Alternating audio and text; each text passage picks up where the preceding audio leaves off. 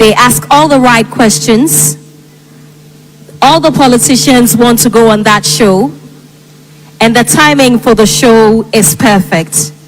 And what's more amazing, the host of the show is also here with us this afternoon. Ladies and gentlemen, let's put our hands together for Ekosiisen On Asempa. So this show I've been listening to for quite a while. They get all the big interviews.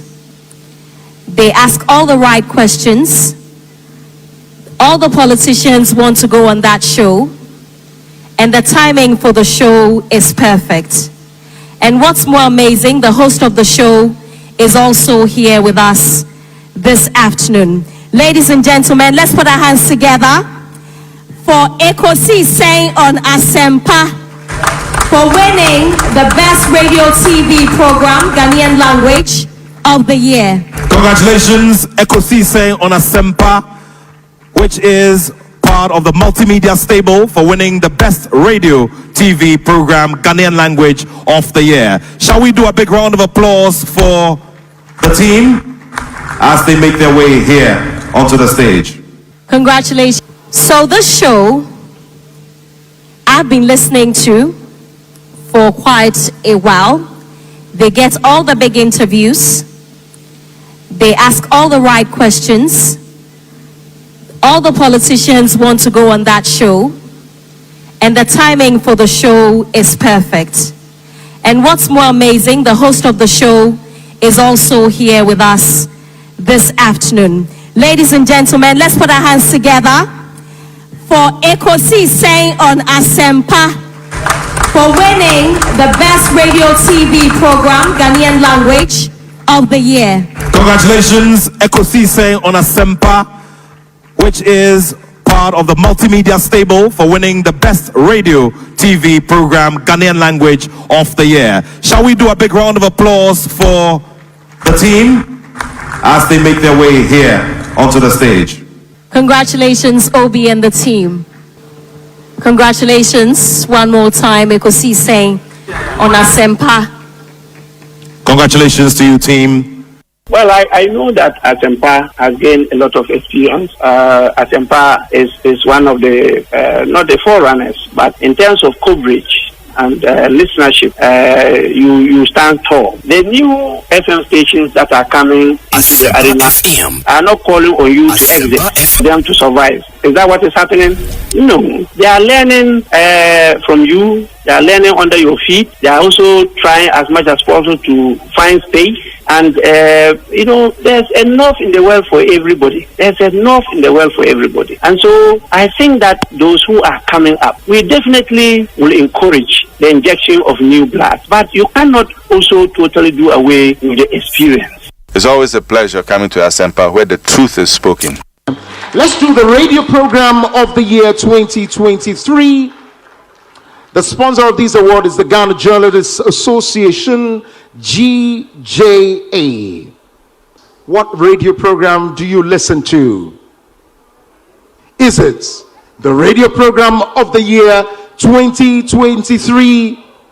Ekosiisen Asempa FM.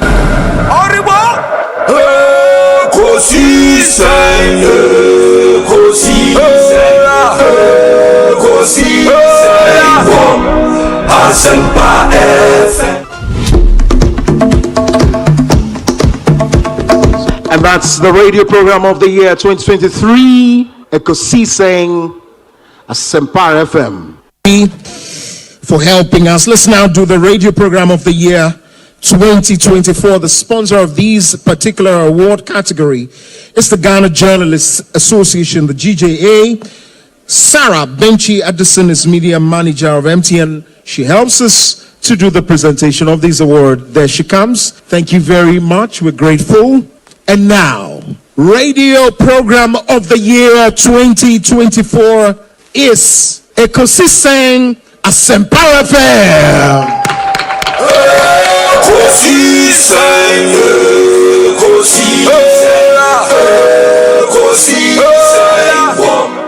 Asempa FM. project a mo boa yen madaro ma ye share ase Ekosiisen Impact Project ye ne ye nuanom ye members of the Renal Patient Association of Ghana say ye be ko moa bosomi bia na panne wo se omo wo ansana wa start dialysis treatment no mo boa yen.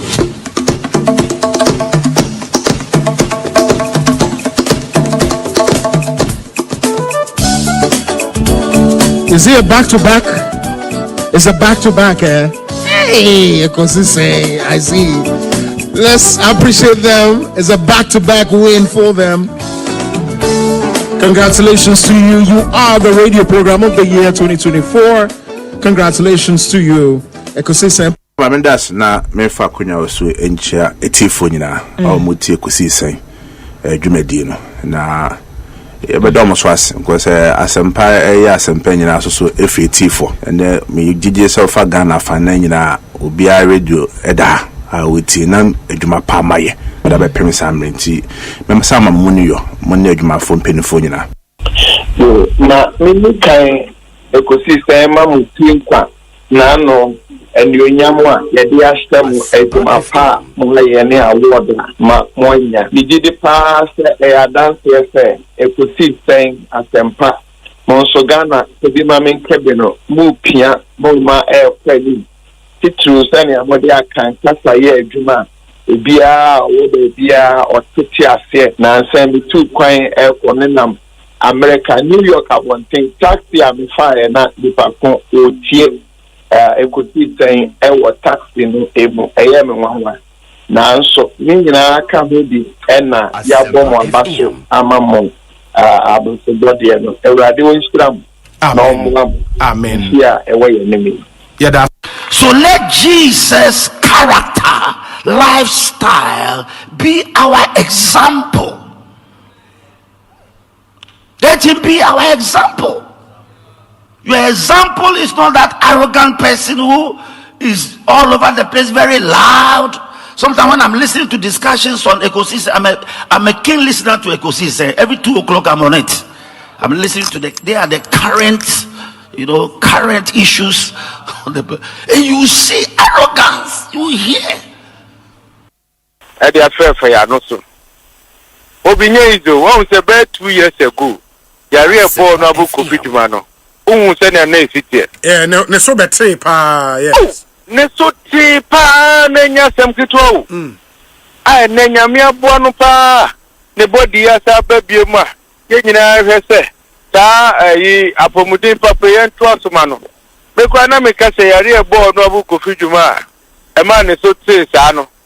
Tanke bo asie dun ketia nke be hu pa. Peter onde na we dey I said look at your phone beto na wa fon wa ma aye we sa enti eyade ana ye nyina no ye ni age a 75 years ye nyina no eda nyame ase woni fie eni si ehwese pick up mienu awura fie ho a emema pa tiesi a mo ba ya o mo say order from above e wo say ye be fa onabo maso ko friduma ko na we na ye mema omukurakura tuo ene ade ana obi we dia etuo no dia nkura wo mo na emom no nipa na ogina ho no ne 9 left no etuo mienu na bobbo ho ena right no so mienu bo ho ena o wa hye bulletproof ne nsa hunya kyese wo nipa na kata ogina ho no se mistake bi ba no otofo mo a ono akwa betima shutu ye nyina etuo bobbo ne ho no o chen bomb ena omode ba be fa Maxwell Kofi Joma. Yes. Just do these observations and it keeps going up. Okay. Vantage points won't cry and say another a pantain traffic light na kwada na funachi ba konso the tube to and omo the speaker esikano na sa ne omugo so ye omo boy asaponyum na nyum na omo bo no emotional blackmailing ote jona obi e say obomo na me say chum fa wode ono mfika prekra chum ba omo boy wo ni pedia no so now she akra ne gira mo arade mo mu ano mo hwe ni pay say de o si ye tu didi out mi didi obani an count say na we dey na say kure o sha emotional black no me catch o sha bo say I won't say I'm not because na obi get the tube mo bi o timi ba begina e kwan ho near the aqua. Sometimes how they able to survive, no? It the aqua tube, Shannon. It's really better for the whole day. Now, tell me, see, you are upon you, me see. It's him who are brabble, this nippon say, would you be a fat check on a call, baby? Hey, Obi. Samani who be not to what say no boss now commentators in them where the was sumwa o chom kodia o nyame nshira no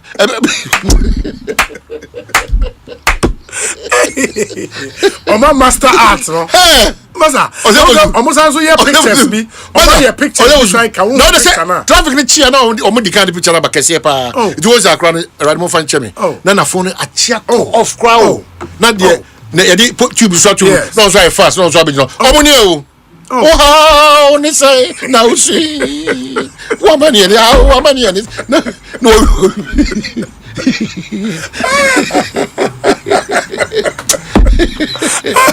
was it go on now me na make a judge over beat me 2 times me na make a judge say me say panta there no I was in red say I mean you me sika mama me ho me who come give him botomu because I can't share me say hey we dey me papa we bless but do go via go didi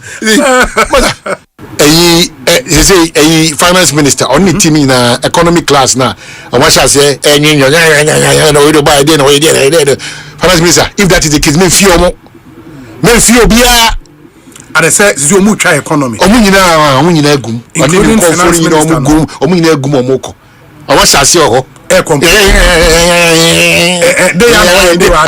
now it will one number setting up we have ECG economy additional yeah Besewa na wa utu akọwie makoye na wo dia na wo wa sika go and top up and do in your business class the minister ni chama woni wo sika no akọta and the first class was a cut di panokra na odona omutu kwan wa cut doctor to forcing if that is the case yeah that's it ya so no ma bebere so o ma remu Omba won assisa because of economy. Omba won assisa comfort listen now so won dey bia da okutu kwan ebusumi 3 times now the business kwa who dey Ghana British Airways business watcham 80,000 or 100,000 in the work about 100,000 according to 1 billion no 6,000 so no cry ball mine so am na bo emma now o business class o man na wa pe book papa bi wa we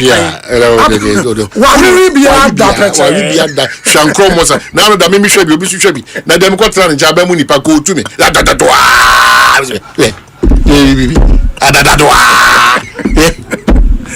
no try yen mbu obi anim tie o ampa obetimi aye wa de but let's now begin to think of Ghana. So let's now be about you know Asempa FM. We don't want to come from Mo. That's the media we come from Akwa. The only way we are Jimmy. I did be Michelle do baby no excuse me say is everything okay? I'm so be say everything okay. I did be baby Jimmy. You see why say hata o the oye. O see no wa miss system I'm so be miss. O go conference and you so what I say. I was the minister na text him this year so me money din sir yeah o se na mfo bi afre no se asem ono ma shepe enti no wa mo medin minka oi say bu friends a breach of the trust it we dey minka but do ran kro mo mi si ha bo dra se Dominic ni makoda pen amani free me dem ko sir o de o jama ko bi na ka mi budo na gufom dabo do azi we dey I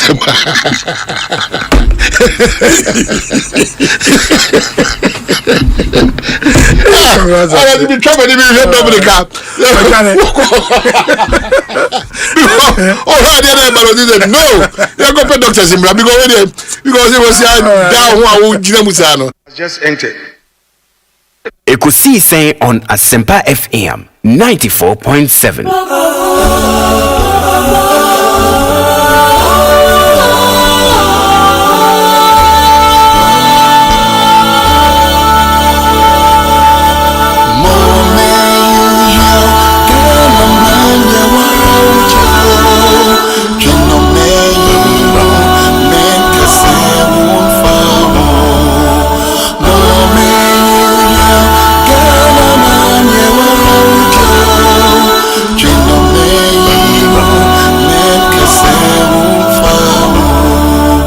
mumaye ninamo emfa akroye biakuye bredu tikrom kwejino mumaye ninamo Ekosiisen On Asempa FM 94.7. biakuye bredu tikrom kwejino enyano mumaye ninaso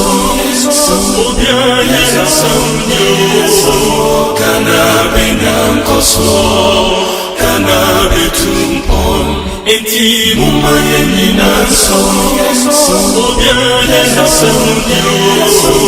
kana binam koso kana betumpono.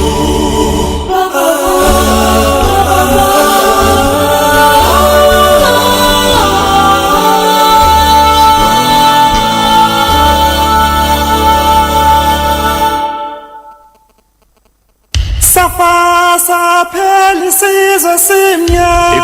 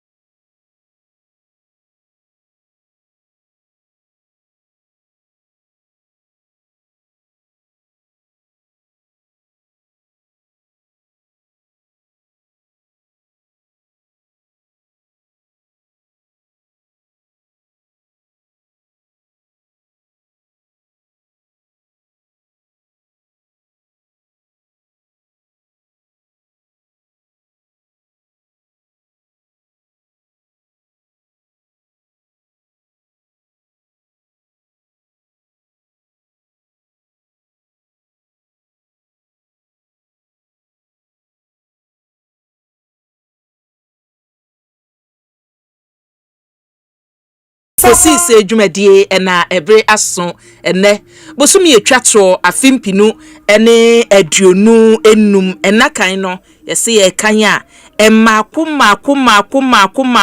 ne etwedi ampon ede dum yese emfa nkoye nimu ne toso dum yenum na yeboi etibronya bosumi no bronya na mu ene ye wonsem ba ko mienu bi ntiase unse bronya no ye nuru ho nanso minim se nuru be na wotwe ebesimu no no ate se bronya nwum no etwagu kakran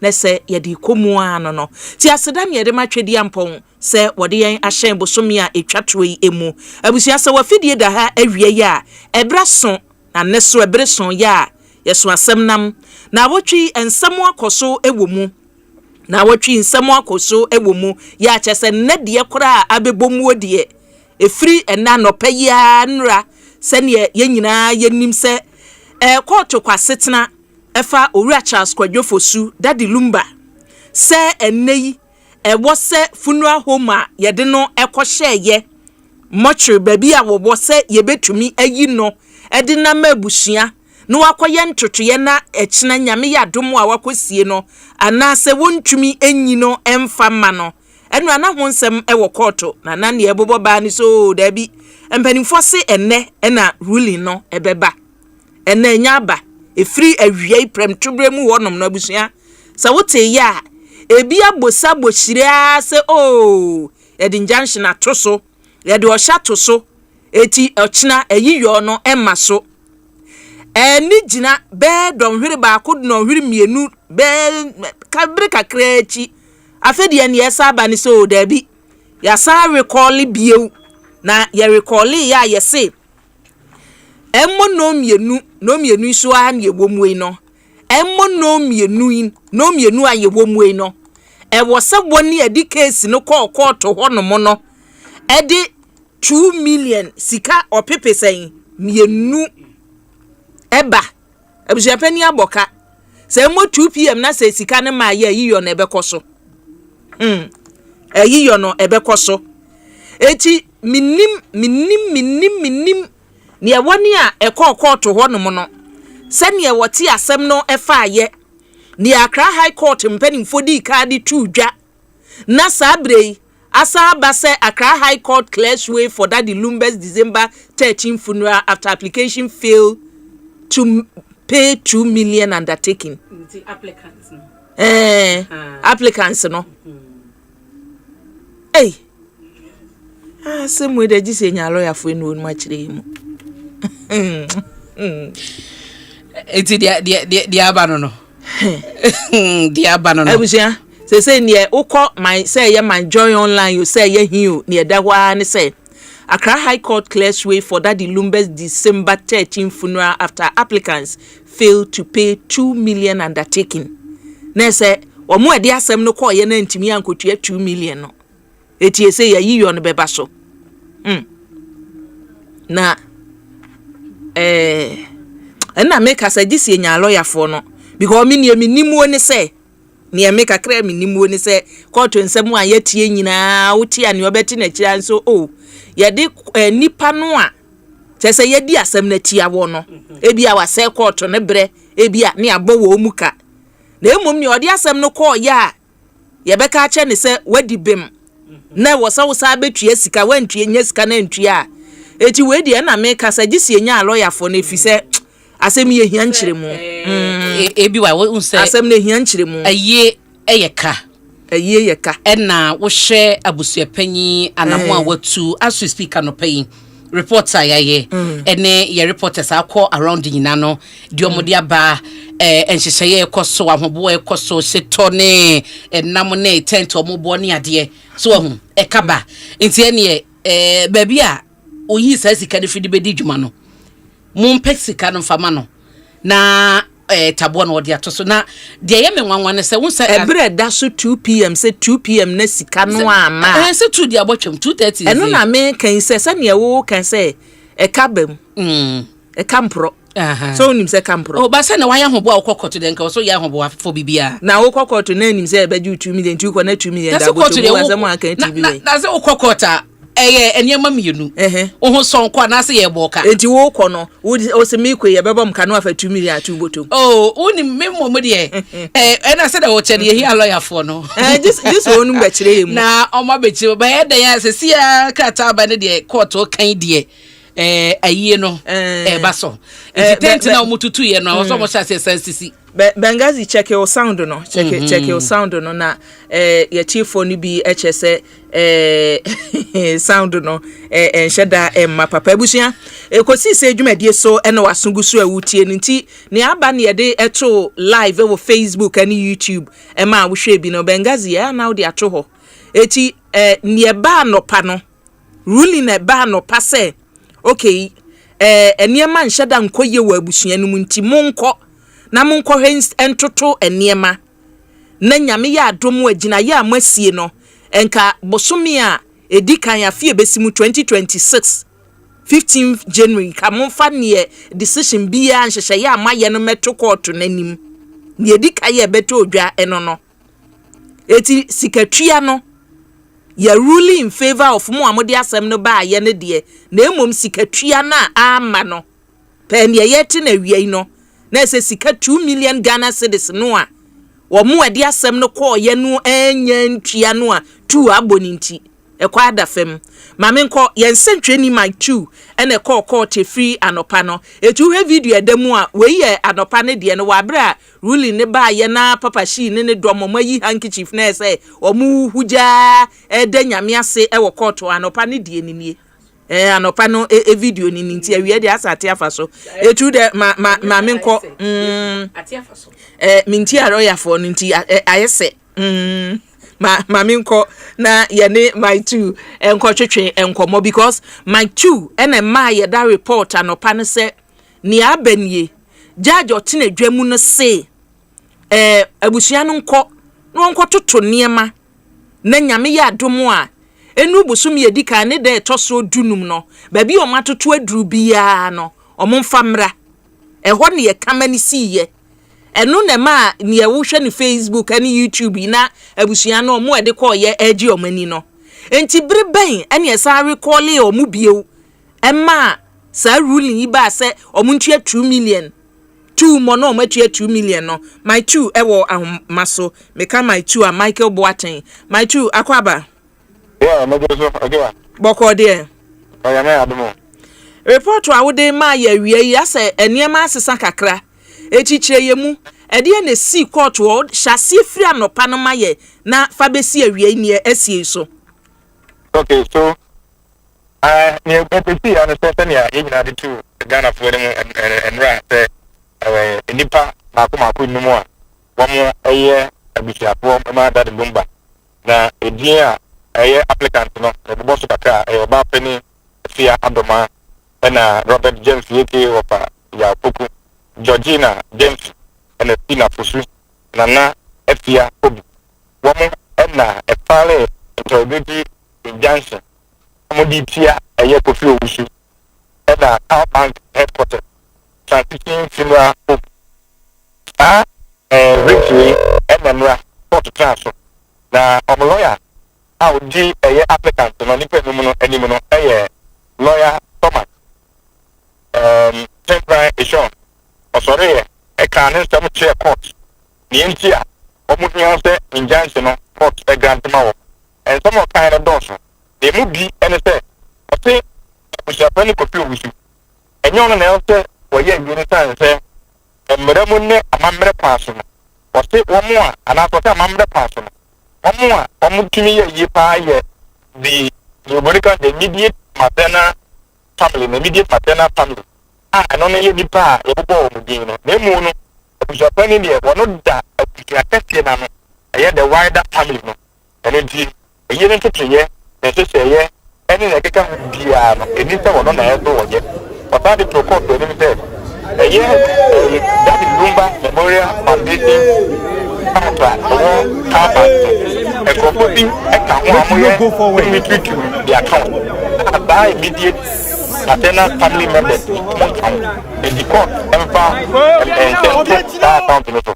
otan ka say transition from so no pa sento so the kind never be say the can say they say no that no you look am but for every so mo ye mu fa ni eku no and when she say court ko grant and as court and granting jans na ma wo mo the ma post for adwuma mo ye na ye dey say ochina nkwa na se bia pa kosi no be then na post for ko hia body no e dey ayen investigation go between and when and sembia e ka ho lawyer Thomas e dey to court we ni say the court the own granting jans no empa e ma no so we ye no and lawyer Dominic Ojo dey on no dey mama the three defendants no or no lead counsel dem awon and no say and someone papa no and lawyer dey counsel ni nyina who say eni nyina so bia and the court mo atum kwa antum but that can be okra say na ta dem bi any wa go to proper yam hwehwem ne ba ne say na ne lawyer na da ni nua lawyer ye kata asem ni o kika nsem no ne kika ka ho ene don firi be say mi nu na afano lawyer ko ni mi nu no kata ya je so te dwem ya so ri na no tu no de atum ta don firi mi nu mu ka ene wachi ene sorry ene ka ene wachi no ka say sem no mate o china ene otu asem na say ye nne no ene asem na ye ene ye kan ene ejine ene ye san ko ene ye ko non di pepe ene ko to trap asem obi ka afre ye ye ya de number buti afu asem a ye kan ho asem ya no say ampa asem no mbeka ene nyina no wati wode ne judgment eba ene ekuya o trap e kan ensem a dia ko no lawyer ko ni mi nu kan nyina no obo ne papa o kan radio nyina no beka radio nyina ene o tan de empatu wo bi estipen e wo nsem bi etete mu ejanse nsem no tete ejanse ma no e braka na pe mi boni fe no description no ono a betumi Philipim share eniema fan nsem no ho what is the circumstances and the public opinion and the keka ho nyina and obetumi agina so dia granting janse na to ntumi enjanse enye no ko o keka ya kire hawa ejanse no grantia ebetumi dia ba titru ene yi amasa titi se to ye sa de ni na o se ka ba na so kan bi ho a o te obetumi ache na obetumi na kan bi ho so a ene so eye repairable enti o keka we nyina bo mu no e no che se that te dia o de ne aport e de ne sato emu no so port de ne sato power bank bi ga no so account no so port so e she abusa pa ni se mo nya yi ene ho den na ye ama interview say ye lawyer for wo mu ye interview bia applicant no ye interview wo abusa pa ni report ne ba ye interview no ye wa Debra ye interview no fe ye ko ye te na je na fam na be ye reporters no na wa wa ta ne ba te say okay ene en sa anye protect fe then ye sorry ye chi no and a port that a review of the ruling after view etc. They say no applicant ni numu no omuntu ya 2 million Ghana cedis for busa pani na ka wa bono of anticipate na that time na oma ruling no na wa say no minu enne na to mu case no to mo intimi case ka dey a ene emu no tradition for betimi release abusa pani ko fi betimi apato e na yi enti ya na ruling a review and a ruling no na ta temu no enta kremu a na enta kaya wo ye ya I don't know crap na we be ka say do ni nyina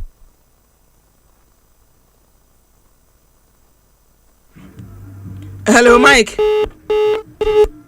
kwaku sai pe my 2 mayen Saipe Mike 2 ema na yentumi entoa enkomo no so enti na chese ne ensentwefo a ewo ho de omote ye omudi esi abontia ne say enka ruling no was in favor of applicants no ena omus o ka say omoda omo ho a ene yesa afreye monsa mra ena ye di sa 2 million ho asem no eto omanim nti odi aje say yesan kwa santemante mu na ye reporters na maye hunu de ekoso baba ya sports stadium o sanse won say wia no na omo kire se ho na no ebi jubilate na ebi su dia o ebi su dia ma me san kwa homa so na ye ne my 2 ento aso hello my 2 Me to no. Now that ruling in by ya. Now the drop on the break him. Now me say no. Now tell me what you make out of my fair lawyer. Ah, dear mama, I applicant. No, so no problem. No, I want to a pop. So they are just doing everything at the good people, like I said. And none at someone. I have to just say, I bet you just say, now. Put it in it, Papa Brano. Try to share, let the chair for because now, I find out what I said, ruling, and a pass, not I put a tibeta. Tana, Mount Punbury, Abisa, NT, Majority of the Jersey, AB and I'm one, Maybe I'm better lawyer for now, much review of ruling, no, a testing, and I can walk down and be the then manage to meet now. You now, yo, my two, you say, Sanya Woka say, one applicants no lawyer, a casa, ya osan friend no, and then the casa say, yes, senior abba up ni no. Na sabre no lawyer ne person o chese until say sa review no aba na. Me video tell me say na one to no exactly you really the various interview na really no. Me who say one part na the people. Ma me really to really ka so for. NG ya. The meet na ba ta na what say the plan no one na me ka me ka. Then you to na ruling ni ya na tika MBA ni. NG Africa and of course now online is free joy of so some of us retracted or retract the credibility of NG okay that even though my joy online has broken let me also do my check let me share almost the Romania and NG after concluding on the check and the check there and NG no happiness yes, we are coming here. Well, when he also react to the court. Sir, applicants no, or more lawyers no, me say ushe video ye demu a two ena mi hu. Me ni say or more lawyer no eye baako. Or more lawyers. Nti ebetumi aba say o ebi a na ebi ni mu ana.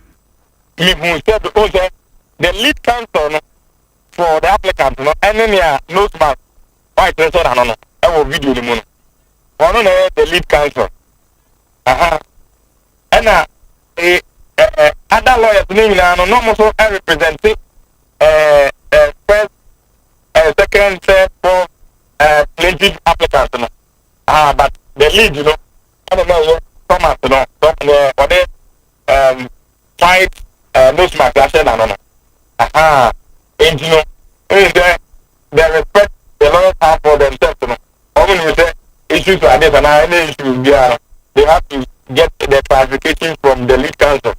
And after then, the lead counsel no one number. And then me friend and also another account.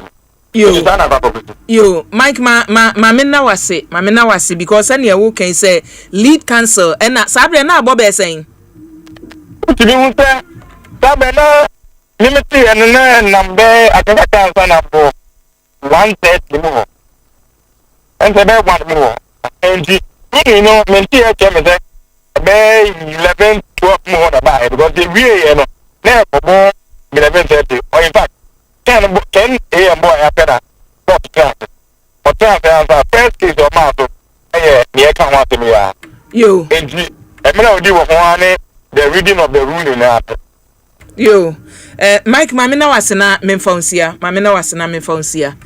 Ebusia, my two amanebo ena yate, and then the course so Accra High Court, Tefa, Daddy Lumba, and Asa Charles Kwadwo Fosu, na Yiadom sechna ebebaso anase entumi emasono, eno ho report na yate no, etutie ne Mike kan, sentwefo no sori koye, lawyer kura na lawyer fo ni nyina ko mba bi, ansana yes, I be recall case no ebiem ema 2 million de no eba. So kase nipo ne kasa a lead counsel no wonim ne ekoso. Onu odi a lawyer for no a omu gina mama applicants no na ono wo so wonte we no. Tinache se jise yenyo omo ankasa na ye hwe ne ekoso. Abusua me emfa seda ma memfa sedama me producers a otamachi Dominic Kisiebo a kwakuchum Jackson Osaintia Moa Ben Digazi Joe Echeche ena omahine Kwabna Sante ene Philip Oseibo nsuso ebo michidom ena yetumi edi dwumadie ebrewo na aseda no ebi enko emfa emma enyuma etayechi enyuma etayechi ama yetumi ede ebremo Bengazi wanwe ya namu de mekọ ya setenemu na wanwe ya namu de mekọ ya setenemu ya de asedama Africa cream mackerel ye kan obapa products no honomo na ejina honomo na ejina se eye Christmas yi o rice a ube yusu obapa products ye wo obapa mo no eno no eye different kra wote ye catch you say mo no quality ginemu esanso wonu a kama Africa cream mackerel ye obapa rice no ewo ho ene ye wo obapa sardine in tomato sauce eno so ewo ho small sardine ni nyina akodwa so a obapa products no ebi eno no 2074 ye da wase a na ye kyerɛwo se drui na sa ono no mu a aba se yade bi eba no obi enya bie no kakra bi abeti obi cold kakra yade bi ekowu ekra no abusua se wunya 2074 eno no mu a eboa immune system no da bia na gina so ye wo Royal Kingdom Estates bronya isa ubaba bedwojo ho kakra uba na wo pe apartment bia bibia wo mu dada Royal Kingdom Estates abusua me de won number no ebe ma enche na o ba otumi ehu babi a o be rest kama ho no bia hawo pese onu awaduane pese ye bibia ni nyina betumi aye no ho no kama Provident Insurance adawroma ye kansi achi ba o my Ghana mu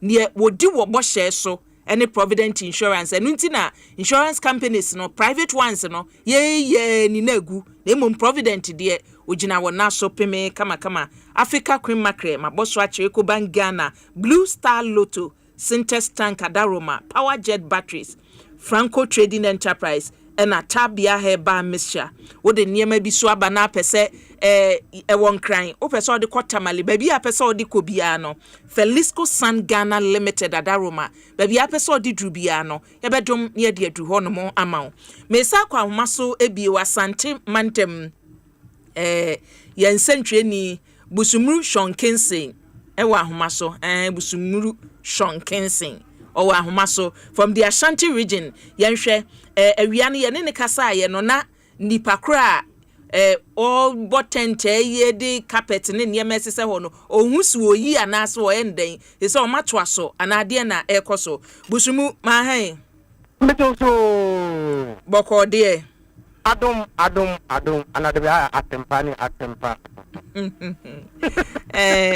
omo na omo sisi tent no de carpet na se ho awia woni omo kasa ayo omo si o ye de omo stop o ye se ya kosi sai omo ta stage na artist be na so no se egusu kata gidi omo yi ne ma ne gu pom gidi pa se omo se bibie wa ha bia na nipa no a busuafo ehwe live wo Facebook na YouTube wo ba behu ne omo ejubilate wo honomo nipa no egu ho no ye omo a omo be ye organization no ana se we yi amanfo a eye ne yenhya ase omo ba Tim Odobroni ni wo na jubilate e posto a ate nye kwa isi omo te hu te omo yi na de ne group omo stage no ani die so kokra ba ha papa enti beprem tubremu ho no mu eba se ayie no ye nyanye no na niema ne da sugu ho no mu a wo mo twen o ma nfa niema na anko na niema ne gu kemu ya intent ne de o mu ntu hwe be stage na artist ne be na top perform de na ni nyina gu kemu a fe na o mu yi ni nyina ta gu for ma out ni te ni die so ho aka ba artist omo aye adwuma no watumi ani omo akasa omo se die na omo di ka che ya ansa na omo beti we ye kire omo yi niema gu fam omo mo bo stage ni different company and omo bo tent ni pallet service but omo nyina trete omo their service has been booked for otinada eyiyo e wa hate eti nipa na obeti e ka no omo ka ahentro omo eti nya de bi e wo social media na de aba news no and omo de ya atem ko ti se nipa na offer omo service no obemo omo report obi amuntutu edi nipa na ha wata so ma apede omo te ka enema gu mu no mo so tene maka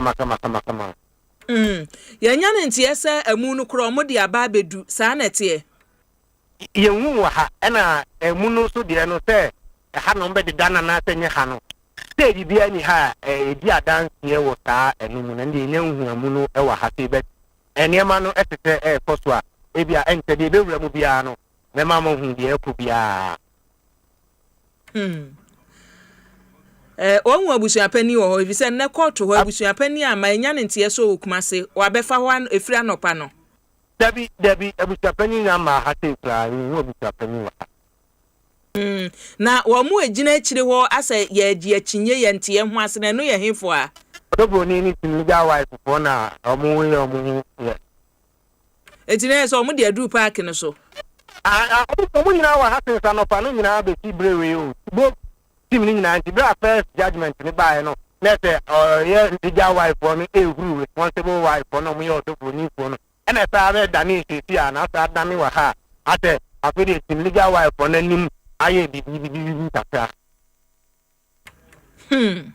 ya semu na o fa kumasi krodu ya mususu a hu mframa na ebo ne sei ehone ni problem no problem no ne dia ni mu ne dia for be na watching busumi prani no the euphoria no any system ni muta it meaning te bia enenu mre na the work ke bi be koso a be man kokwo hu from radio ni TV stations te bia ye ka say kokwo won kan be hu sampa baso te bia instran so be bumu ha man kokwo ehu ante ta dia na the euphoria na ka say o down na what town ni dia less akampato yeah kanopre ka kumase so de kan yi a kan ye fe hu ni emfa obi hu but one thing about here from ha kumase ne say ade bi e be ye gidi bia no asa obi aye no emfa me hu but e dade be duru no hu bi a nipa no be fira ba tina ese china no bibia betumi asi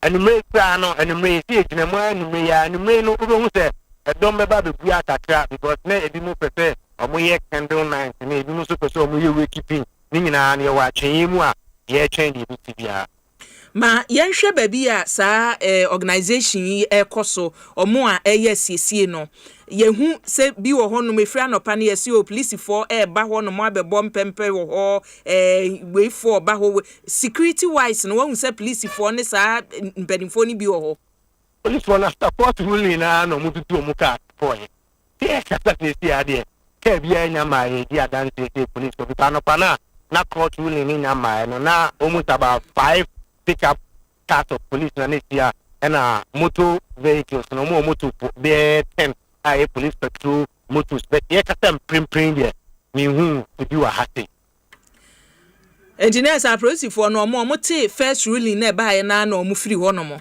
sabe pepe ni dim sabe pepe ayo ebi on be san ba anye wa chin so mo ba me mo ye ayo busumuru mi emfa unsia bibi fufuro bia ba ye besan to enkra bio why me ba chi me da pa busumuru Sean Kinsel na wate ne nka no enti ne ekoso no na busumuru di atudwa se ebetumi abase enuru wo china ana se enwumre na ensachira ye bi aba eti ruling no na ye de atofa uhwe ye wo Facebook ana se YouTuber ruling na the last one asem na making because they say abemienu ne ka buy before 12 and then nearby after 12 nearby after 12 no and ye de ato ho ne Accra High Court de atudwa no edu sabri ya na wo se yenya a lawyer for no obo ayen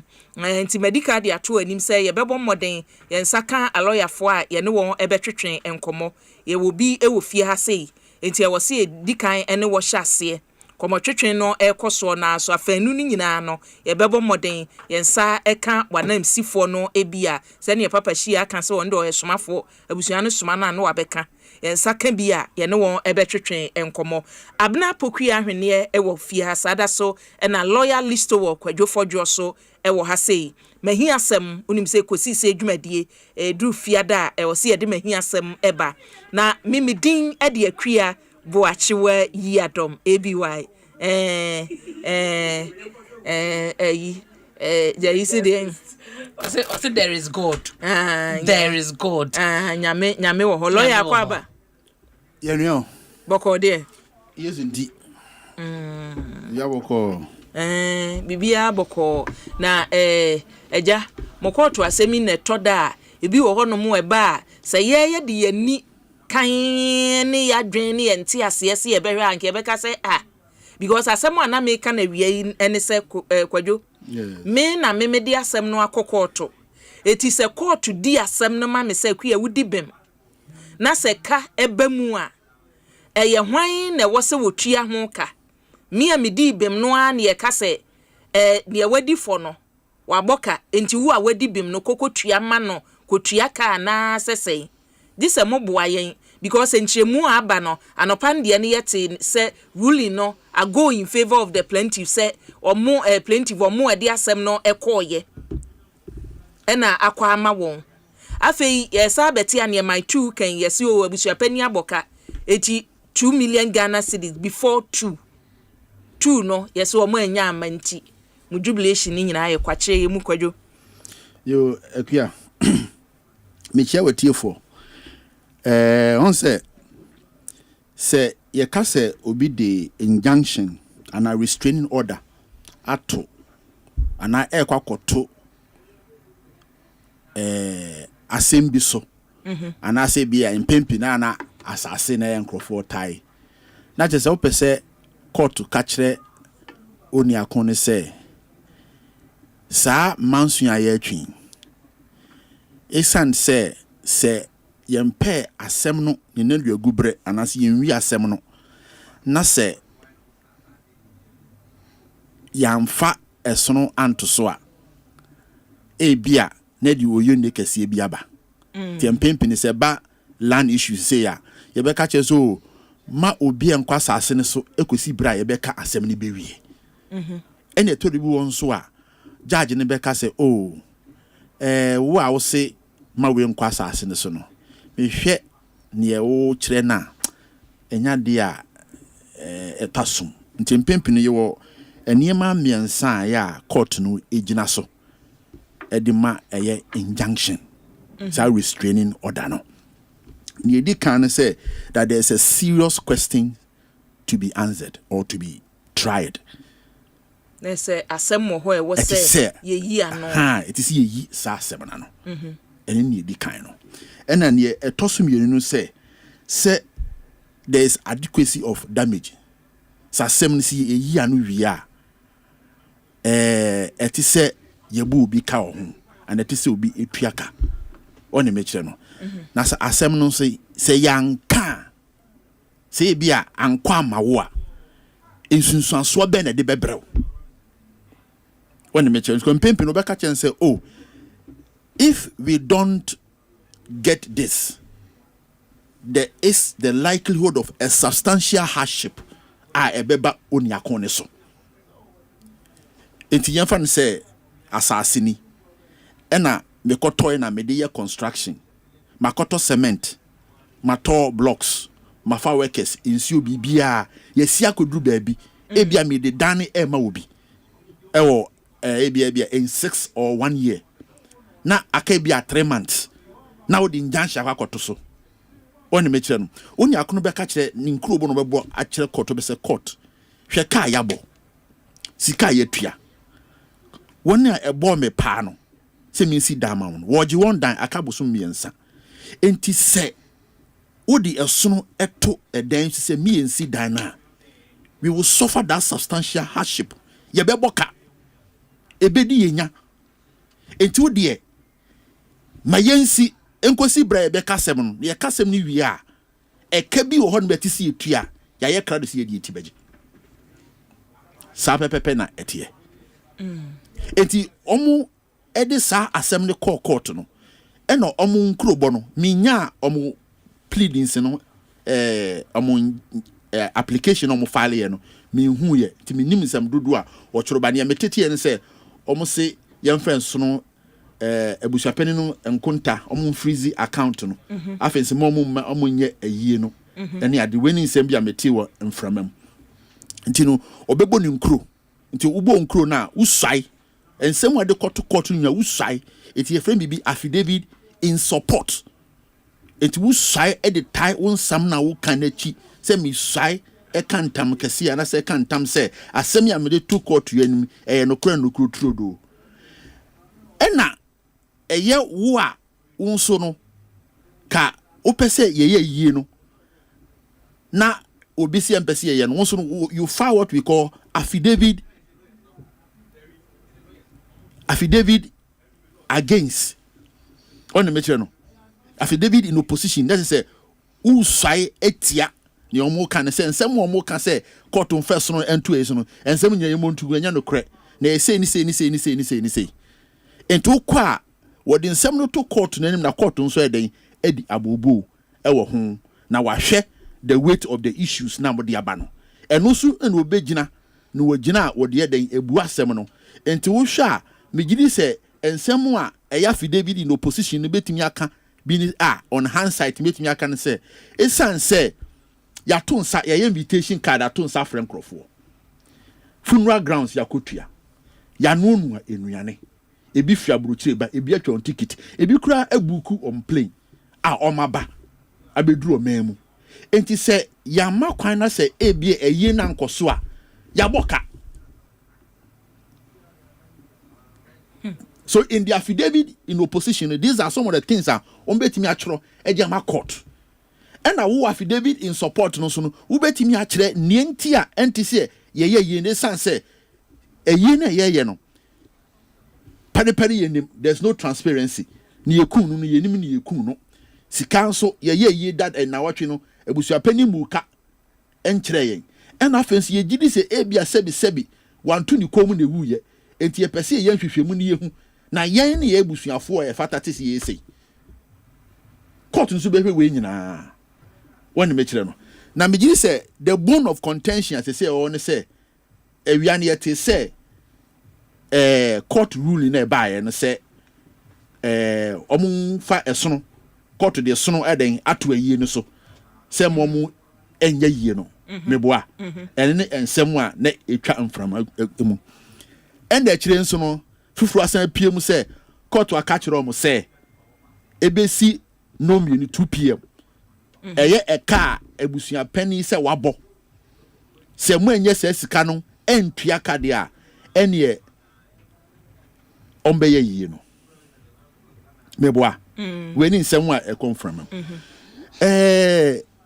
ade ba ko eti say ye tiase ne say se wo court na say judge because ade we no it wasn't bench ruling and you say be ye can asem na no choro ye enu anom court na ase and the judgment no e baaye good enti se opese ohu enokura ewo ensem ni mu ne judge ne e kan ya ade a wo hia the true certified copy of the ruling or the judgment of the court esan se enu na se wo kinkan a ubehu ne kura wo kai ni nyina wom other than that no kura hwan kan judge ne kan ya na se judge ne judgment no ni ogina so de ma ruling edi bu asem ne nsem wo kan ni nyina on me kire no enya sade a any other thing that you heard no here say you should just take it like a pinch of salt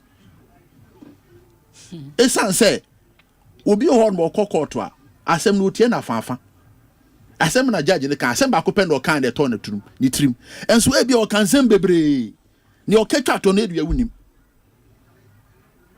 yo ketwa to wunim we no ye possible say anopa no ruling no kura e ba ye no e bia na we ka ho na emom omo a etie ye omo a na eti ho na o madwen ankoso ana highly possible. I make a tell say baby I say o kan o see the lawyers were record and I say bia na e wo judgment ni mu na one ready and I say one kanka the judgment or the buy and hu na bia chire and o from so o kan chire o mana I heard say because kwajo enya nwanwa say lead counsel mpo a ogina mu ama applicants ne beka say mate me so mate ntia fe na mi kotie was so ono so ate utie my two report or the buyer my two so no te ye no e no frɛ ni o gina mu lawyer ni a che say lead counsellor wo gina mu ama applicants no say ni e mati ni ye say 2 million before 2 p.m. and also me so sa na mati ni ye ya recall inti me ko ho into or call back and what was the argument? No de wan fama but ni America be sie ni se ne wo ken se ne ka ho enye nwanwase e be ka se lawyers o mu gina mama applicants no na ruling no we ka ho anopa no no ma hu o ma ante onye so o ma hu o ma ante o na me ka se bi obu an mo e bi o ma pages e bi a ruling e bi o be se case bi e ko ya na 76 pages. You don't expect the judge to read all of them. Ebu o summarize it. Ya ko case bi o enkoko a it was 76 pages. Judge ni kan ni na obetrans 9:30. Owie na abo 12:30. Bakwajo we significant pointer say ama nipa no waka wahu say omu jubilate ko. Enti say we kan ho say mo ametwe 2 million no a eye no mbekọ so na ye nra tension ya men no ama out ama nipa na hu a nti am ka cho say in court there say nia wo beti nko a na wo di betu dwade a ebe haw the only thing ebetimi a chese nsem a court kan ye nyina no say ne tie ne say to get the true certified copy of the judgment or the ruling of the court enye sa obetimi akika nsem bebre granted with that admission say no press say judge ne recall him back and om court na say okay nsem ni say and say is it coming from the court, is it coming from the judge? If that is a decision of the court, you have to respect it. But listo diema ntiasie no asa twetwe aso kakra no the fact say obeka de obeka wieye jubilation ahyasie yes ya recall mo ma me nkoputupuru emra mensaka abusuapani kasamafo ewa ahomaso Ebenezer Donko ewa ahomaso ma me ne Ebenezer entwetwe nkomo na menhwe se onu ne gina mu de ma abusuapani ana se abusuapani wa hipo ntutu ya kosisen Ebenezer ma ha o Bokode Adom me gidi se entutu eguso koso ruling na aba ne eba anopa ne ne aba awia nyina da no minim se na wo court ho anopa no a ana wo okumase na woni court eti dia na mudi ka ate dia na mudi ka ate ye nkra ye di ka de bremo ne sen madam the latest as well lawyers I can say here there was a court because the can hear more maybe the boka can to near the invitation near to new and the cost only to make your Peter for 2 million yeah, no problem. But the information you got from our lawyers, not long ago. Moment here, that you can speak. Moment 2 o'clock. 2 o'clock, the table is opening for energy. But okay, inti say near Baba Yala, a yen about life. In Jatofu, will be able to take men cancer, will be able to make a possible. As a part of what I'm going to teach.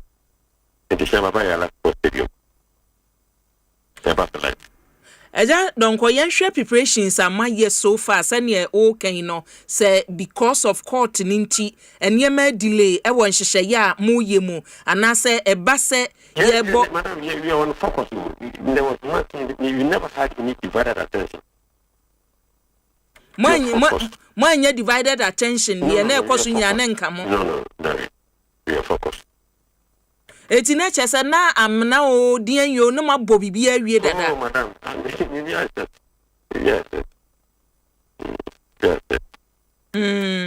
Eti eja don kom yemisa o. Sesei eba lumba anase owura Charles Kwadwofosu ne mma ne abusua ka woni eniga na ha no. Omu nyina Kwadwofosu ma nyina mu nyina bandra. Ne baby eni wata continue. Na yire mu nsu nyina ewo ho. I can't speak to that one, but the man no, the munya. emu no so abedru Kumase. Madam, me do everything with that. Yeah, why? Yeah, come on, why? The moon and St. Johnson, that's all. St. Johnson, that's all, and you come on. Johnson, that's all. And in short note, no, the market for you have to say, I was your penny. That's all my name. In that of when you're Yiadom committee ya uka na si a usi emunu injunction da so. Me said there was injunction on it, and the judge has been lifted. Okay. Judge here the phone. Say we are going to go for the phone. Yeah. There are a lot of court coming. Meja wa mwako enche meja wa mwako Yiadom ko na ansa na abekro no se ne wo ma yehu baby achina ye no ye bisa se he na ye sie da dilumba no so ye he private barrier nti nti china yiyo no koso wi a ne aka hye abusua ne nsa sure I'm going to Canada private barrier. Wuti asemu a na judge otena adwamu kana no pɛ ya adesɛde ɔde to manimu ni sɛ abusua manka momumra na ne mu ye bia no muntumi nya no dɔkwan so sese ye betumi akasa abusua no ebri tiawa yi mu matimi atoto eniema ama woni ana bibi hye wo bokyena ye behu nka momu wa yie na se Hopefully. Yiadom ko hopefully no sa abrofo na kire say Me nya from Yiadom ko na wada ho aha Japan Japan sa ho yes any thing kan ka be for from ko and you for me with my board the day you go different thing you go different thing but the poor board after my but during my year a different thing. It is now judge every time you want to go in a year. But maybe anybody. Why? Ayo. Yiadom. Some of them is a cacasa, of course, maybe. Madama.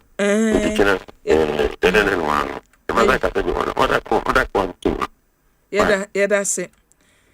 Abusua Orebenize opon na ejinemu ede ama abusua pani Kofi Usu na wo kire mo se kina wo se wo atwa ticket bi abra momra na yie no omo kra de se na court no ene me ekoso ede na omo ntimi mu amna na omo o se na omo wi om bibia adada te private cemetery no mo be kokra dadilumba mu no me akasa o se barrier private barrier nti cemetery ndem nyi ni se be private e se ida se sie ye kro mo be kono abusua no nko asem abusua no nko na be ko no kre me de asem yi ba ye keka na doso the last time I'm commenting on it cry everyone say na ye na me no ha na obi e wo ha ye issue a very sensitive nti me no nyema bisa no ya na I choose to say minka bi una omo busua sem nti said ye busua na betoto omo niema ekoba yi se de yetetie ene de owura owusu opon kan sa na bekọ a ayeso akwasi da na kasa ne nyina eto atwa na dede ne nyina eto atwa na afa busua na nkasa ekohia dwoda na de wo ho no omaka mehunu se enka we kra na ka hyase no se ya na ke wo seko media fo abam bloggers di akire ne obi asem a wo kan na kan jagum ne ade medi ya kese se ye nyina ye DL ye nyina ye dadilumba ne last birthday ne 60th birthday die ye hu se de koye tinkani wachi ebi mutumi hire wo nkwa a wo krampo de wo gya akire ne ye west echen dadilumba de abai enso busue tumi kata nipa nachi kata ne to emanim guase enka mu no emanim guase enka busua amansa enyaba o kan hwea na sa wo ye ne bibia enye yie quarter sini gina ye o di ruling na ba empire ameme bone se ayiyo no ebe ya sumdwie said the worker said a money in our banny adiano, a bear sumdue, a moona, see a becrano, a year, and 1 year mukrano, ye crab money we are, as sa, send someone by you, send someone mo, send nipa by you, send nipa mo, dear ye pan a yen. Dear ye pan a yen, but me pay any say, o man from money tom quadananim. Na ye nyina ye nkogya busua no no mo kata dad lumba chi ye kan nyina no eye dad lumba ye nkata papa na chi na wonko na omo maka no enka de aka wachi kwajo yeah fa you know say na yes also me catch you say there is 3 cardinal principles.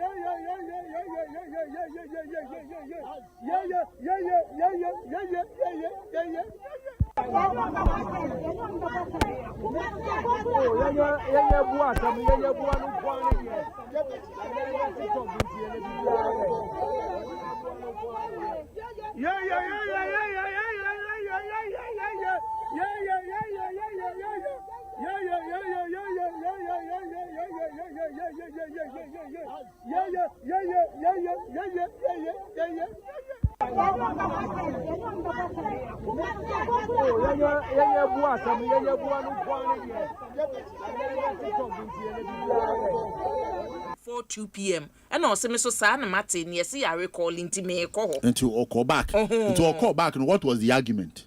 And no dear one farmer, but near make I be seeing is a sunny walking. A year no be cosu, not yet. Ya attention, ya men no ma out a many pardon one. Until I make you say in court today.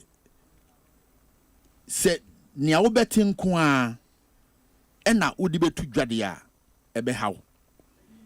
The only thing ebetimi ache say nsem a court to kan ye nyina no say ne tie ne say to get the true certified copy of the judgment or the ruling of the court. And yes sir, ubetimi akika nsem bebre. Granted with that admission say no say judge ne recall him back and omko court na say okay, nsem ni say and say is it coming from the court? Is it coming from the judge? If that is a decision of the court, you have to respect it. But least to diema intiasie no asa twetwe aso kakra no the fact is say obeka wie ye jubilation ahase yes ya recall mo ma me nkoputupuru emra mensaka abusuapani kasamafo ewa ahomaso Ebenezer Donko ewa ahomaso ma me ne Ebenezer entwetwe nkomo na menhwe se onu ne gina mu de ma abusuapani ana se abusuapani wa hipo ntutu ya kosisen Ebenezer ma ha o boko de adom me gidi se entutu eguso koso ruling na aba ne eba anopa ne ne aba awia nyina da no menim se na wo court ho anopa no a ana wo okumase na wuni court eti dia na mudi kante ye nkra ye di ka de bre mo ne sen madam the latest as well lawyers I can say here there was a court because Eric and Yajimo may be able to pay the book. Can we near the invitation near to new and near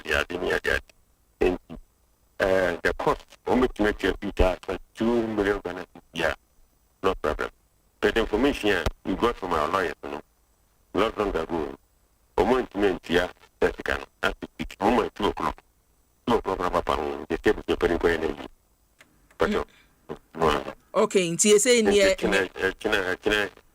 Baba Yala, a yeni battle in Jadofo in will be able to take it. Men cancer will be able to make a control. As I'm part of what I'm going to teach. And the Baba Yala for stadium. The battle. Eja donko yenhwe preparations ama ye so far sane o kan no say because of court ninti enema delay e won hyehyɛ ya mo ye mu ana say eba say ye bo madam you are on focus there was nothing you never had are you ready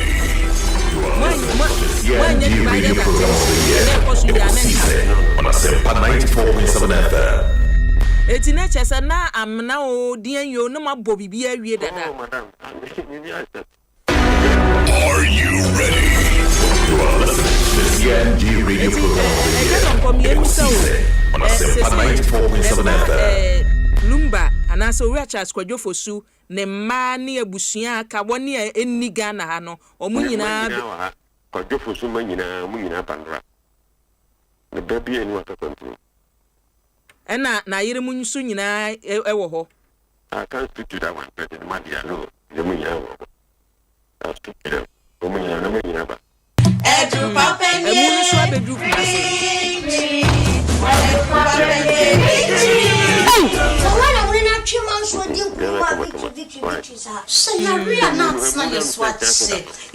victory garlic mixture. Let me join the celebration. Victory, Edu Papa, victory. Menu. Number one to me, give me more for sunny year. Me now victory garlic no. And then one injection. I'm not be a tremono. Let me say. Now so say me now victory garlic mixture no. Me want see me hustle. And then celebrate. That onion fear to me, you know. I pay for any of that or man for intimate for celebrate. Victory. FDA AG a dreadly and crack for you.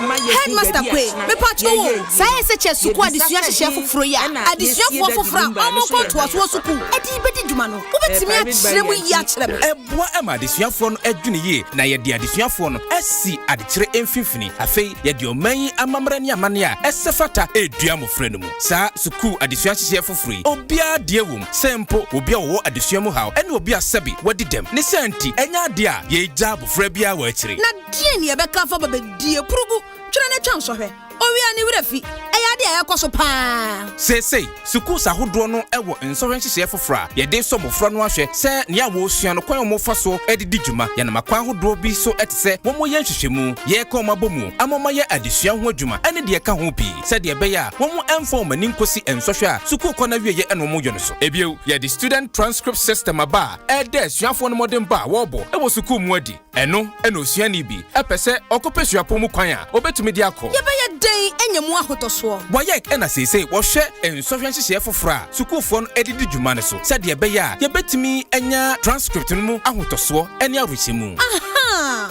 afei na menyemu ntiase yi Ghana Dutch foforo ni suane ne di kan chena sankratoi e Ministry of Education naka ene GES ene de brewo Aye no kure onipa yadia asaye yi efiti the year 2000 besine na the legendary Kwesi P a smooth voice abonyuma nu ya sumsentakra na as part of the 25-year celebration Kwesi P yetumadi change Kwesi P legacy concert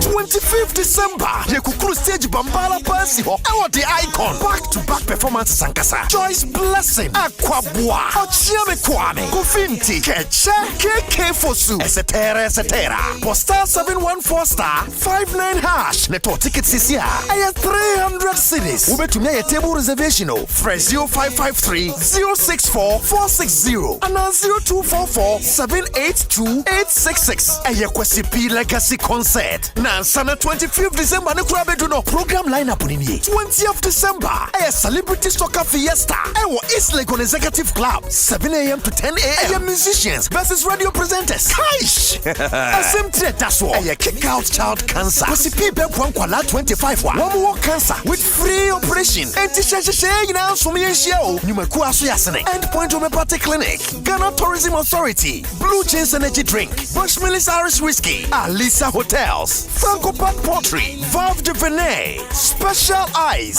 Cesian Specialist Clinic Media Partners The Multimedia Group Deep Pepper Perco not Didi Perco African Queen tea say dear, what's the African Queen mackerel yase papa? Now why not pay the pa? You are what you eat oh. And this a water mackerel I would do ania. Now what to papa no preko? African Queen mackerel. The way shower no keke. Lampankwa. Mikuno say, oh sorry ate. Oh see fua, Mr. Honey. Oh say, have me your love. Mommy crying, have me still. Give me my money. That means so much say. Okay. Yes, African Queen mackerel dear. Now pound one necessary. Tomato sauce papa be so neguhu. And this a would ye diano. And make your taste here extra oh. Top papa no prepo. African Queen mackerel. Shower no more keke. Now pound one. Every year I didn't have to yet. The luckiest. Luck is everywhere. For everyone, yeah, the luckiest. Luck is everywhere. For everyone, yeah. Money we define every day and night. Mama, dada keep on hustling for the family. The luckiest. Last dance, everyone to hush. You can win some cash. You can be the luckiest with mercy. Luckiest with 5,000. You can be the luckiest. Luck is everywhere. For everyone. You can be the luckiest. Luck is everywhere. For everyone. Stars everyone to hush. Luck is everywhere. Luck is everywhere. Oh, tell me how you feeling lucky. Because I'm feeling lucky. Because I'm feeling like the ultimate. That how we go win. If I win, you win. You could be the luckiest. Sikaboom. Fidelity Bank say save and win. Muntio. Sikaboom. Just to post it and begin. Every 500 CDs you keep for a month. Get 1 point.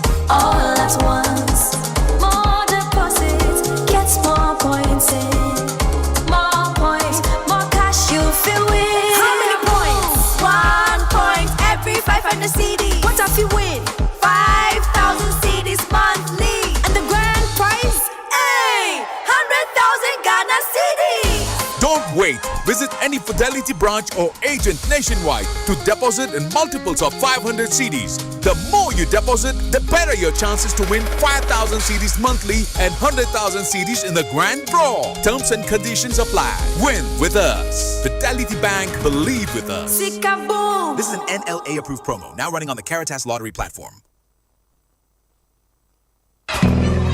Intimi kwami bampo penny. Market ya enye insuta na yesta ibisano. Anton swa bobu. Esan se me packet ye miensa pe. Mini thank you. Emom do phobia do me. Wa bombo sia se me kope tank into.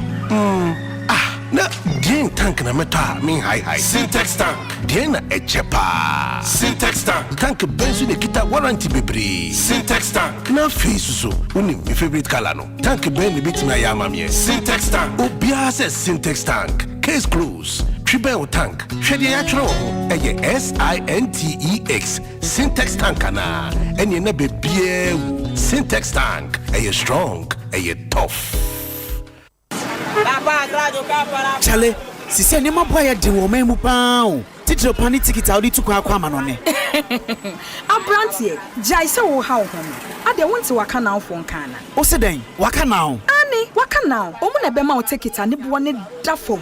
Akwenti ho nsem die. Omu ye number 1. Efa baby a wo kwa wo beda, o visa ho nsensem. Airport wo de obeso wasene. Na de kumi nkra ne se, baby a wo kono. Onya kodura, nipa obeso wasene de we chinchina ho atwitwa pictures. Eno kwa na ya ade amani ji omu ho. Na se menya sika ni ina ntua momo e. Oh, waka na ofo de. Ukọ hono ma, obetime atia ne nkakra. Sika na ode bekono 25%. Obetime atia e de ato ase. Na opa che se metumi abuki omo, na matuma dwi metua ne nkakra za. Ane, emfa ho ne baby a wokọ. Se wokọ London, Dubai, Lagos, Kumasi, baby a wobekọ bia. Waka na etsa wachi. Menua, hwehwe waka na ofo achi akwan. E wo my Ghana ha no mo baby a. Anase obetime afre wo no.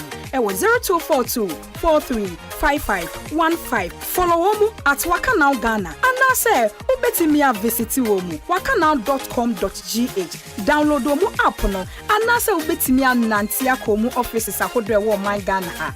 Enkran, Kumasi, Takrade, Anase Tamale. The luckiest.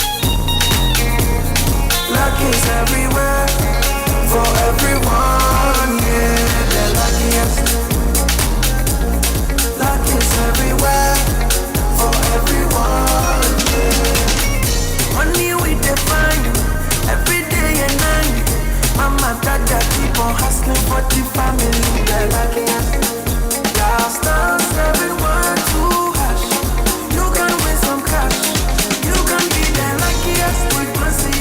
Luckiest with fighter. The luckiest with teacher. Got the market woman. You can be the luckiest. Luck is everywhere for everyone. You can be the luckiest. The luckiest. Luck is everywhere for everyone. Stars everyone to hush. Luck is everywhere. Luck is everywhere. Oh, tell me how you feeling lucky? Because I'm feeling lucky. Because I'm feeling like the ultimate. That's how we go win. If I win, you could be the luckiest. Sikaboom! Fidelity Bank say save and win. Muntio! Sikaboom! Just deposit and begin. Every 500 CDs you keep for a month, you get 1 point all at once. More deposits, gets more points in. More points, more cash you feel win. How many points? 1 point every 500 CDs. What if you win? 5,000 CDs monthly. And the grand prize? Hey! 100,000 Ghana CDs. Don't wait. Visit any Fidelity branch or agent nationwide to deposit in multiples of 500 CDs. The more you deposit, the better your chances to win 5,000 CDs monthly and 100,000 CDs in the grand draw. Terms and conditions apply. Win with us. Fidelity Bank, believe with us. Sikaboom! This is an NLA approved promo, now running on the Caritas Lottery platform.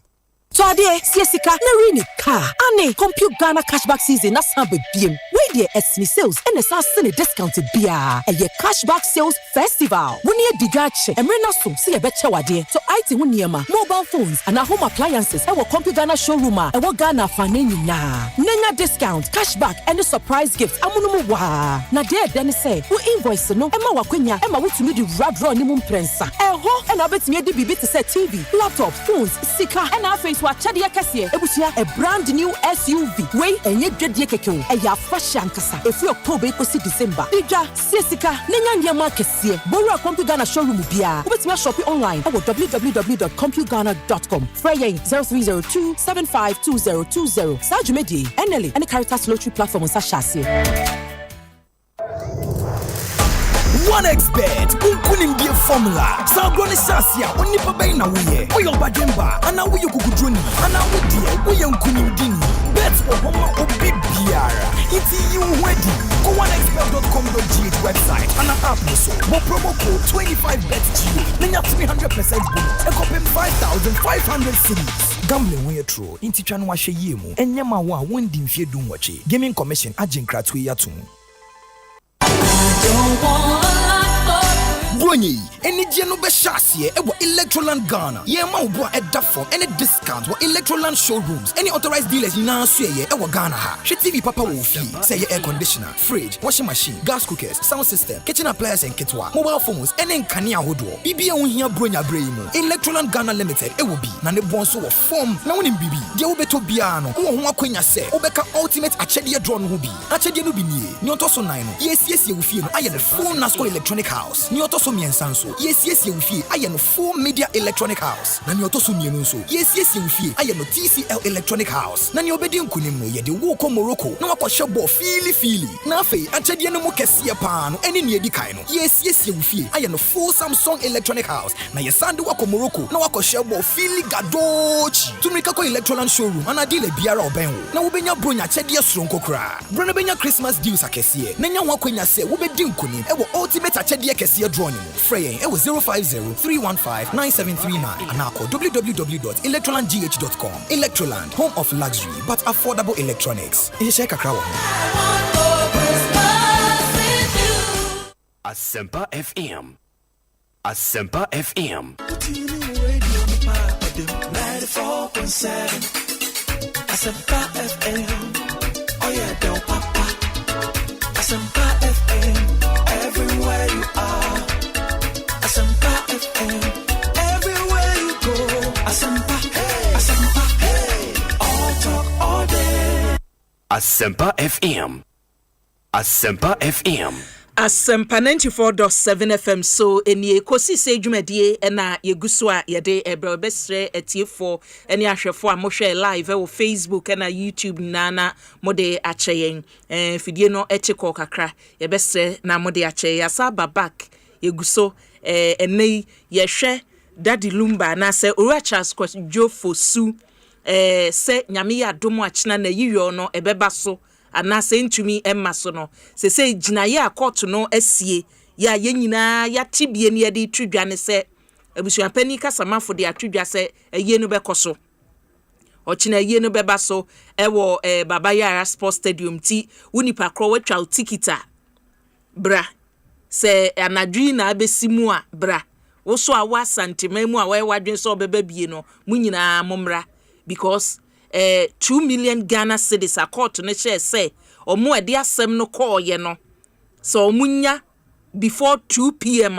Ye no emma so no omo anya 2 million na ntua eti ye no baso ne ewo mu a eno no na ansane ebetoa ye nkomotwetwen no eso no abusua ma yenhwe na yenhu schools a ene se base wo ye parent na se me choose school ye wose me ba no eko ye university a ye wo schools ni bi wo ho no mo a oba no bekọ aba abetena fie asa abagiska wo ho ato aduane adi obesa aba na etese ne ya fikra na obe start school enimdie ye wose ye kasa obi awie university a eno no se wunya adwuma kura na adwen na wose otimidi ye bibi ye wo universities ni bi wo no mo a the training a wo benya free ho training a wo benya free ho no Oba outer nipa no se wako school bibia wura ni mu ene ye wo ebi so wo ho no ma nipa ne ba out atim say akwahwe sika egu wan hwe ya udidin name ebe choose school ama obebe wiase no no waboka eti ekosise adwumadie so ya je ato ye ho so se brano ye hu ade no na ya e wo se ye timi da nadi ema parents na hu se da bi se wei wo ho se wei wo ho no mo ene courses ni bi wo ho no mo a ubisa ho se me ba no koye course wei wi a owie school na ade na obene na mo ho eti uchusu university baby awdo be kono ene ye ma wahu university ba ko ya aba se oba no aba se wawie school na wo so kwa he ene okọ empanifo no anka side wa ba fie ha ye pese o mo be kire yen nienti e wo se na wo ba wie school na wo so ko university e be ka se Fanako academic city ye be ma parents ni bi be dia dance e was say bi kan masem emye hu because obawie school na we anye yi ama no parent bi ani ho obeba bonti abedi adanse say me ba na anye yi so me be kasa aye no eti abusua ye wo academic city university mpanifo e ofia say ya ye ne wo betwetwe nkomo ye wi a ye be ko back to Kumasi na ya hwe ne ekoso e wo ho no mo ma me mam mpanifo yi akwaba medin edi Akua Boakyewaa Yiadom mo frame ABY mejo so make say ene ye wo admissions manager e wo fie ha academic city university ena ye wo awofo no subi e wo fie ha ni omahu omode ho adanse ebe maye bani for my mama akwaba ye dase boko de ye dase papa ye damase mesha se free Lona Court so na ya hwe se enne me de maka bia because sometimes Ghana say eba when we get to the market na ye to ade a ye didin eti obi wo hono ma ade no onyusu bi da so ate say name we ade we yese ye na wa patronize e be wi ase na wa sika but ebi wo hono mo a enidin by quality eti nei say ye kase academic city university a die enti na woso obi jade other universities a ye nimo Ghana ho kase me de mbabe ko academic university me da se me chia wetie fo nso nyina e de chi na mpacho mo fa nche me de brofo ne ba fra kakra but ye kan academic city a ye university bi e wo Accra ye located at Hacho between Hacho and Agboba semetimi aka na Hacho and Agboba Hacho okay me de mani hwe ho a na say Hacho o de to Google Maps so credo beba ho street enti na meton sa afro bia Monday to Friday 9 a.m. to 5 p.m. Open day open place I'll bet me aba for campus tour enti brana be share facilities na enyama miensa a metimi aka Wasem because in Shade Nimresa met me a start here can your programs are your academic city. Yeshemwa first university in Sub-Saharan Africa, ye de robotics engineering, artificial intelligence, ABBA, your programs with biomedical engineering students be or person medicine are on your sure of how to start. Obet me biomedical engineering for 4 years. No I end the top up in medicine for another 4 years. Nene housemanship. Instead of 8 years nepa or the beba be doctor and I'll the medical school no ubet me have a cocktail background where you are a biomed engineer and a doctor your programs need also components of IT and then business in there regardless of what you come in to study into your programs ubet me acquire website na so be hu bebre another thing in so is standing out is networking. You don't know who is who and one of the things I constantly say, baby, I will certificate into me if I won't call. Just a phone call can take you. So who are you associating with? When I say when I win na obetimi aboa. Adeba konso a metimi aka. Esuno se obeka se metimi e produce BBC. Ena esuno so se obi beka chro se ne awe produce no. Uja ne mamia. obetumi take you over my organization and my company around me in a good way. And so I'll talk about your career services department. Before you even go to level 300, right from level 100, no, or start with internship, level 100, 200, 300, all the way to 400. Into be graduating and we gain capacity. And I say when you're experienced now, we here their core industry ni mo their core. So they teach you so many things like how to write a good CV, how to brand yourself, how to answer interview questions, how to even dress up, how to manage your social media platforms, among other things. Then they crown it up with what we call the career fair. Into career fair, na se no be companies be brave or mobile by a campus, so any students ne abe engage a honum and a students ni be so enya ejuma ewo ase. Tina ubisa me say then e die so a metimi akasa ne wabobo so na o ka me hwe wanim din because me sha se na me ka bibi se courses ni bi ohonom a wo ye wi a so obenya dwuma ye no eden but from near wo ken say oba out cry and nessa wo that IT knowledge no na wo ba out cry na bibia ma ya through the IT na no ubetumi aye bibia na wa me hu say courses ni nyina no ebi attach to it say we ka ho emfa ho ne ne wo beye patro and sa pepepe na your campus and so your baby are your friend the Tech and Entrepreneurship Center. Rationale behind that department is to bring out more job creators than job searchers. And oba school ni ma or business idea bi or app bi a person develop or invention dia, you can bring those ideas to life in that space. And uye school obite robotics I was in Ghana there then robotics wa say ejuma ben e wa say. But there are in our day-to-day activities or day-to-day life, sanya money in our wa you used to, and the students. I mean, you should come on our campus and see some of the projects here coming up with. Me because I know say, sa AI no, and I say we are no move towards sa AI no ne robotics ya okay no. Ghana how can ye niko hu ye sa. Adie bi na dadie bi ana ya draw no gina ho na ne obeka no onye no but minim say it entails a lot enye enom enko eti medical padansie if say ye kan no mo no school ni ye mo de ende mo ba be ka che oh we have this we nemum say ye nya obi a watimi a try bi hu say eh me de me ba no call ho no mo ma moka eti ma minni kan ene empanimfo a omo enya experience no ebi wo menya experience ni bi entwetwen enkomo ebusua ye ma me getru ade Tennyson Razak e wo ha eno se wa hankasa be ba bontin se me ba be dia dance. I'm quite surprised dey na hu ye patcho ben microphone no kakra ma me ben ma me. Good afternoon to 84 Joseph. Okay, so I think for me, my man be catch me about academic city. Na maintain that. I think almost secondary school no. Inti me driving on call honomo. And for me, the first thing that caught my attention. O can me manage as a one. There be on me 3. O ma 3. Na di o mu nyina call. Last one of level 100. Wa ku kuduro so. Wa ma ba akokra ankwa so anhwe. Me ensa ni nyina. Wow. And you drew on technology lab now. It's the state of the art. And for me, what made me fascinated was the fact say other universities are Ghana only lab. Obamu say call university be nipa ya IT na so hu laptop da hu computer da. But we no more like states to kwanko US to kwanko UK, other European countries some university they we lab tie no.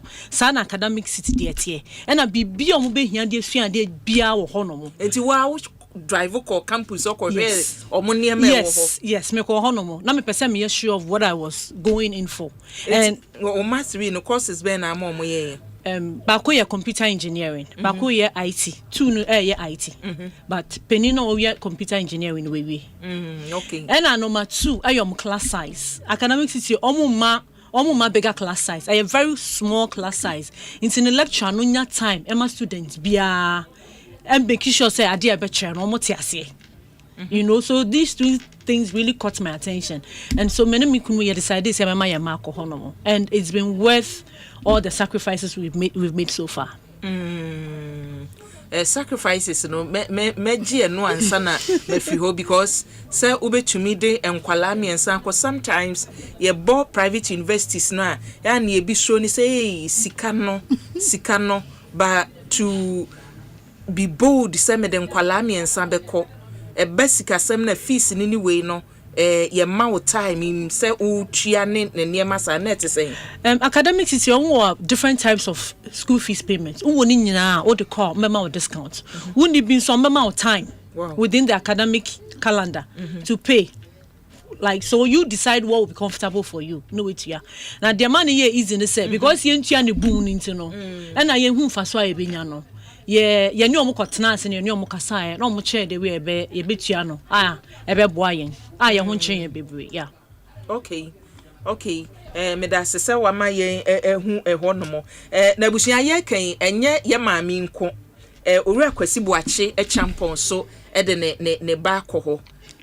Wo so miensa miensa for no edoso me ada obi de ne madodo ba ho ama me kolo na nchen obi de ne madodo ba ho a ma fees na so tia na bi mu wo discount bi a mo de masa parents na you will be a friend sibling discount enti awofo no mo de omba mienu ana miensa ba no they get to benefit from it. Okay. Ma me fan to dance if we share live on Facebook and YouTube no yeah videos from academic city yeah say o share a city campus no chese say na ho city and then lab ho nieme ho no mo a Bengazi fa to somaye enyasem ketwa eje champion to aso ma me meso me time me say school be the academic city in fact me who wo Instagram no mo ye open day na me no me ba penny no a odi kan call ho no na ya adwin so obekwa akosua de wo Germany nti ya nto forms bia wo university bia wo Ghana hase nti tree cra say abofra ne ba beko no na ne ma me se ya ba no ne onkeka no onye shinti onye comfortable so obema ya be ma na akọ be not akọ ya kokọ Germany a uso anyina yakọ nti o kan kire me na amisusu de bia amanfo kan say wo yire motherly instinct ya yentie mema yentie ya yire no nti o kan na afi ma start adwendwene ho nti me hu open day na in fact I had a university in mind see ebeko ho be me hu open day na am say okay me follow me call my website me call YouTube koshushe ni oma kakra na it looks like school will be BT ya be koni akwa hwe ne wo ho nti open day na ya call yeah they took us around the campus kochire your labs in fact me ba no nim no see almost say they have the biggest engineering lab in Africa or something West Africa for kind of skeptically na me ba no very choosy pe bibia untimi enforce no enti okay ase ne ehwe no ti omo de call now that open lab no ma ya ekorem no we moved round enti ye be ko no na lady ba ko ba no say oni ye be ko prof ti ye call prof no oni ye kasa ye no no ma ye din no say look you trust me with your son enti meso me ye obi a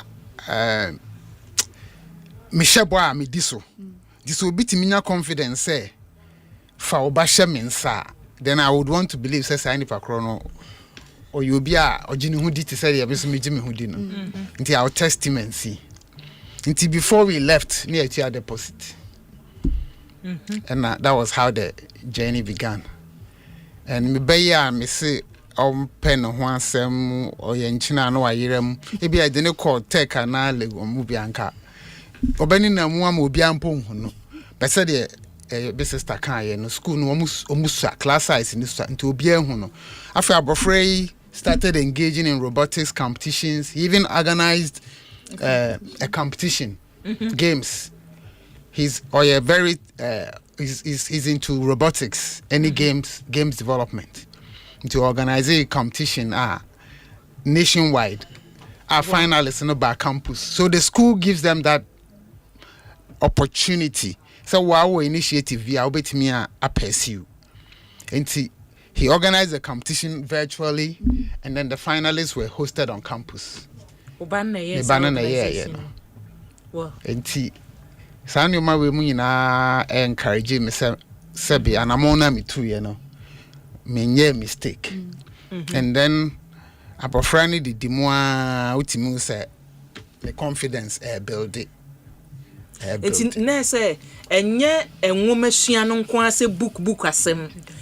Akwala na bra bomu ankasa akwala bi wo hono mu a ontimi nwura nipa mu ontimi nkasa nipa mu na nnakra na ehu ne say bi odo ba no ko university no nice boy obuade afi obeba so ne mu enyeye but o de no kra de o say o turn out right since any o de no call ye no sa pepepe.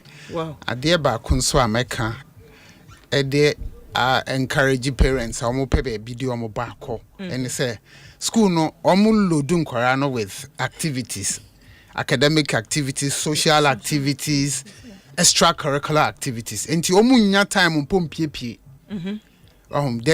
It's very engaging and a practical hands-on. Enti enye book nko a. Enye empo nko a. Enti akora ne be wie school no na owo bibia ono a hwe ne project kra na wani age. Enti no ba no way. Me ba no oye computer science. Tamo wo school no na said they no can be fair or ho. Enti company ba kon epike no. Dobison they are into virtual reality. Omo peke no into akoya internship for her. National service. Asempa FM. Nti ho no ye national service so we no mo fa no. Say ameke me ba no he's a project lead. Or a project leader or by project management professional certification. Onwa correct say na me mani na na me ni gidie wonum. Say ameke. Ne o mani na na usroma o. Na me sroma no. Na me uni say omre obi a mutwa group picture cry mu be wie no she obi achi. And so now he goes out to do presentations to clients. Last month company no representing company no there was a fair in Nigeria. I don't know representing just 1 year after national service. Akora na make no one me.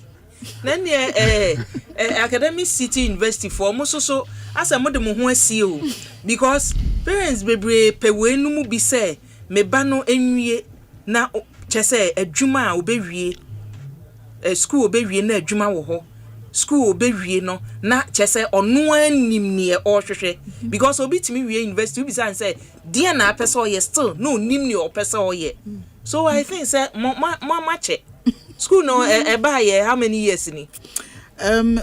The school itself was established in 2009, but a series of rebrands into new academic city nedia. It's been running since 2018 till now. Yeah, check Akua system. I hope say so your bad time na ope because a bit too musika gukwa. Ebi wan hwe ya betu sika gukwa examples bebre e wo honomo so me mani ajepa say mode aba abontin and then munya mokra na mba asem beka mode adansefo aba to say o mo meka na yehu se na esi ekoso nti mamemra me mame get you so na yenhwe nti o mame ensa no say ba kwa wie ana me patron ba kwa wie o ye national service sa e won he Apex Bank o ye computer engineer with Apex Bank. Obi so beka san wan ko school aye nim kra wo ko padwuma aye mfa Apex Bank na ne papa champion so ekan e ba bi a onso ne ba no adru so it's about nimdie na wo benya no enye school a ukoye ma me samra minuaba lona so because one my number nin 10 ma obi obefra we no me person no ye rebefi my number no location ne de all the my ba obesan de atwedwa bia my number no ne mo website baby a yehwehwe mo ebehu patroyo enti se o pese we enquiry bia na o pese obi se bibia utimi kwa your website www.aci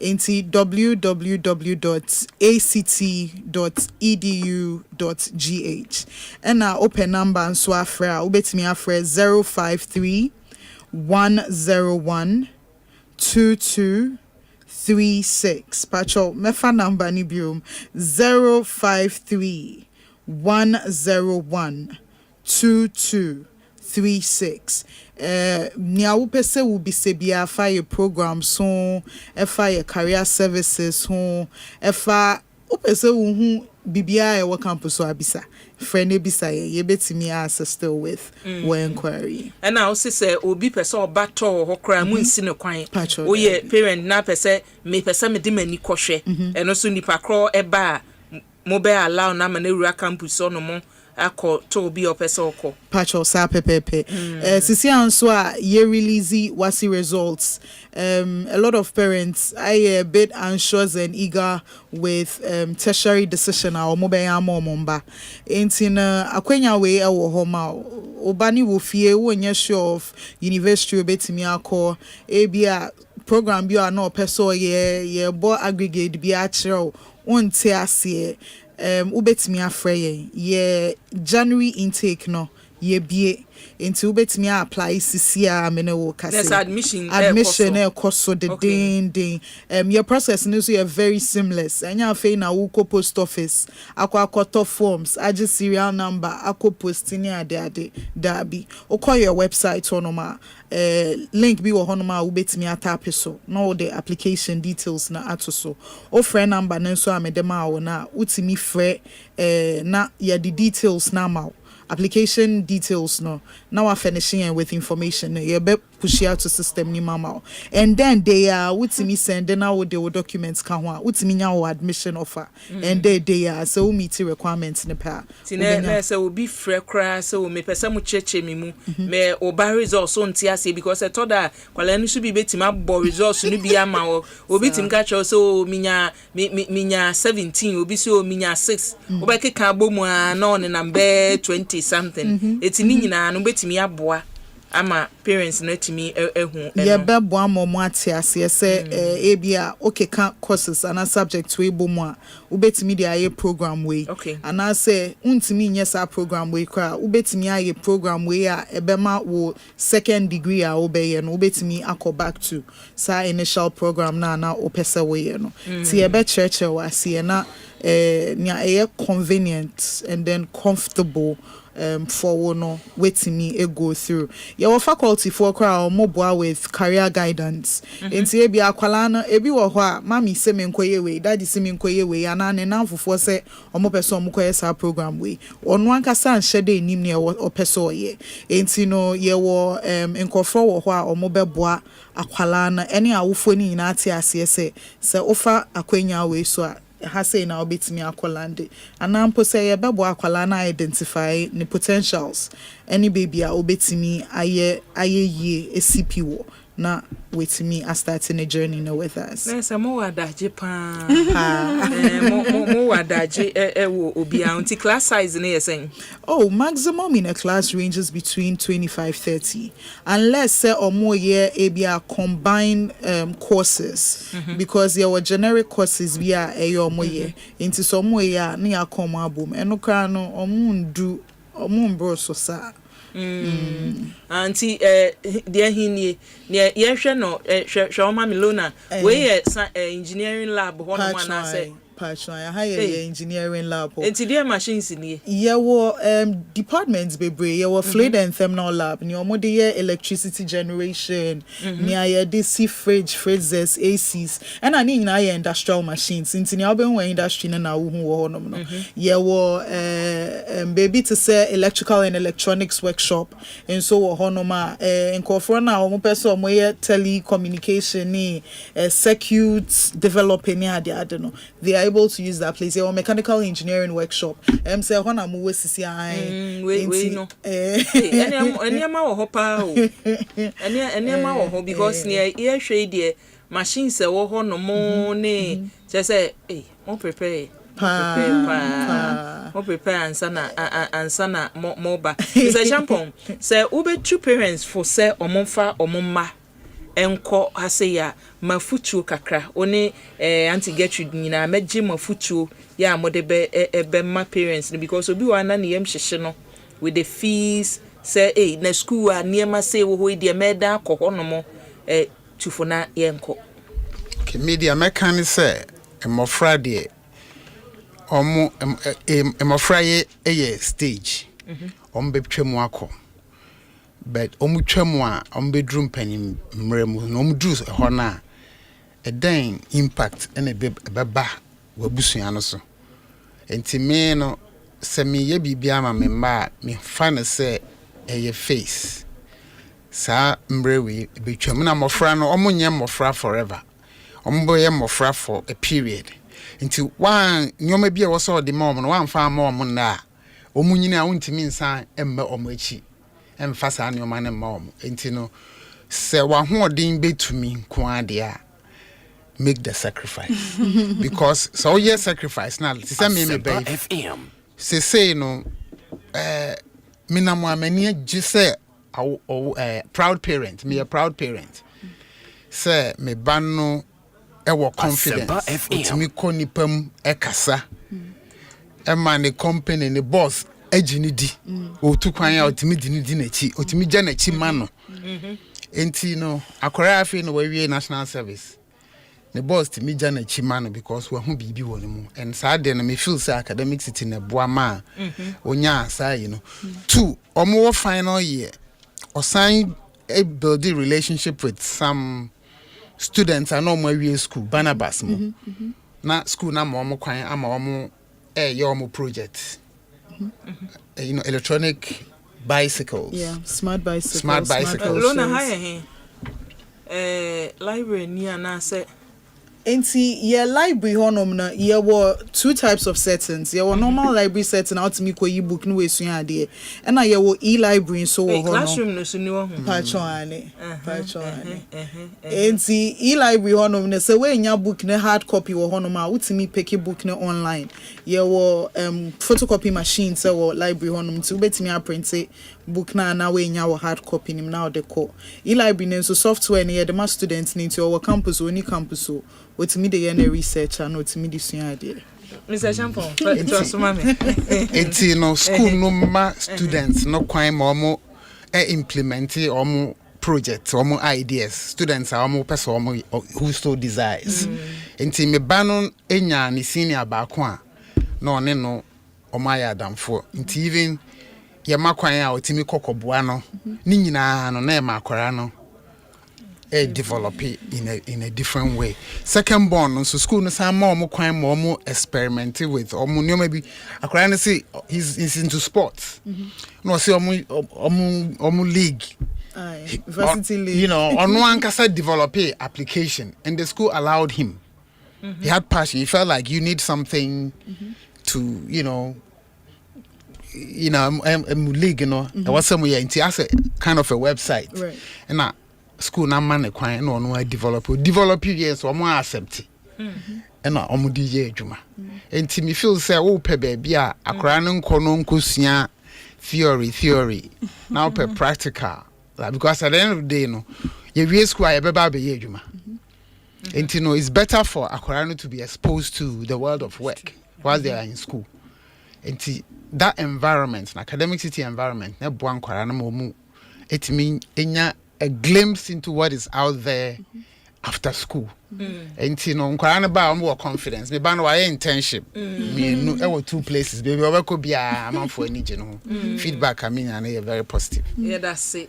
Yeah, that's it. Clemens and the audio base universities bebre e produce graduates bebre and so Germany ho. And untina me sha say me can say who choose university na. E also choose university akwala ni ria.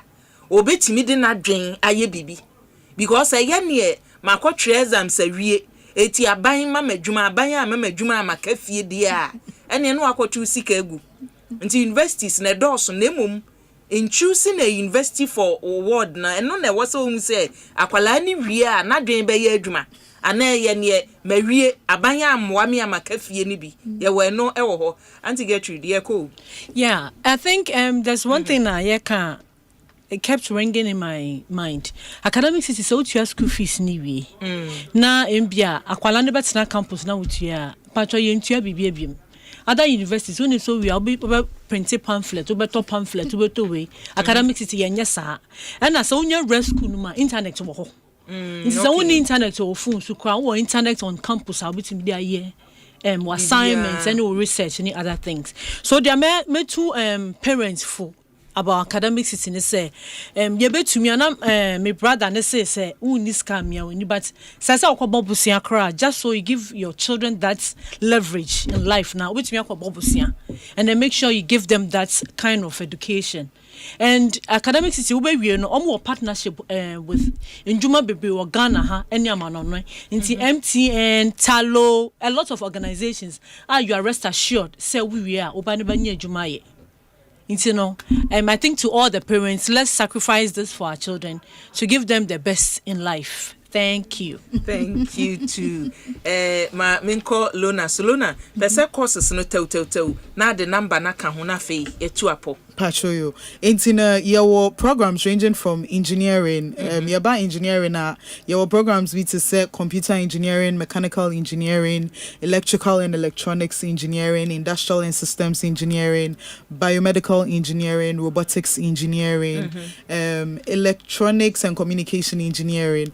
Na yaba informatics program neso your programs be to say information technology, computer science, any artificial intelligence.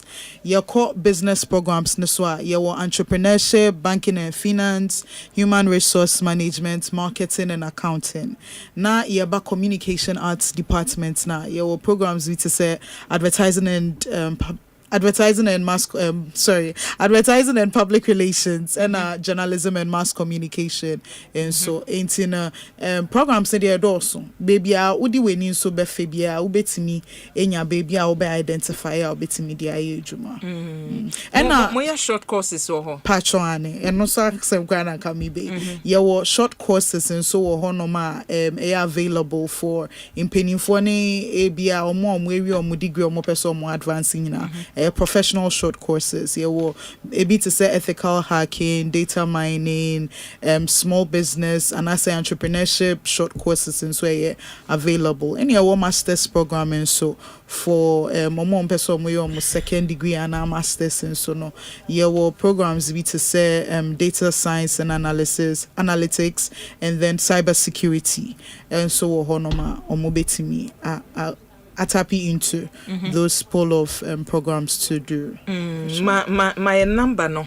My number no me atia say admission is in progress. If we be here kono say unipa kro pese oba no de no ko hono mo a next year and beba there but if we be here kono betumi anti my number no a e betumi afre so. Pacho you. Enti me bo number ni subium 053 101 2236 053 101 2236 enija someone so ba ko say you started with 25% discount off your actual tuition fee for our phone, but your management no more but sewa badaye wa kuma yenim say economy ni mu nye flexible sa enti omu yi early bird discount if you are extended till this time enti na parents am betimi apply enti mu nyina mutimi nya 25% discount off tuition fee no so friend I discuss it o payment plan the payment models ni na yeah that must papa ebusia me catch here will say wom ye be your politics ye be your entertainment be sports be by education and ye dia chechi e dia ma no eti wo ba bia wa wie secondary school na akase university na wo so kwa university ya ko discover me can say you discover near the every new one academic university the man first city na me shame finfini ho academic city university nti ye twa nti ye be can say ACT ACT sana muka no ACT ejo eti hacho na onumo ewo yeso betima be ye to ewo ho no mo wo de ekọ na kọhwe facilities awowo lab chese bibia ebreso a yankasa kra beba behwe ne ekoso wo ho yewo ACT radio kra ewo campus enti na wa ba new student mo beji adwuma dabi ya o tre nkwala ni nsu beji adwuma master plan engineer kentampo se bi why sene loan si bo numbers no kra chese school na papa otene brofo ne sene osichi ho na Elona thank you auntie Gertrude the name is Echampon yedamase papa yedamase ebra no momra na moma parents ni hu ne ewo ho no mo because na make say we is new to nipa bebre enti moba parents ni be hu say enye edin no nko na mum ne oba no obetumi enye free mu yedamase yedamase Thank you.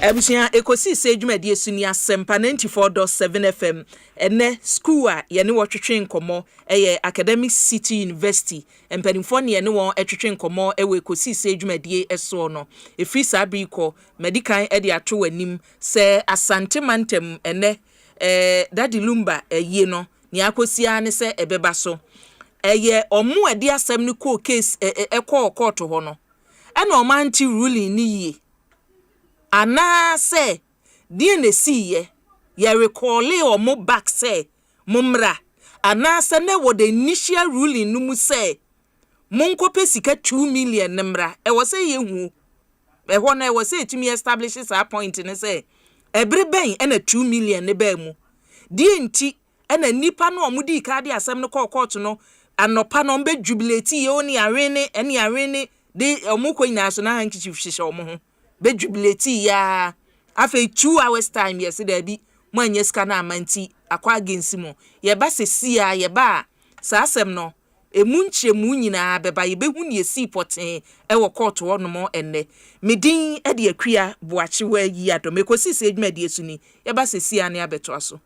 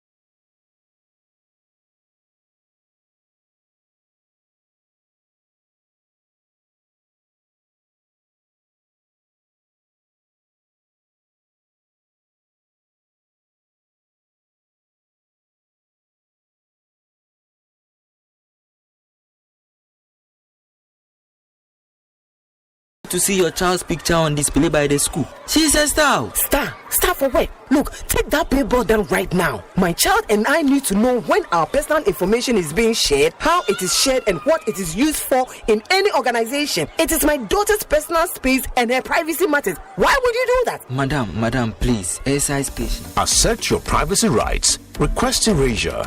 Restrict the use of your information. You can give and withdraw consent to the collection, usage, and disclosure of your information from any organization. It's your rights. It's the law. Privacy is everyone's responsibility. To learn about your rights and more, visit www.dataprotection.org.gh or call 0256 301533. Remember, privacy is personal. Hey, Auntie Akos. My momo is finished, but I still want to buy some pepper. Hey, you are still stressing. You haven't heard about Extra Balance from Forms Capital? Extra Balance? Which one is that? It's a good way to get a small boost for your momo wallet when the pockets are dry. Extra Balance will give you a little extra money to sort yourself out till your next top-up.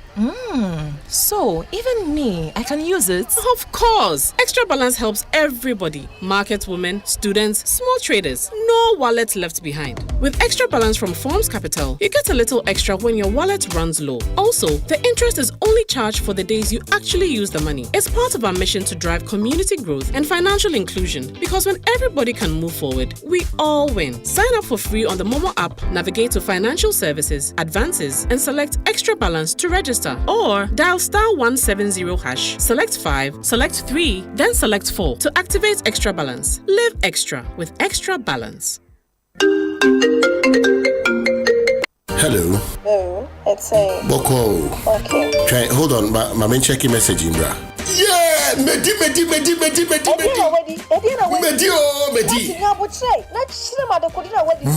ABC game. Me 1,000 Ghana. Me let us do about and Medi 5,000 Ghana cedis.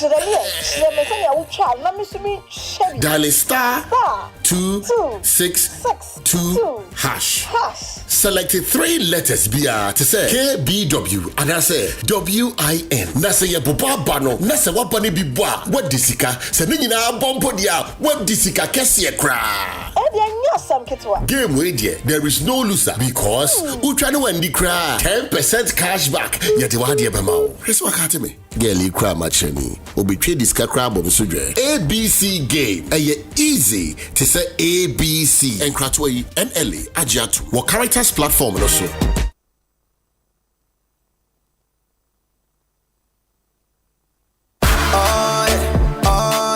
Ecobank Mobile, they make me say, oh yeah. Ecobank Mobile, they make me crazy. Download it, then use it. It gon' make your life so easy, yeah. Oh yeah. Download it, you gon' enjoy it.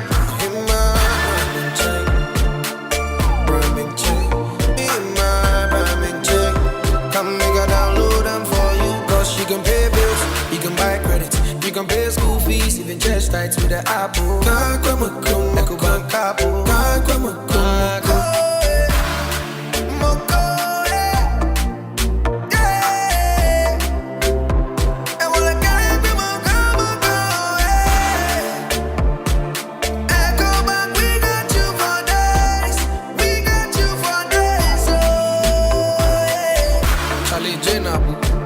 Life is easy with the Ecobank mobile app. You can pay your bills, transfer to and from mobile wallet, virtual card creation, transfer to other banks, express account opening, scan and pay, express cash, all at your fingertips with the Ecobank mobile app.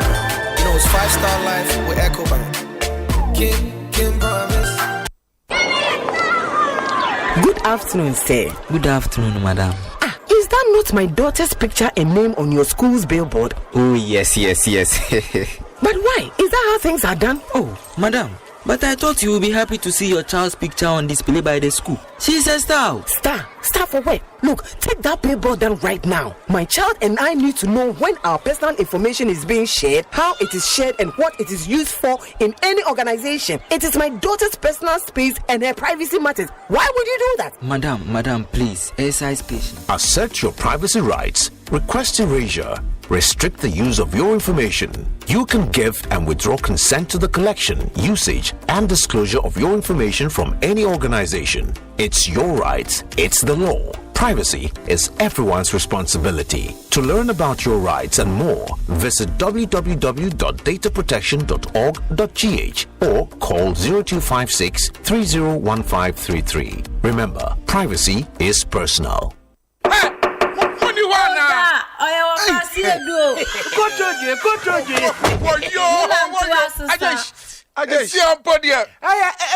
That's sorry.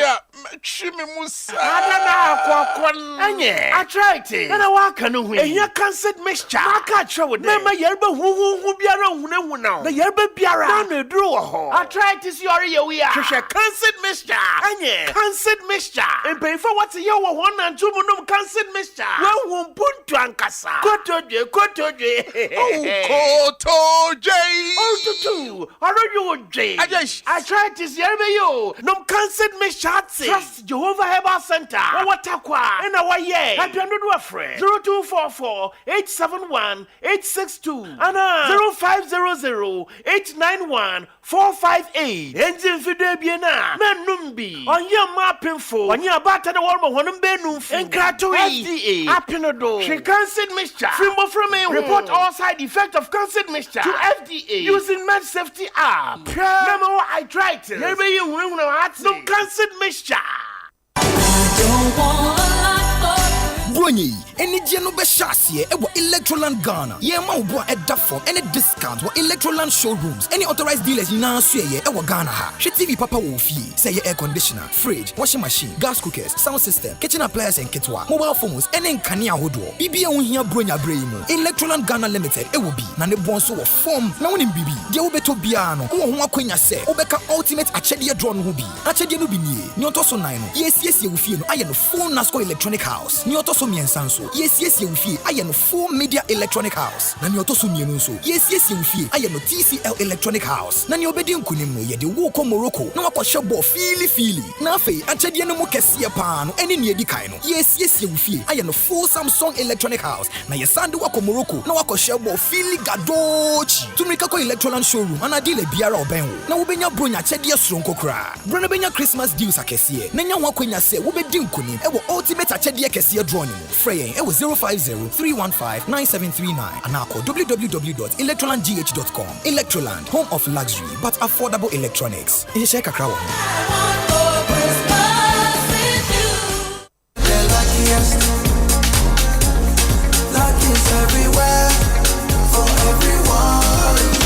This year is going to be sweet. I don't just feel it, I know it, because the Luckiest Season 3 is back.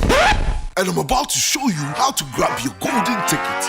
Just dial *712# and follow the prompts to purchase your ticket. Or go to theluckiestafrica.com, hit community tickets, and pick your lucky number. Or let the system do its magic. Choose how much you want to spend from 1 to 5,000 Ghana cedis. You can even buy a ticket for someone else. Be someone's hero. Payment? Easy. Mobile money in Ghana or card if you're international. One ticket can turn 1 CD into 500 times more. That's maths we love. Or your community go win 10 times more. So let's get lucky together because luck is everywhere.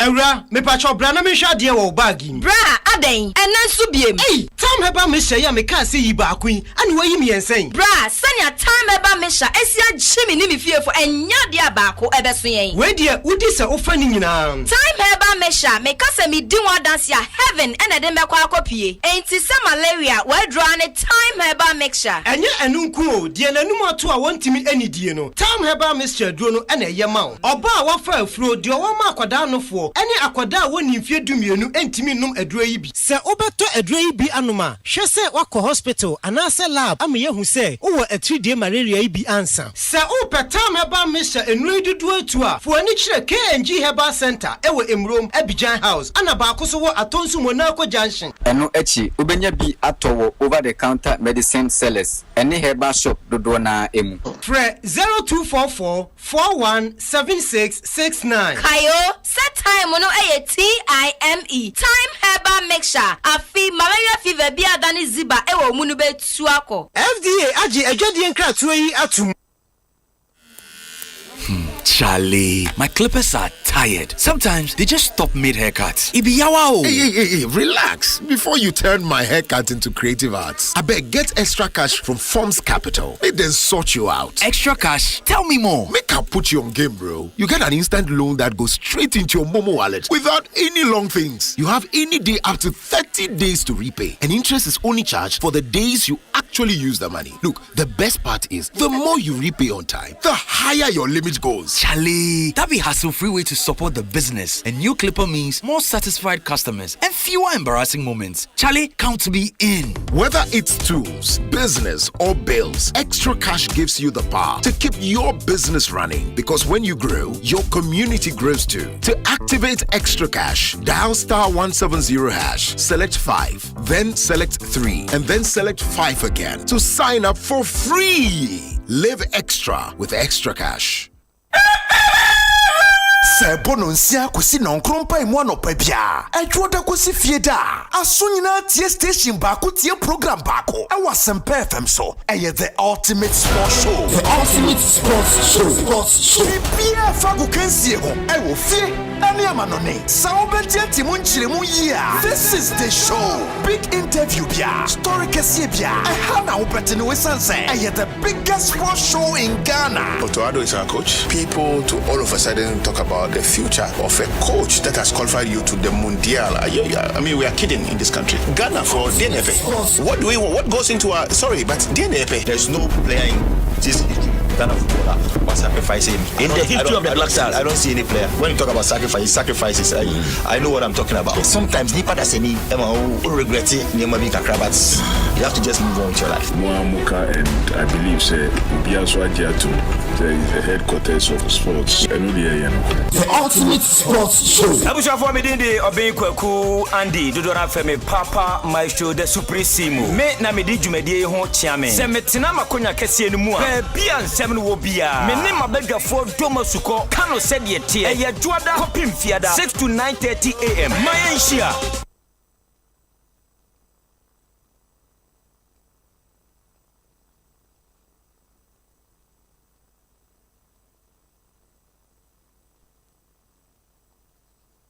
Asempa FM.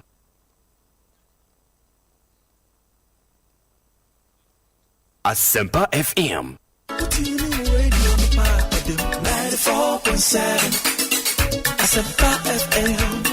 Oh yeah, don't papa. Asempa FM. Everywhere you are. Asempa FM. Everywhere you go. Asempa. Hey. Asempa. Hey. All talk all day.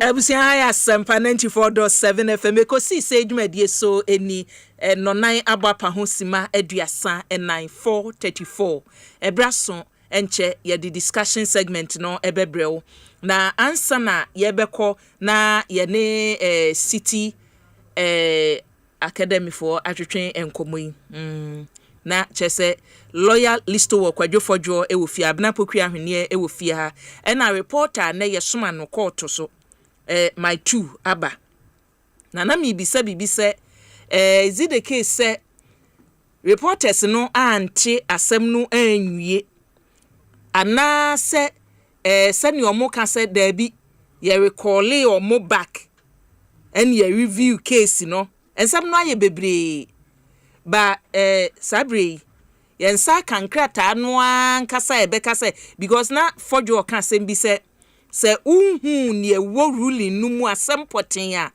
judge no gina so e decide ni decision o take ya wan hwe ya beka bia na to asinchen eti edikan kwadwo onsa kankrata no wahu abena so wahu bi mahu bi so a judicial service certified true copy na wo hwe a Bengazi fatu Facebook and YouTube mame and odi ato opodada etuba Facebook YouTuber ne eda ho nie ne ye ka ye ni chese stamp si su bibia true copy se ne listo wo eken 2 million no Kwadwo ne wo mu ana ne nim. Enti no until my mention dey mention. One say na me catch about injunction no. On say injunction no your bibi a friend CI 47 or that 25 and no emra edi circuit court any high court so enti say bia judge to anamon bia it is within that CI 47 no injunction no yes or that 25 no na niema miensa because niema miensa no say assemble ho no ma etisi yi ano na say ye bohu ye twisu ntonto ane sa asem ne ye ba twisu ntonto no si ya twisu ntonto a ede ne besi si ya twisu ntonto a ede ne besi si ya twisu ntonto na se ebia ne ono ede case ni ba se emfeso no to me so no owini na se ewie ni be wie case ni nyina no na me ena mawini a eye amane akotoroka eka amabo biara no etise wutua that is on mama the adequate compensation as a damages are sa amane na ma sofa no ebetime den esia no won me kire no good entino fanu tutrim na ye hwa ha enti we say it is hereby ordered that the first respondent, his agents and assigns are hereby restrained from organizing funeral rites and burial of Charles Kwadwo Fusu aka Dad Lumba deceased scheduled for 13th December 2025 pending the final determination of the matter. And so it's an injunction, a restraining order. Say say, watch it. Watch it. It is further ordered that the third respondent, which is the funeral home, no, be and is hereby restrained from releasing the body of the deceased for burial, pending the final determination of the matter. It is again ordered that the first respondent convenes a meeting involving all interested parties, including the applicants, spouses and children of the deceased or their representatives, and other relevant stakeholders to plan and fix a date for the final funeral rite of the deceased. He is to do so within 3 weeks from the date of this order. Intino omo sa na watch me and san say on betrase na what di sa enano eden aba. Intino as at the time that the judge was speaking, there was that restraining order. You understand the point? Pending the time that they will finish the matter. It is also ordered that the first respondent separate funds. Also no per account no. Also no account ne ka ho bi. Separate funds for the final funeral from the account of Daddy Lumba's Memorial Foundation. Enti eye ni sika no ene eye foto ne ya boy e di ma ye de kai esen kai du mama Daddy Lumba no. Etisi Yechim. Wait the ha. Etisi ka boom. Now listen. It is also further ordered that the applicant pay 2 million by 2 p.m. as deposit against the cost to be incurred, failing which the order of interlocutory injunction will be vacated. You understand? So this is the final determination of the matter. It's not because say the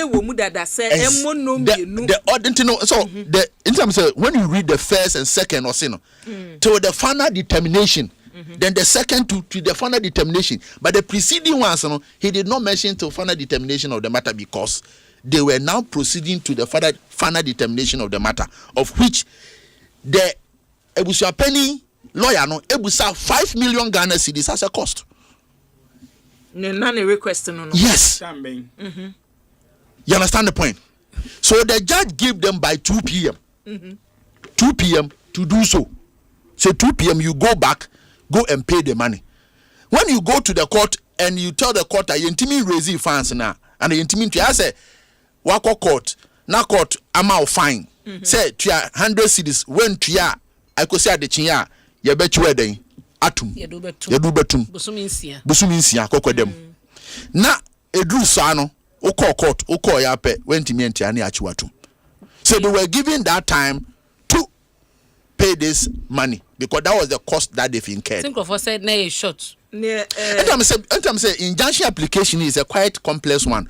So one tiasia ebehow. And because we say no, because time bound because of the funeral.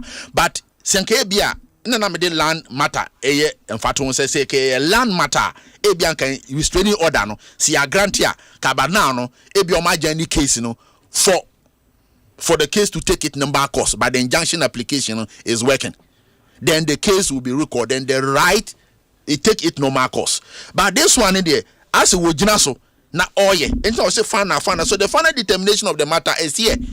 Enti metenia wo kan hase akwadwo enya no kure say wo mokoye ena adwem foforo bi ba ya no there's nothing like that. The initial ruling no no na 2 million no. In fact it was 5 million they were looking for. And I'm saying but you see cost is at the discretion of the judge. 5 million now open. Then a reporter say what want to say or cancel 2 million. Enta me catch you say you can choose to what you want to hear.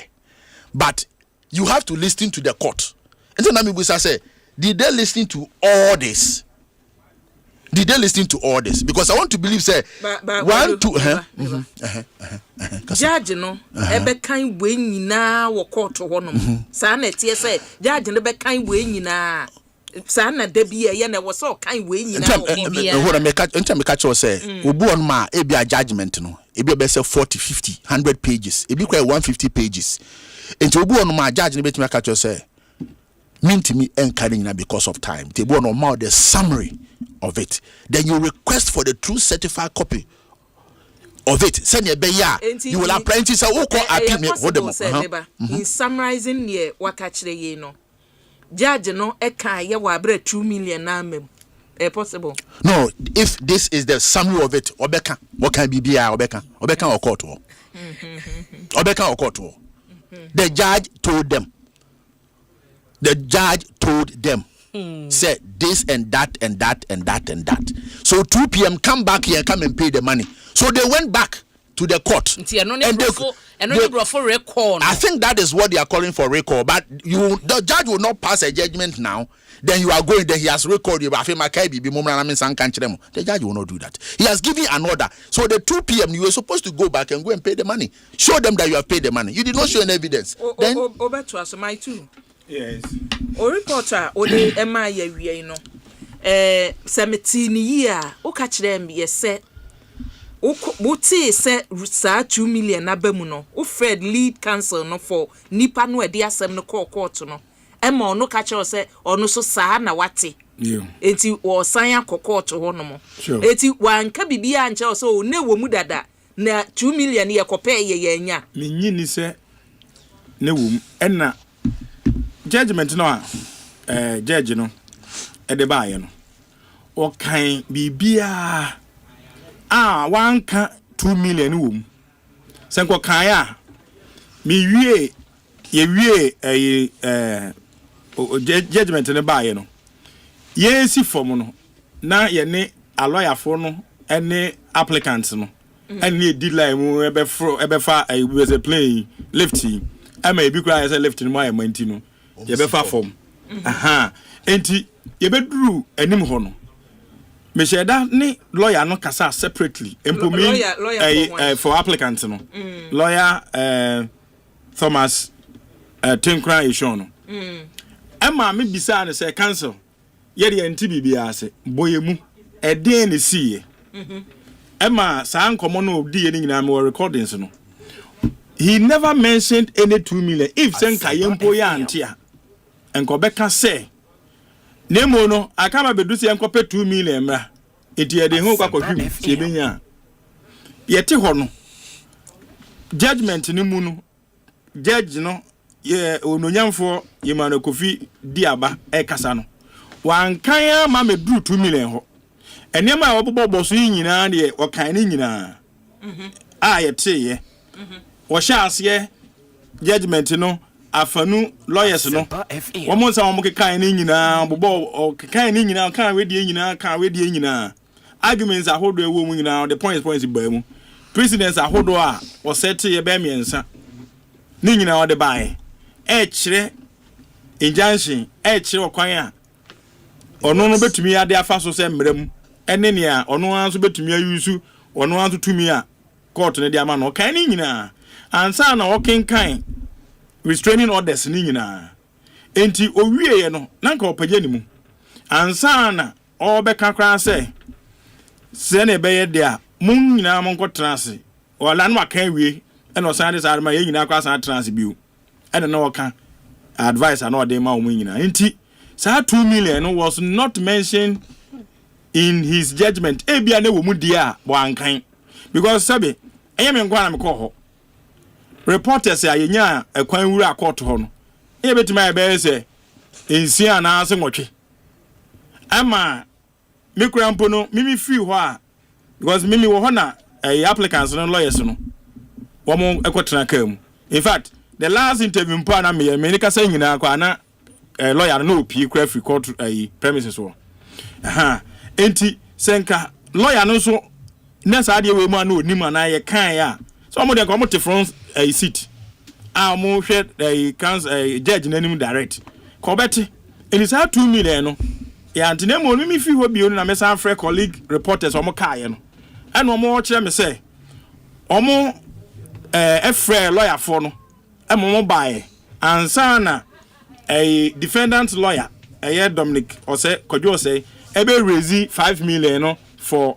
expenses incurred no ama court ateso aba bedru 2 million no enti na ye nyina so surprise of that na ba say ya ye kan na ya ante so de koy and of course minyini say na mimi say na me obi achi na mega say obi awi ni na obi alusu nti no I am a jubilation enti say omumra mu na kire say judge ntumi nkan bibia de a na sa 2 million wankan ho nti na once na make catch say injunction application is quite difficult thing to do na say ka land case bi aye pursue a ka mudi injunction e koye no a court rule no the case will be adjourned for a next date where the case will take a normal course but we ye fin say gina hoje because of the exigency of the matter and to hwe some of the koye no na oyi ano no until when the lawyers went back to argue about the cost of the money eye busia penny say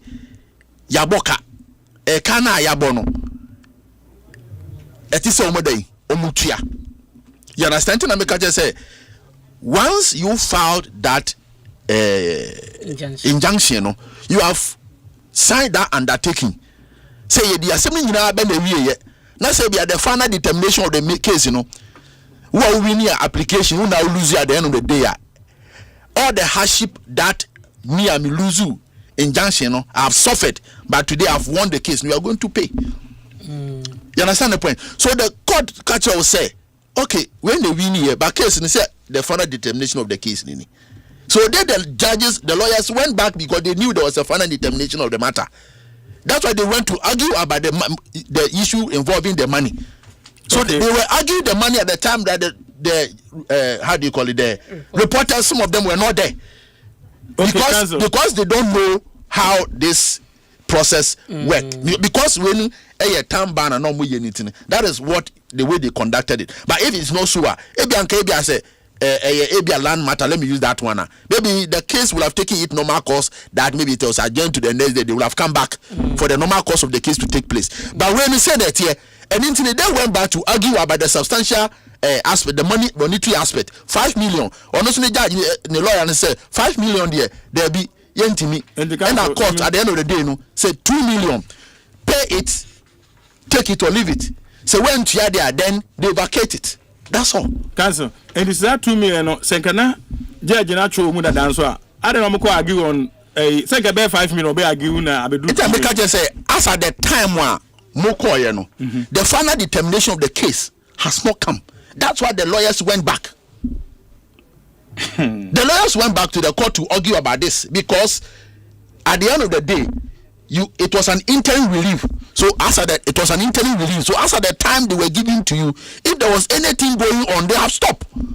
So you went back again to the court. and you argue. Everywhere.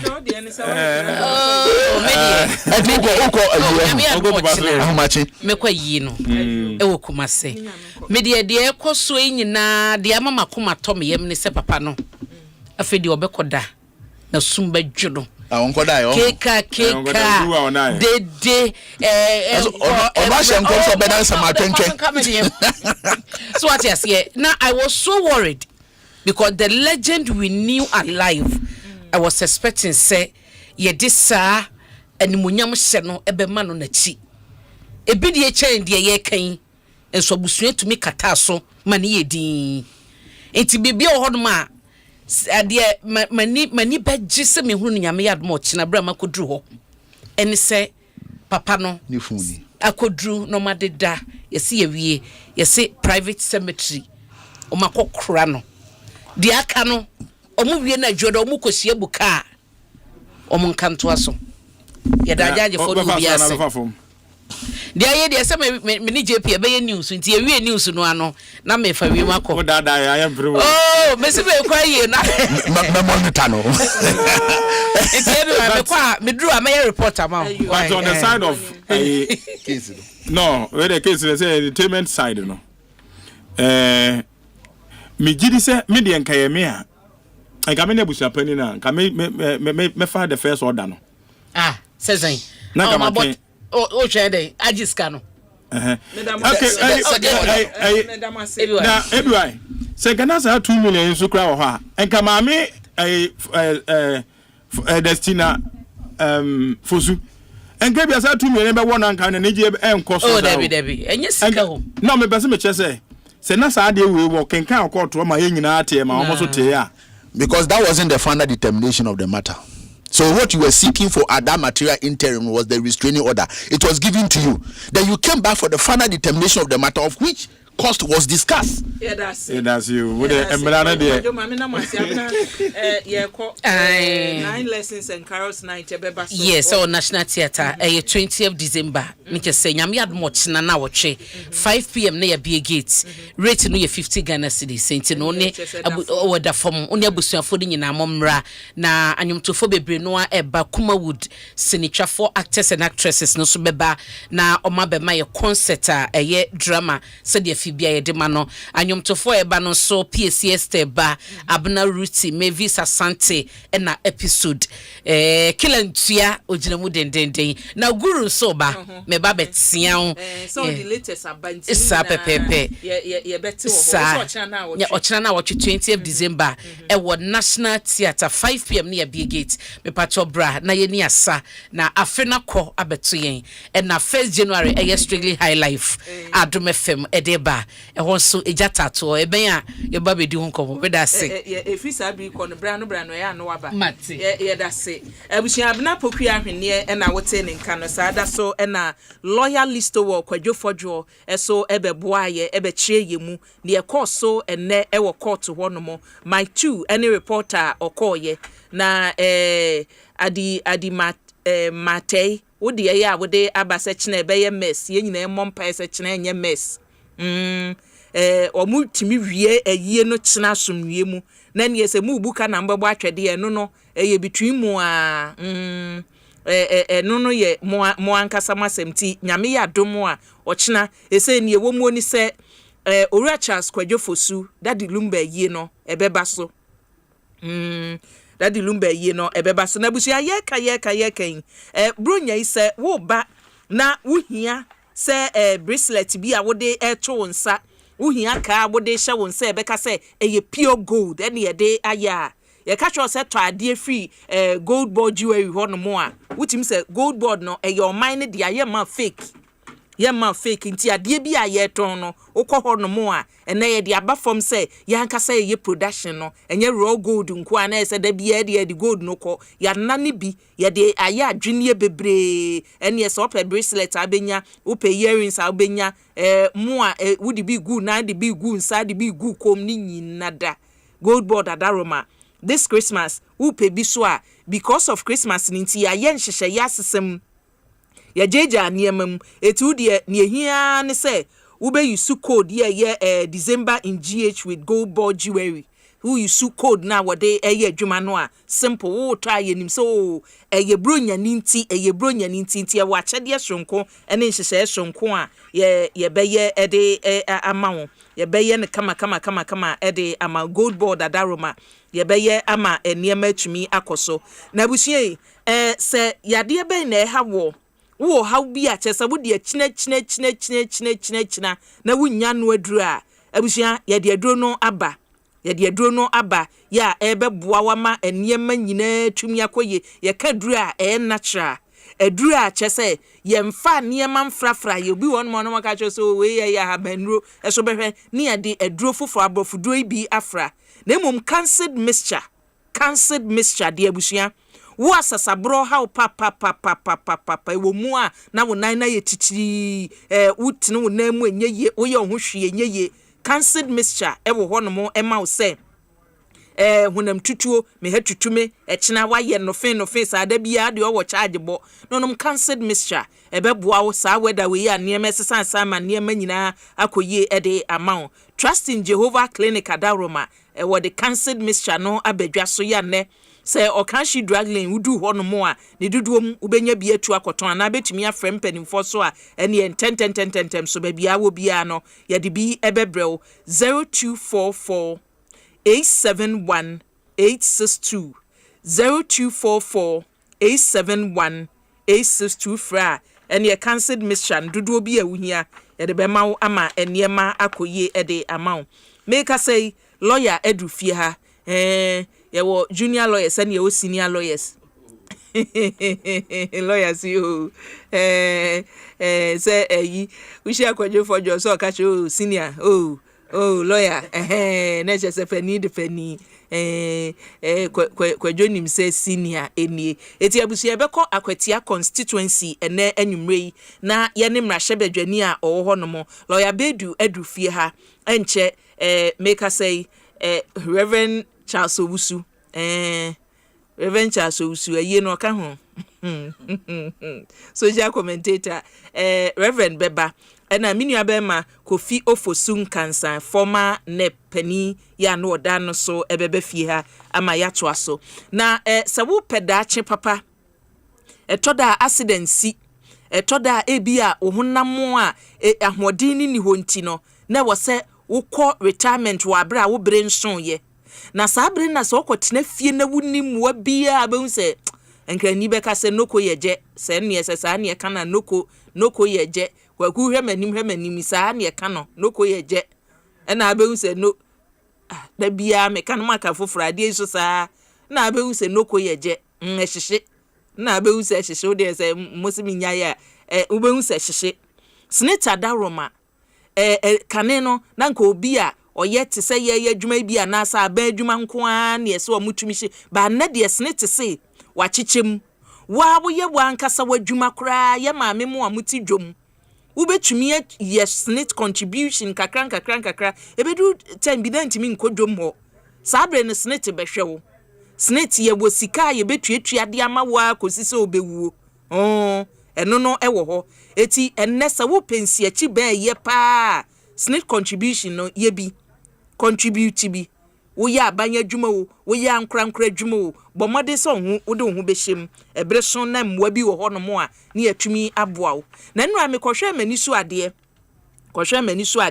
electoral Ghana Christmas promotion yo mo ye no me ye na mse ma me kohwe ho kakra na kwa fridge ya nanka wonumu kwa price no ni omaya efe ne se omoye no before no omaya na after eti fridge ya nanka eton 2500 no msi thousands omoye ne 1599 na is 1600 no eti sa wo yo bi a kanene e kan se me boy economics wo boy economics pa sa biri ye wo mo no wo sika was so called electoral Ghana. Now what near ma what ton gadgets no matete buono so nya no nko blenders washing machines gadgets wo ho nyina watete buono so eti say nasco near ma na wuhi o say ye media o ni nyina wo kwa ye beboa wo e na ye to akrade so se niema koye e de mawa ebre so a na bengazi amane Every so World Cup no ya do be ko Morocco. Yeah, me na episode travel. Ado. Me na episode zoom me to me no.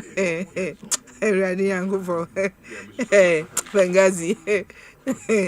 Asempa 94.7 FM Ekosiise sage media so enie. Lawyer Adrufie ha, Reverend Charles Owusu Adrufie ha. Production team no so ebomi Yiadom ene edi dwumadie ebrel eti enne ye behyasie na belakwa unim se belakwa nye nsuo no nko na omode aba o omo wo drinks ka ho won drinks no Christmas yi belakwa se drinks no se wuto bi party bi na wo ye dwumadie bi occasion bia no bell beverages no se wo bo mode na beto bia discount ebom ye bella kwansuo na nkasa wo ho bell pack wo ho blow pack wo ho enema na doson etu kɔ na wo to nsuo na wahwɛ drinks no so free bella kwa omo company no ho no mo esani nsuo ne tie no saa na onema akate Ghana nepa ye kan nsuo a ho te a nsuo ne ho te bella kwa omo no enye ebi mo de omo de franchise amemma ekuo bi no ma sensuo no poto na mu bella kwa de ogina wona so packaging no kura no toda na manfo su na me mo we na mintimi nwai ba ye pese ye mouth that assurance say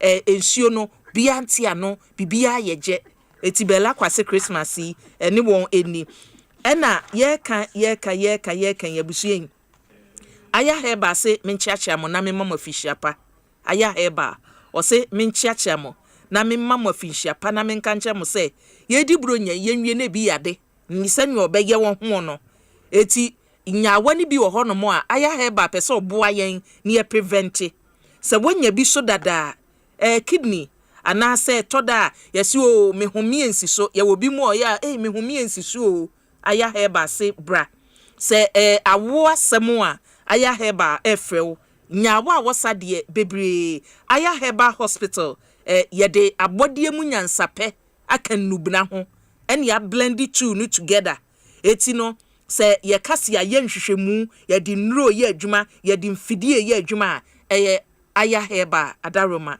ene hospital kese na wabie eti misrewa professional environment to ko ho no mo atim se enye baby abedu efi poto ne adi nipa hyemsi ya dia ya sa kwa no akoisa ya de dabi we wa ye ho kama na location ni ye kwabenya ACP junction ho no mo a anaso betumi afrem panin for 054 610 0100 ana 050 8758 701 panin for memo akwaba ya me de oya boko de onyame adom ye ho ye se sani awa uhwe ho fa aye o krum ha a obie krum akwesi akwatia sana etie sa ban papa ba baby ade me kofa ya na say no de unim kroi ya fa bi mu pen da bia meka enem fra ma ebo no ye nyanyan se ne epe no nanso ya hyase enti onyame adom na nkasa abre ne se enkalumba asemu ikra se nsem ni Ghana enka o kase scandal nam left right center nkanya no nkomo ni edi nsem ni ha teze ye kokot ni akutie private for private matters na no ni abetna na ye ka because ministers no any appointees no bi edi dwumapa di asembia ni ho no mu aye ba betna ha na we assign contract we na we disika na we ene ma ekoye kama sesei ni e de wo mu ne se akwatiafo jo mutumi so na me dete yenkran na membo bebu bio na me botai na menka for plaintiff for defendant na me ka Mr. Speaker o madaroma o ba so mfanto hokra o me fanto hokra awegu so kakra enti me chiao ye ewie anwumre na imse bibia ye boko china ye wura Dr. Omane Boama na yie ti efi ha ye ni aye ko onyame emfa ne kransie na yempo kra de akwatia de so nim say ye maame pa ne ye maame Marieta Brew so nim so fi akwatia good ne maame te ase ochina ne maame edin birthday ti ochina no pa ye nia ye ko ne akoma say je bi kwan na ebi so oh asemo be ne den ye ko ne akọ ye di kan de white akọ na yakọ akoma ne trinkwa ye maame no ene ye nana no na onyankopon enhwe ne so na oma no mfie ebe ye cry at least ye nya 50 ka ho a na onwo ho na da bia ye kwa yakobisa no eye tete asem no wa kire yen na ifi ho no mo a na ye sa akoko fredi ane akotoa eye no so ti akwetiafo medase mi wi a me de messages ni bi be ma wa hye ye nkomo yase amaye na mame na ya opon ase ya opon se akua eye noko ye Jane nya jewo hu noko ye Jane enknei Reverend what enkrai no akua ana meteche wo de me no kan ya na mete media no nti kashegbe wo nti ase menkan ameka idi asante kashegbe wo nti ase media ni asante kashegbe ni chese mensuro mate akua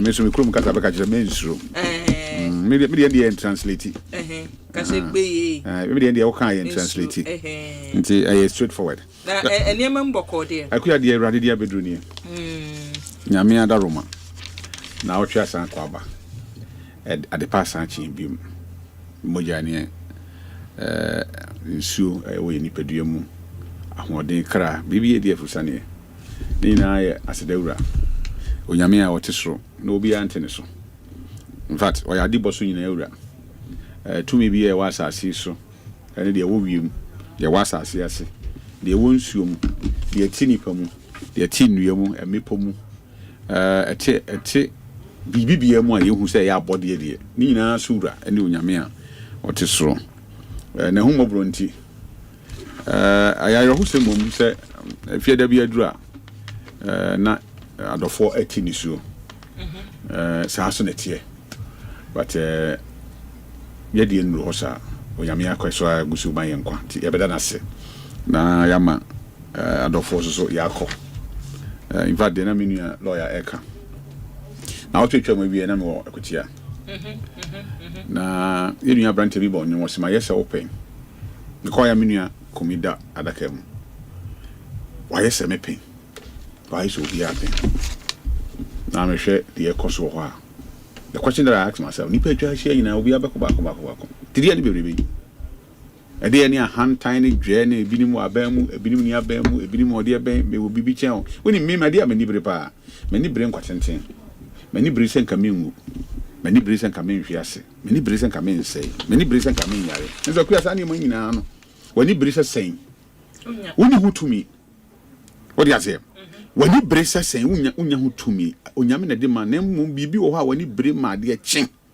e de adakro be de obekọ timi hu se mini akumi oda ho a be ma mu a nka na se fia de se yapon wie na nka yigina abonten kasa de ye bonkomo se ni twe ne ye hu no biem oyire ne ma ye mom yakọ ne ebusua na champon bo nyumbi ose abo paya yempam ekuya so tisa nyu no ose abo paya yempam kamepama menu na ne words na o yusu ye ni bi na eye ma yuro ho na me gina ho na me hu de me ho se ose me mani free school ba enka o mo ne on papa ebi some say na school mu ti sen so what you say kwala here bibia I mean you know how children are and the 40 years boy a young man free musa ne manyi tusa ne manyi ye ti ayo ho papa na we na mami hu se ye hia ho brase o buo ne ani die ne ye ho de wawuo nsie ne ho to we de ya da chi da bia woni ho no nipa na be kata wachia mo de mfa ni die man ye ho se nipa nyina ye nipa in fact many honorable ya adwen ayo sempa na musa asem cha na yawo no eden kofom and just yawo no eden afri hoko ye ni o mane boma fine gentleman abrantie utu se nyansa me de na me mben no nti no onye me yonko But and I'm radio so nti machine na be ba kom yenu bi sabi ye che a ye twam onye me yonko de na so ohia so be me yonko cause we nipa na wo kwan ofa so a ofiri atese for sa so a ye ni akwadwo nchi kan wo so owo jade mempe owo jawo de mempe ensu wo so mempe akwanhia so mempe enso so anka bia nhyem ena woni ho ye ni ndc fo nyina besu eni abusua ne eyere ebesu na yama ne yakọ dem ni fadue ni ama ne hunu ba bia wo kọ nyame mfa ne nkọ no mfa ne kransie wasom Ghana da na se na nyina na kuan ka ebetima kan amanyofo nyame asofo businessmen esikafo sabi wona wo biso ni bi papa awon so ahiafo eni obia ti ase se trosem asam ye no credia o se wo mani pase enipa bewu na ni wo achi na temu ne den wo ho ene de ekosu birebe nyina mentime ho ase na aba nsem ho ne nyina medwumedwu ho metimi treche dwu ho akuya mentiaze o to da menam traffic mu na me huka bi na ontimi nkoye na me ba ben wono so a na me ho asa ba mo se kai mire bi atwa no so ye mo no so da se te se me de wa ho de bia na me bo no so ben no mire bi twa mu na so de ne den eye mo no ene na menam court na me share opani bi mire bi atwam na oye pani o man mpa da ku ya me share na be ma mire onyini ka ho bi mom de tie mire ye ni nka so ye nya tumi a mama ye mfa nya de ese efata ehye nya me mbonyama eso aba mfa so amanipa awasase so me da se kia yeso ye da se na lawyer say me hwe YouTube messages o manfo e de aba Asempa 94.7 FM ebi de obi say Ghana pe ni obi so say dey very shameful to Ghana etineche say ruling na abawie ya ye fa that the lumba de nansa na ye bekoya Asempa no so no court asemo ankasa no minim se toda entiase no ene entweyebo enyantiase because reporters call anopa before 12 edito ye ni mo so omo ade asem no court na win case no omo aso bose including their lawyers bose na after be 2 years bet say there be ye ka so metu eska omo anya ntue nti eyie no bekoso na bi ka so ye recall omo ansa na judge ne koka aye bebre asem no munchemu ne say ye betumi ama ruling say bia mo marine na mo kwa ni asan frem say ya ye review of the case it is say no man ko fa 2 million na ama ana say entumi massa initial ruling na wom na bia omani epa so nyaba asem nieminim ewo seni ajaje fo ye omadwuma ho no ene se ansana injunction semi court be consider any injunction application no now was substantive suit at the judge na nim chesa asem ankasa ho nti wa file rate na was what the application say ansana court no ebedi asem no be wie no o hwe say ebia ne bibibi yemfa sie ana asem no be bia da wo bibi e ka no status quo ne tie no yeman wo ansa enye saa ebia baako ebenya mfaso bi achen baako ade bi o nso a ade ya court ne hwe pa ne say on hwe say ade bi o no mo ese ya yemfa skento it is a court na hwe ye na ade a ye pre ho ana asem a ye ka no se wan bo ho ban na se ne ensa se obi yo ya compensation damages intimi and compensate for the loss intina ye injunction se mo ba nti ye nkase court fine injunction koto so keke ye kan say but answer na obey injunction application be kono now was substantive rate e wo judge anim now so judge consider an interlocutory application such as interlocutory injunction minim we no de I've been in parliament but make generally me zoom me aba near matete no but you see seneye on notice nessa say omo akania no yete omunka emse sa na we tie on say interim ne de no wo ho interim no de for 10 days into fani panechi ebi ade na say pa because on notice ne serve na imra no ne say so nya enam yensa the responde answer and you open in term dia obedi kan akọ no akọ record na ya enu ne more than because the right to be heard court the tonchan answer no wa grant him na 10 days no it we ne dem see a lawyer for me enu ne nia but when the judge decides on what to do our application ni mo or money ruling let me state say emre bia nchechire judge ni mpo so obeka ye full reasoned decision no open court court no betimi aka keke say I grant it and I don't grant it. Asempa FM interlocutory in fact we've seen it severally say court no cry betimi aka say oh I will give my reasons and our reasoning way no ebra me ma me final judgment because the entire court no say bi o han sem ni bi o beka no ebeye the judges are advised and per law no and such judge no go into the substantive matter interlocutory it did not decide mention and so go into the substantive in fact so when you grasp asem na nkasa no wramu pa obi it may be a ground so we bet me their challenges say now excess jurisdiction o fa o to me ne broso at that stage you bet me akọ say high court o bet me akọ supreme court with a judicial review certiorari application to quash it. Because in question, jurisdiction is defined as only jurisdiction, as a for excess of your jurisdiction. It's a grounds for certiorari. What the court should do, they say, in determining it, and so for any reasons or mano, a be prejudge and a be an inclination be as to how assembly be quiet and so my ruling or my reasons no. In Tina court, Imrano man quiet so between I can say, I grant it, I don't grant it, no January.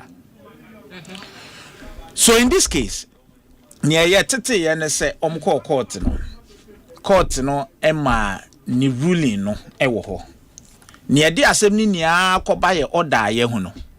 Which order no abe PM say so mutua 2 million be as security for cost. Let me state emphatically say injunction application bia no inherent in it said there should be security for cost. Okay. Inherent. It goes without saying. Courts, I've been in court several years. Lawyers be a person judge, can say on physical abuse and to so say, and that some judges will be like, it goes without saying. If the judges be brave, in pain piece or man a final judgment now or consider at the share costume. Sani be inti judge canon nenswa on tomra say as I say goes without saying maybe for emphasis. It mean when they say and let me also state in PMP court to me emma a decision. Okay, or my decision e bi oho mo a many minim no ade a ye record pa ye near court ne be sign. Eno nti se judge no e ka bibi na so wo na ase wanka and also be so waka ye near beba bontin na ya certify no eno ne didi adanse say me na me ni court obi ebi se judge na anka sa 2 million no ebi so kan ebi se ebi ate na omante ye be den ye hunokure wo only the order a ebe fi judge no ho aba no eno ne de be ye adwuma ye nti we kura lawyer kura ogine mama ne odi asem na court no wonu so hu till say ye benya the certified report na. Of course. No, that is why in fact as we speak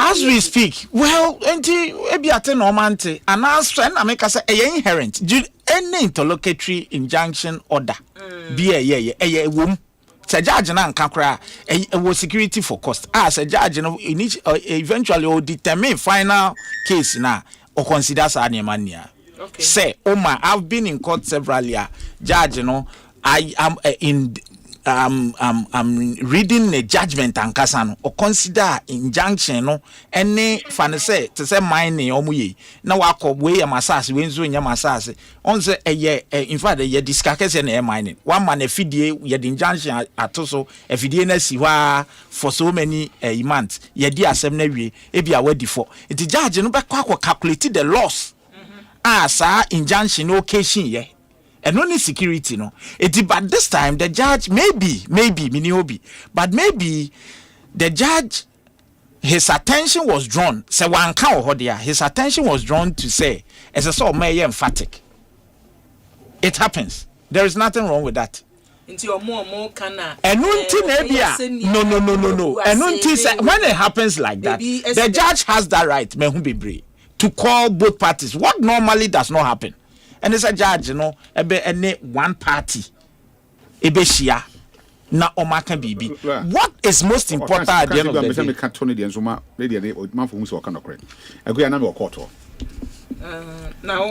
Now me more high court, but now me need the young bias. But me come lawyer the na mo who say or cannot correct. Reason is say now go register and chain. And na lawyer for Papa Shinum, like I say, perform court no e buy. And also he has been called by my lord. Say wama federal order. So what you say? Say omun deposit order no wan your court. Na courtroom mo ni mo say o ka say you see let no na America you see federal order. Look any interlocutory order has an inherent way wom say there is security for court. Look in Janshin Bia Judge Nankakra is embedded. Ubisas every senior lawyer and as a lawyer would it's in it. It be a emphasis from undertaking security for cost. No, but the undertaking is security for cost. The undertaking, no, you see, because said court, no, eka se sadie ebi a yemfanto no bi emfa nsanka. Me na na me se media. And na yesi there bi ye betwe ho manso nti yemfanto. Ebi kura mpo e perishable. Ebi a ade no nke ye de high. Esi ho for so many. Iti wenya kase yemfanto ne de. Me say I've been in court. Lawyers are requested say no, there should be judges no will tell them say it goes without saying. It's part of it. Yeah. Me have my own can. You know, say it's there. You ought to have known. Usually, when they are doing their final judgment, they consider all that in Costa Obama. But you see, maybe the judge eventually, he was prompted say no, and emphatic so that. Because when near time that's be 2 hours say there was some mutual scan within be 2 hours now court now can ya babedu ne say ye be body a ebi krampo a ebi mpo a ye ne nra na say ye be ye nuane a ye nkodwo mu nepe agie kese sa obefa agora watu akadada obefa canopy a wo hwe ni nia na ne wako court say o person injunct the whole process me makobida my bida David court no Emma decision in yes it between and run in no I mean it enye fa at least what kai first one no mdi kan ye na break akra wom it is a judge no kan no so be consider say nyere any won so no e bia o ma 4 days or ma 5 days to raise security for cost but wo pe ade no enne no wa ma wantua no ka se tua no Monday ya anya ye no wantua afi ni e ba be and of course these are civil matters se nipa na enye ska na ntua aje se jama ye ko hwe na japade bi to ni hwe ane security for cost is discretionary. No, you see what I'm saying is that men can say discretionary say it's up to the judge to decide whether you should pay security for cost, but the amount quoted of course discretionary. Yeah, that's true. Yes, but I am yet yes say ebusia penny lawyers no demand for 5 million. Yes. And judge no 2 million. Even at the bar you can decide. Absolutely. Absolutely. My son say I am yet to introduce you only why. Why? Sorry. Court adwuma na na aye ne ha no. Wa ma junior lawyer titi. Oh, Debbie. Oh, kawaso. Asempa 94.7 FM Ekosiise adwuma die so eni. Sa wote ni ewo akire a kwampoku CID na ate ne nka no.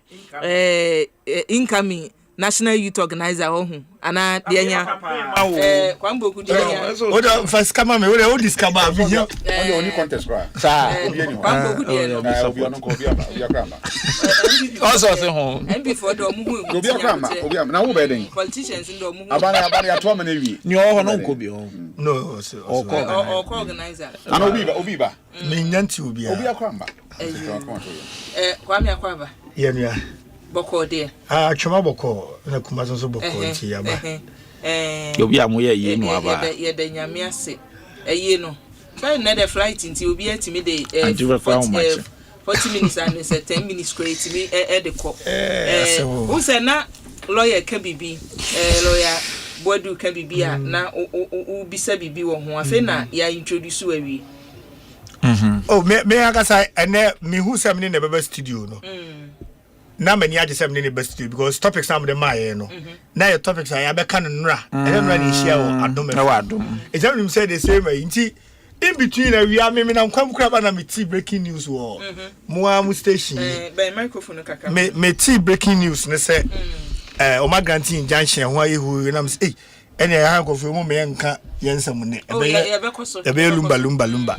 And see, me, your course, I feel later, me radio on the side about back. I said, what's all your call, my connect time on my phone. About back, then in between news, and I say, there is a breaking news. Say, yeah, you say, Omo court, no, Omo lawyers. It is said, Obe Casem, no, oh, as I said, I say, Omo Mirana, and Obe Casem for 2 million B. And Martina, I never be brave. So I was trying to refresh my mind on injunctions a bit because at least me, the minimum senior, I'll bet me actually say security for injunction there. I am not mostly undertaking. You sign an undertaking, say, me say you dear assembly, maybe to be discussed, say, and I say, me shabo, and I'm taking your visa, me shabo, and I didn't say, me discuss say na, say you dear assembly, butia me tuya.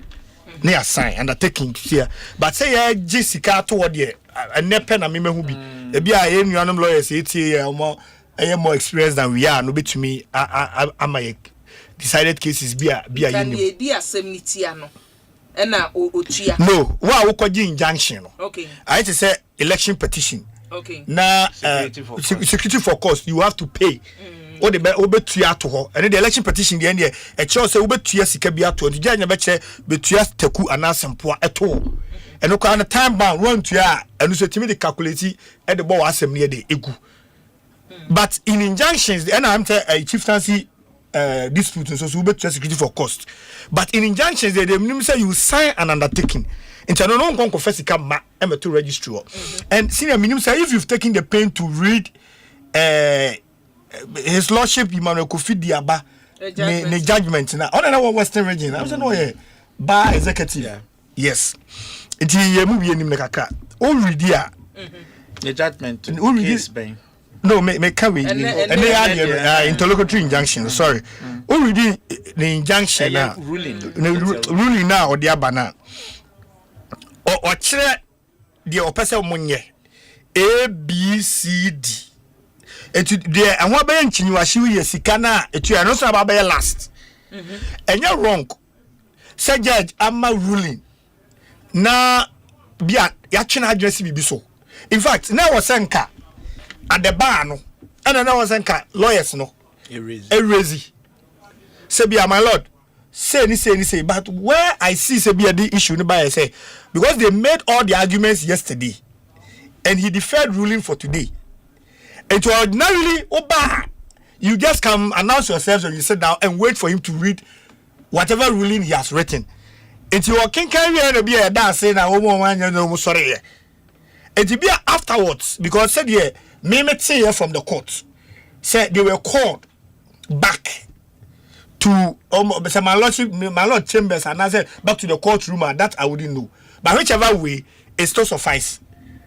Anna or make review and as addition to the ruling now one man others no now senior so kind my family na the camera me pese me bem kitwe bi yes we know what we have at the moment the order I mean the orders of the court okay I'm yet to read the ruling there is a difference because of course obewo a reasoning decision tie more the bar to this it may be yenye no na because me ni ho ni ntimi nim se na court ne ye na babaza but what we have is the order and usually for the sake of say yenye ye no SSC yourself we ni ade ye order na yourself not the ruling so what we have seen and I have seen on where you know order no but the reasoning no e wo mu no ye ruling nankasa maybe ye nya no a ne ye behwe se na kan and I do not know whether the court read reasoning no e wo courtroom the judge read it and I say obeka give the orders and no me nim ye see Sinapacho already a memo juma but me say so be read the last order no, it is also further ordered. Okay, so it is also further ordered that the applicants pay 2 million. Oh, okay. The applicants pay 2 million by 2 p.m. Please hold on there for me. 2 million to who? Any court. But the court. Okay. As deposits, because even they will calculate as a court because they would be to court and sana to deposit against the costs to be incurred, failing which the order of interlocutory injunction will be vacated. So did they go back to the court after 2 p.m.? Court. Okay. Lawyer. See, the minimum say in practice, the minimum say in practice, say your ma orders be say the council on the other side will have to go back to the court. So as we speak, this order is still active. Because very injunction, no. Because say or say failure to failure. Well, how are we sure so much you are no munchi? Yes. It is only going back to the court where the court say accounts for then the court will make failing which the order of interlocutory injunction will be vacated. One can say is deemed vacated. Will be vacated. It means you have to go back to the court. Or the search back or to say say at to registry then the court can make further orders say whoever he injuncted. From lawyer, from the reporter, reporters, Joy FM, ne or more mobile na amayati no nature say, or man to me meeting ruling no by say. Year free so. They went back to court. It's possible say they went back to court. Okay, they should because reporter who call my joy ne reporters a back in and say they went back to court and what we call reporters. So why is the new order? Because this is an old order. It is over go back to the court. There should be a new order. Invalidating this. New order. At least record of proceedings. I mean, what happened in court? Because it's a court of the record. Subsequent. A bit my possible say be a banner yen sanke because near yen saka and in ye okay ya. Because you see, this is supposed to be served on entities. So what must say so that yene maso or mobe who said that it's conditional. Say if they pay the 2 million and yes, a yene maso. It's in Nipan better who said they've paid or they've not paid. It's yes, I was court no said they didn't pay. So now beyond that, I have another challenge with me. Who may buy me who I think the judge, but you'll be a moment as an aspect of via. It's a ruling to me. When I carry don't say me crown was say it is hereby ordered that. By microphone, it is hereby ordered that the first respondent is agent. It is again ordered that the first respondent convenes a meeting involving all interested parties, including the applicant's spouses and children of the deceased or their representatives and other relevant stakeholders to plan and fix a date for the final funeral rites of the deceased. He is to do so within 3 weeks from the date. What can I rate? Obi abase me na me yebusuan for me ye ne maame side busuan for yen mom ne wo right see what you say and that is why I said say I've been in court severally we judge na say ma a decision ewo interlocutory matter muti say injunction say ya you have to be very careful and say so kwasem nim onye determine whether omo right be an omni right whether they should even be called or they shouldn't be called. Then you state in your order within 3 weeks. We say omunkonkoshia. That's what determine ourselves no so omo ye part of it into omunkoshia anya yi. And with this said lawyers no I mean no and some with the hammer I say obi a wa be som ye man maybe I call him the greatest of all time. Wa magana ni bia ni age na nsem this is supposed to be private matters and ya ban bia ya to abama na asem o. Ye ba ha gi be di enkomo. And no be private life and abedane a subject matter for bia ano and the number bia ni Kumasi High Court. I'm said the next one you be ko Hosi, you be ko Tamale High Court and so. We the namhana we the nama ye gu ya papa en masasa. Di asem e den ya na yepe. E den ya na yepe me de omu ntwa so na ne omo ye na aniwu. Aniwu say obi kura kwa ye na onim se o so san yo because unim se wo ba so se maso. I mean den areho se na papa bibia ye boko a ke bi kura be man state barrier. Of course. One ya meche no but abana ye careful nsam na ekoso no onfa ne ho nkogim obi aye din hwe abusuafo nka ho masem but nko fata on himself few days to the death no president Mahama dinner bi am say na date ben he was invited and he was there I think July ade bi na ye omo ye no o so omo frɛ public day yeah omo ye dinner bi ma he was there. Yeah, I remember. Greatest of all time, there is no dispute. I just say, oh, now be disputed there. Me dispute. Because maybe I had be fair. Look, oba a year, your friend is saying gospeler. Or chere say unim nyomto. Oba high life or chere. Politics mukra made no kwasem. Nana is a winner no nede. And you know dear. And some way woman na me nya adwen. Nti wo dem a oti na obo drinko kaka. 2016 na sebrebe NDC for the jubilate ye no. 2012. So and NDC. And you know ya kama into all angles no. Papa no. Chese wa. Chere papa even okọ ne nkokra bremu kura okofa ye nti obi e bai.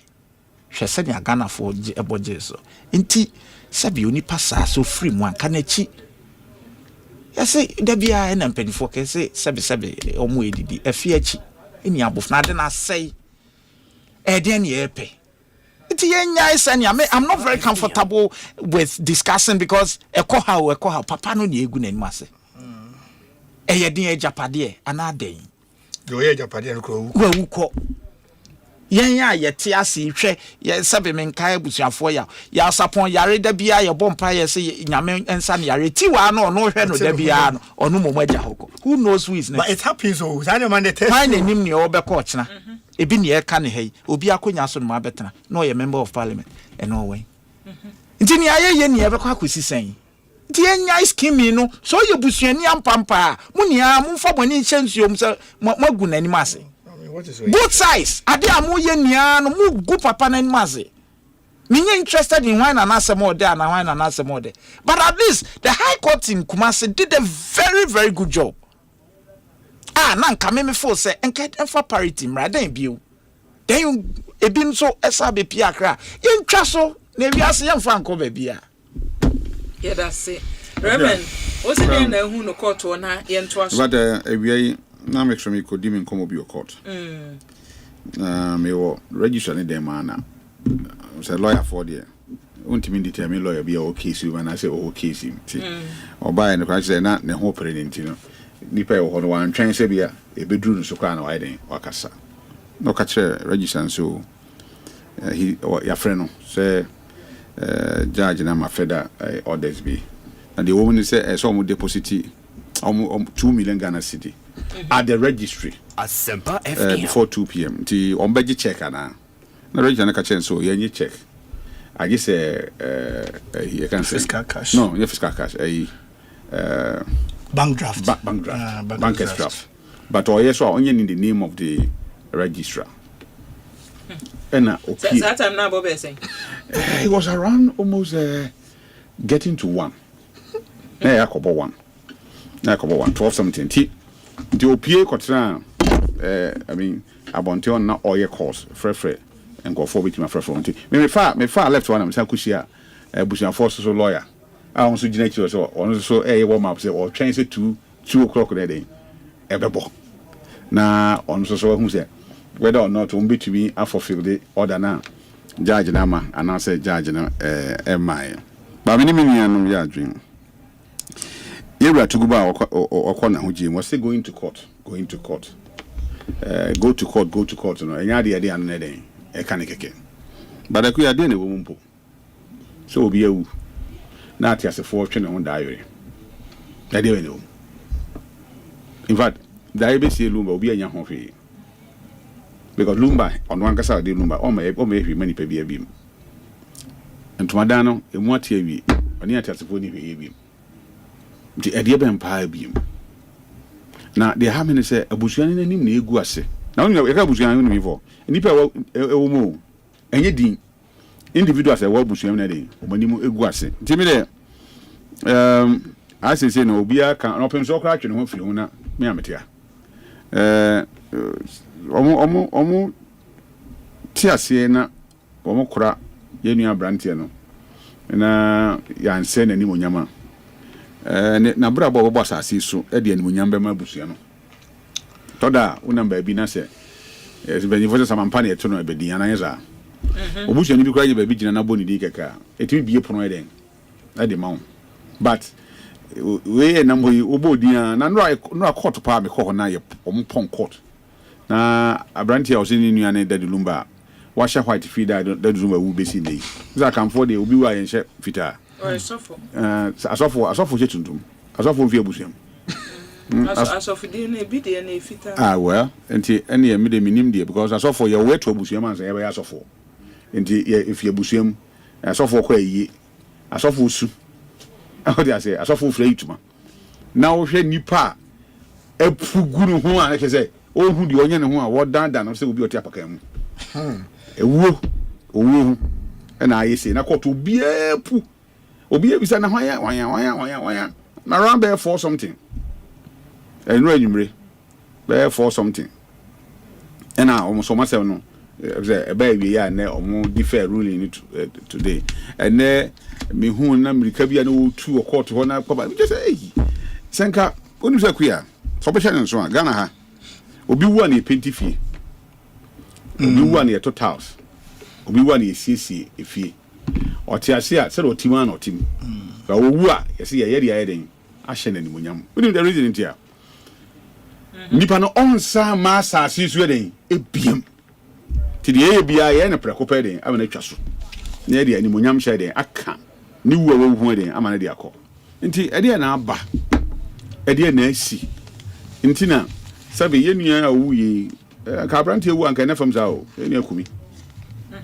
bai ko ye eni ma kama o dali me na mkachiro me nua me hu me nua na o hobi lawyer chief mona ihu no no amba onfa on de wan hu me ba me on ka de ko na me hobi unya ba bi san for na nsi unya ba bi for na nsi me bre yansa me nya konyo bi ye den atra so because abrante na ne ho do entoto ye so na entoto ye so ye kama bibia problem unti koka bia na nso ka se koka kura wo mo de show mo feel sa abrante uza no nka mai be koso no abrante uza nka ntokwa pa be koso because 40 years any 60 years here difference umpa but reverend me nyi ni se kakra mahu papa free me nyi ni se aye bi wo ho no mo a mansun bi ni akiri aye bia se ye manage no nyi ni se fie bi yesi obi afiri mu eden ya ntawantawa kakra bebem there should always different from me you feel the way you are not there should always be that family member as an animo nyamwa and ka wo ka me no wo nya adwene and so what can ti matwa so in every family say ase we pa say nyese lawyer bedi akopa na kan kan no be chia yam na nim feri enti no watwa so cause we say me pe 29th obi so pe 31st obi so gidi na panyini ana chese panyini ofro tuni na so asa no tumi na so date say na mpe aya bu so man ne papa yi o man ne papa yi ebisa no wo de bi so man ne papa bu o man ne ya wa o man ne papa yi hu totoye na busu apanyini de to ha no man o man aka ne ya ka gu o man no man eventually ya busu apanyini ba ku bia no so to ya do de na see from say emu nyina makamati me ko hu abrewa aba oba yo diditi ba e o man na etwe o man na etwe obi antimi ankasa bi. So there should be that one person in the family all the time. Akua. O kan se bi na e no kore. Aye bi ani ho a hwehwehwe ani ho. Enso se o kai se obewu a won so. Won so obewu sa. No obi sa ho se. Aso se wo na wo da ho a. Ena wo ye pata wa wo si wuntie a. Obi ye pata obi wo yi ase no so ontie a. tika se na we feel ti to da wo nipa nko ade e se wo dwen e ma na buro enema bi so but akuya ye bi wo ha medi animu I don't want to go back na me kamu nsema kirewa ebe won say sa na etia ye ye nyina wie ya asabi yo asa bibia nsiye ana bibia koye kama sa na to ase but to da se wo do bia nwakuya wo mpo de abadi pesu ne aye odo nti o se wo do bia de mani pesu aye odo a ododo nipa nti nti se ye do ye nua no pa o ti ase because the past senti what tia se na wo mu na ni da ho na se ye na yi ya ma ho kwan se obi ati ase yi na yi a think an to ka be yi na se akuya ka to ka be yi na se ba usa kan force ensi wa yin tum se wawu je se ye de wo chef mansa ni aka cho se afide ye ja okwan kra oni abusu ni hwe den eye biem enti mesre se court ama ho kwan no mkwa akoye yi ni ochena omo mu die akire susu atakra bojamfo no soso no ko wabusua mu na komo obi nwu na kokon ntokwa ba we obi dia what you say omo enfo omo ho magia aha me ka se minsa kakra na nyesa minsa sa na me ni obi ya adwuma na nipa na manyi chen na oye adwuma ma me one day e kasa sa no ka chem se o nya na wa ye wo fa na ewu na wanya bibi nam so o pa na wo fa no dos de also mo fa na ewu bibi nam so ne ma ba mi ensan wu na so genya na so nya gidi nya ma den e boso se sa na tie dia because that's my kind na ntisa enti me ka sia sam so se obi a be wu ya mere na ni nyina ntimi so da kopenti se obi ko no obi eden obi ja obi achi ti mo ba yan kasa o me yan fa sa de ne hye etim ni ya ma so ndue den emra o ye na yi no yo ma me na mase lumba de besi hwa ya ne wo mu ane se yi no ba so ochina eti wo a waye wadwen so obekobie no enumre wusimu abedu edanya wo wiawia nsawam kwan no so a kakra kwan 10 hours o say from 4 to 10 ofi kokuma say 10 hours 10 pa organizer oba for one half so me fa fomo over from we are short of from there yeah and I did 10 so when issues with flight that me 10 hours akuya nyame ya wadum kra no me fa ko frodua when kwan foforo but from yan share with your topics and a group no so send ye ebre no asia ye nti no your topics no miensa ni opesa ufa na say ye de akoye ni ba me pese ye be share free OSP de no so OSP president decision fa OSP office no because utie ebi mu so de o mo ka say OSP nasem OSP na as a person and a mampani kanasem but the office say office no e wo say ye free ho ana say tena ho ene no edapono so na pandai ne honorable parliament pandai yes say sit no mind dey ebutuwa na say mind no yeah the electoral commission organize any akoto there been person who akonwa no parliament o maya akonwa no no sio now say parliament no we no say no be atimi like once a year wo group no there no to say minority how timi crat na ebiso obi atimi because ya na intimi nya the full house ordinarily no ha nti obi timi of course enra cra say nya first time or better leadership position so at as no backbencher David oh it's David now ya koto aba na be bia edu no wa kire wo na so no oye campaign no way na say no ka so no be win election na nya aba na election Supreme Court ni appeals court na o gan so ye Supreme Court be onte ni ekwo there be some be your majuma but they don't stop it ni wom ne say special prosecutor but answer na no me ba ye pepe ya mo dia to we bi ye mo ahime daily graphic Friday 12 December daily graphic will be as the auditor general invokes powers auditor general let me state on authority we ye beto no nya ni afa na adwuma Nana Adodanko Akufo His Excellency enofa ye requiamo ono no your auditor general or say national service maame no gift you worry mensa madam yes you untua sika one ne nkrofo one ne team no umuntu anya daily graphic we nye crusading guide daily graphic untua 2.4 billion Ghana cedis in farmer Ghana. A basi yamfa politics and tunching. Front page 2.4 billion Ghana cedis. What they will treat them say PhD will treat more. What the quantity is anymore? Saying 2.4 billion. To people who has said I now, yes, sir. I don't know, yes, I say. So, what's the one is doing? Auditor General. What's charging? I'm saying, I'm having the answer. Eti was charging and no, say a car, what boy, no. Asem no. There be maybe so long. I turn it here, Sika Wafa. Sika Wafa, the auditor general. Yes, I charge a report to the daily graphic. When FNDC headquarters 4 billion Ghana, new Ghana cedis. Nkoma SE Dini. Baby of Sikan will be on fair dear mine. That's it. Or the paper. Then you account now special prosecutor and for Sebe and Nipa or on said Ghana budget so. Yes, ye pay say action no edi west nechi. There be statements. No statements now we also need to account on for special prosecutor. No, say expectation, of course. Oh, share. Say what's the office no office no dear niente for and 17 say. So I was in the house, I was in the plenary when the debate started.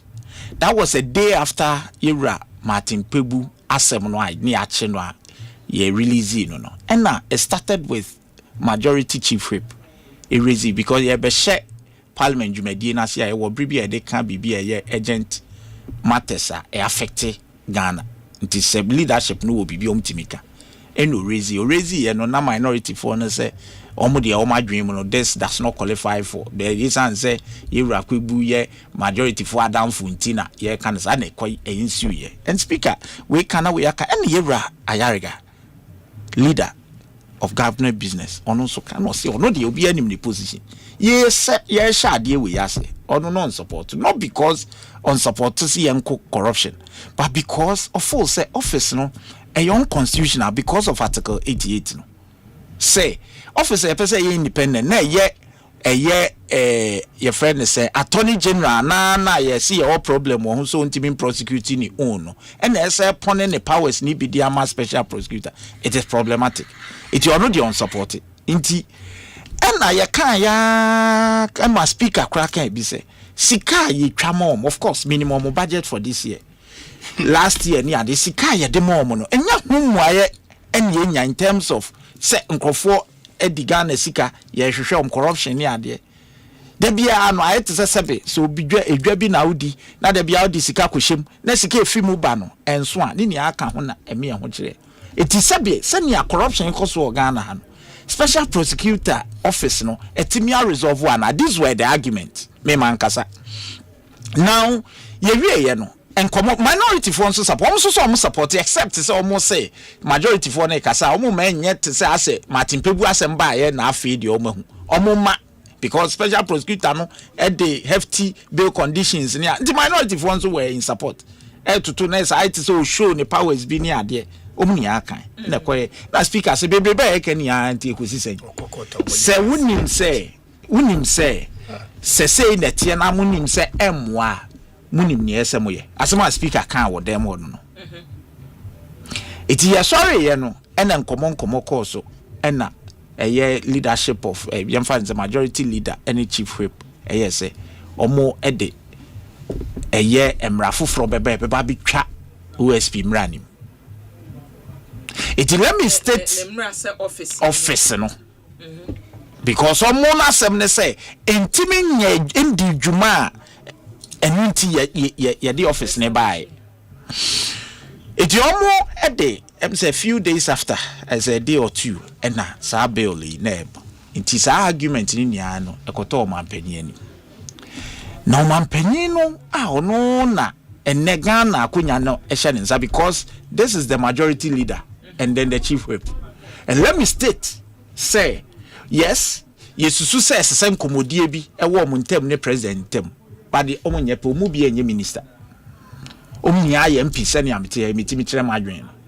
na mmom mampanyin na ono nso etie adwam a ono hwe baabi a ese niema etoto ye no ono nso eka kire na adwen se osram so munyan ne omoye no eya desrede o mampanyin anhye wo ene leader kra ka ho asem because minority for bisa no say ndize wo ye den no so yo no oje o mampanyin nyansadi eni ti no to abama no it is no mampanyin say unyan ne oye na en me ne o mampanyin ya adwen look a best send a bad signal for President Mahama ne naban see a yes mistake here ose mampani esre se wo munya bi me mu ne se ye ka se emrahye badwade ne ho mampani atena ye de ne ho ansa ne abade judiciary se omode omo ho a obi ha di ne lemu eti se parliament decision ye take decision in parliament na president say directive no man directive na ye den e yo sre esre adesre de kan letter no on directive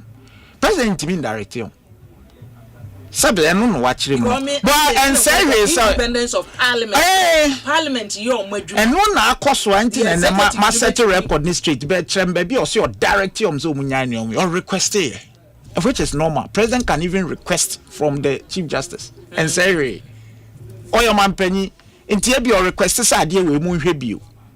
Opa obey opa onye. And minty and I minority for any president or directly and come misa majority leader saying to then obey. Because the final decision one in some o man penny akasa and then obey. It is okasa minute send and never cast on man penny adwen so be take steps not the withdraw nadia. But okasa mekoso aya sabi o man penny enye ne hwe mpacha wati ase yen so a yen ye di na chi no se ye wi a ye beto aba ye be consider say bill dey be wi no ye be we say ye be giatum ebi mpo ana majority ne minority ebi mpo ana dodo no kran support. That's another thing because answer na bill no ye be wi no e be ba plenary. It is that thing is there, but we won't even get there because and let me fee parliament be ya no leader say ojiman penny nyansedi and you not to abama no na 2 hairs are better than one. First na yon nko adwen o man penny di ava be kan. These were his words. Yes, so wejai. Huh? Wejai.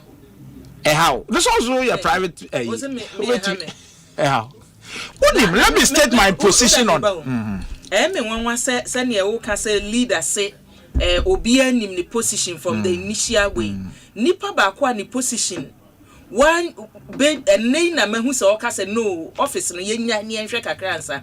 Alaji Yusuf saying okay be ono na me hwe animu se nka amanfo ka office no yenwunu nka obeka bi because eba no he was one person na original ka say no ye were offices ye were state agencies or one more equally betumi aye adwuma asa office we be ye ti ye resource omo ene okanya prayer ena ne ebesi enya eti leader dia working me position is office na hu hia me put me humble position on this as office na hu hia nyenti hu hia ni na say wanka ne mampani kan unyai dabi mejai but nyenti a me ne mampani ya adwem come starting po period di baby aya bedu no o tie o mampani west o say ye premature sab period ya ko mpacho tie me ukoye bibi sesi ada obi e lacuna.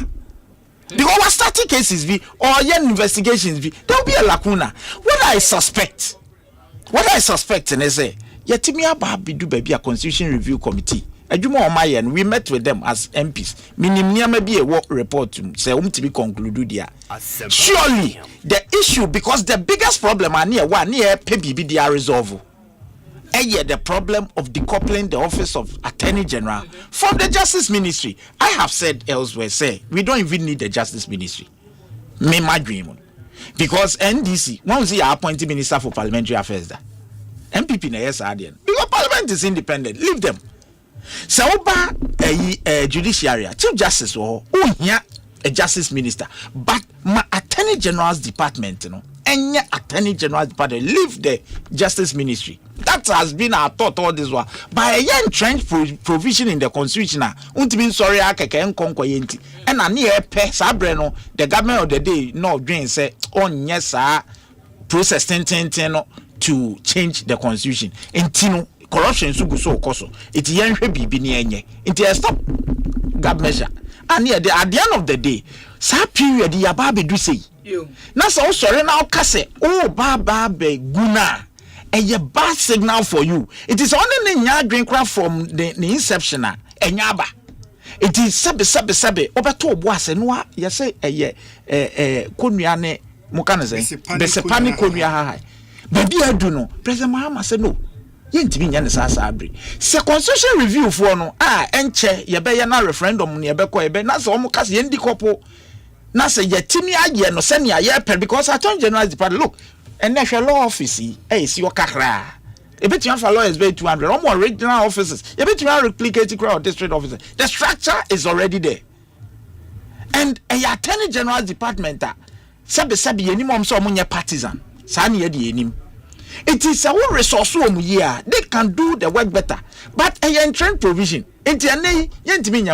Special prosecutor no ho ya na fam die. Once a president Mahama catch and say also bo homode.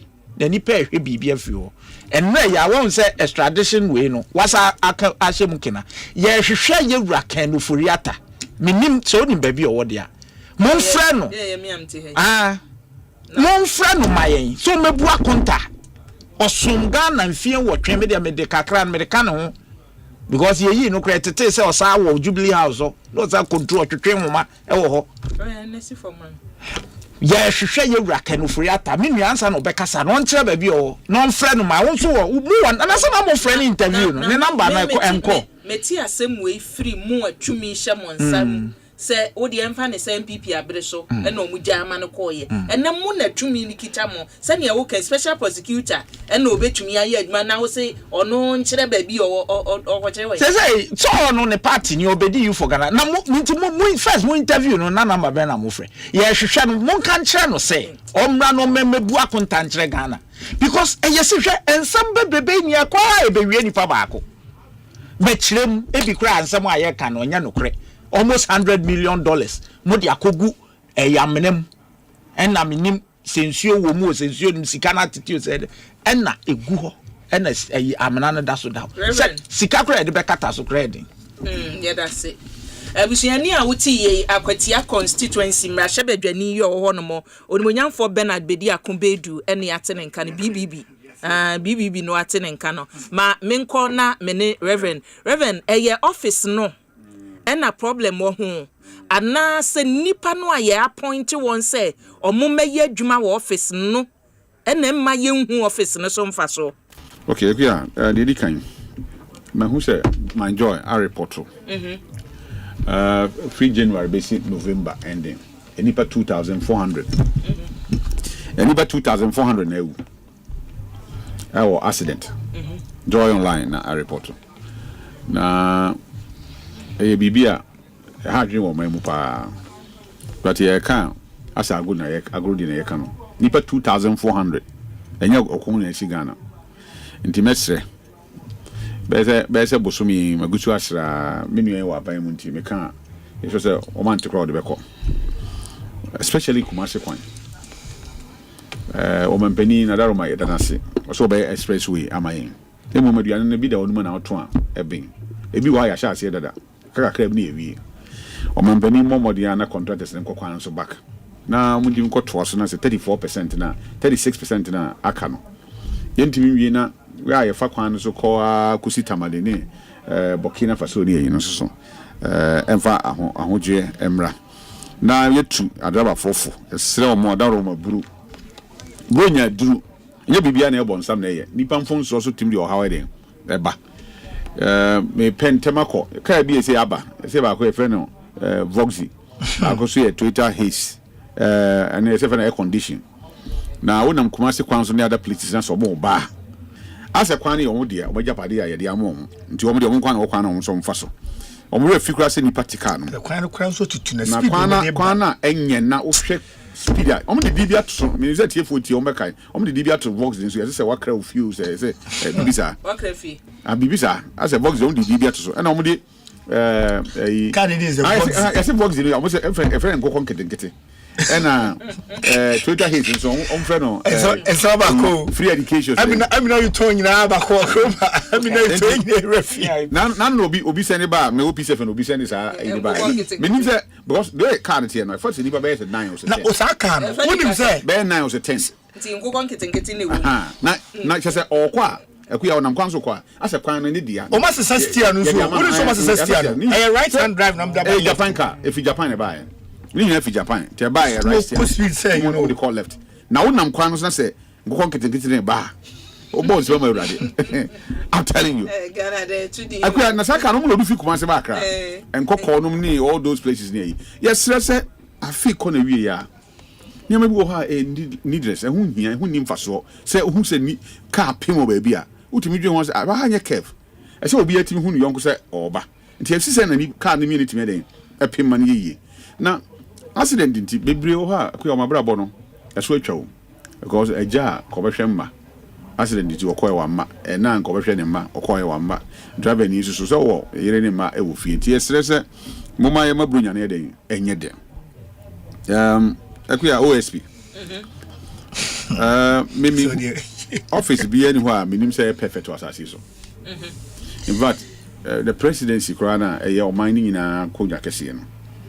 There were workers a year Jumayafua, any yaman you could be. Yes, Samba and cry, or more Yajman. Now, yes, Samba and Yankasa, and into a song in our wedding. A free ho. Nipana or was thrown if he said. The Jumedi be and saw my man in the Cotroba near Troba a free ho. And ye, nay, the papa said, Mempenia or Chamuko critique that office. Now say, as some no, there's a 10 line. Oh, yeah, can't ya canina a fuya. Ye can't office and a candy pay who united at the above.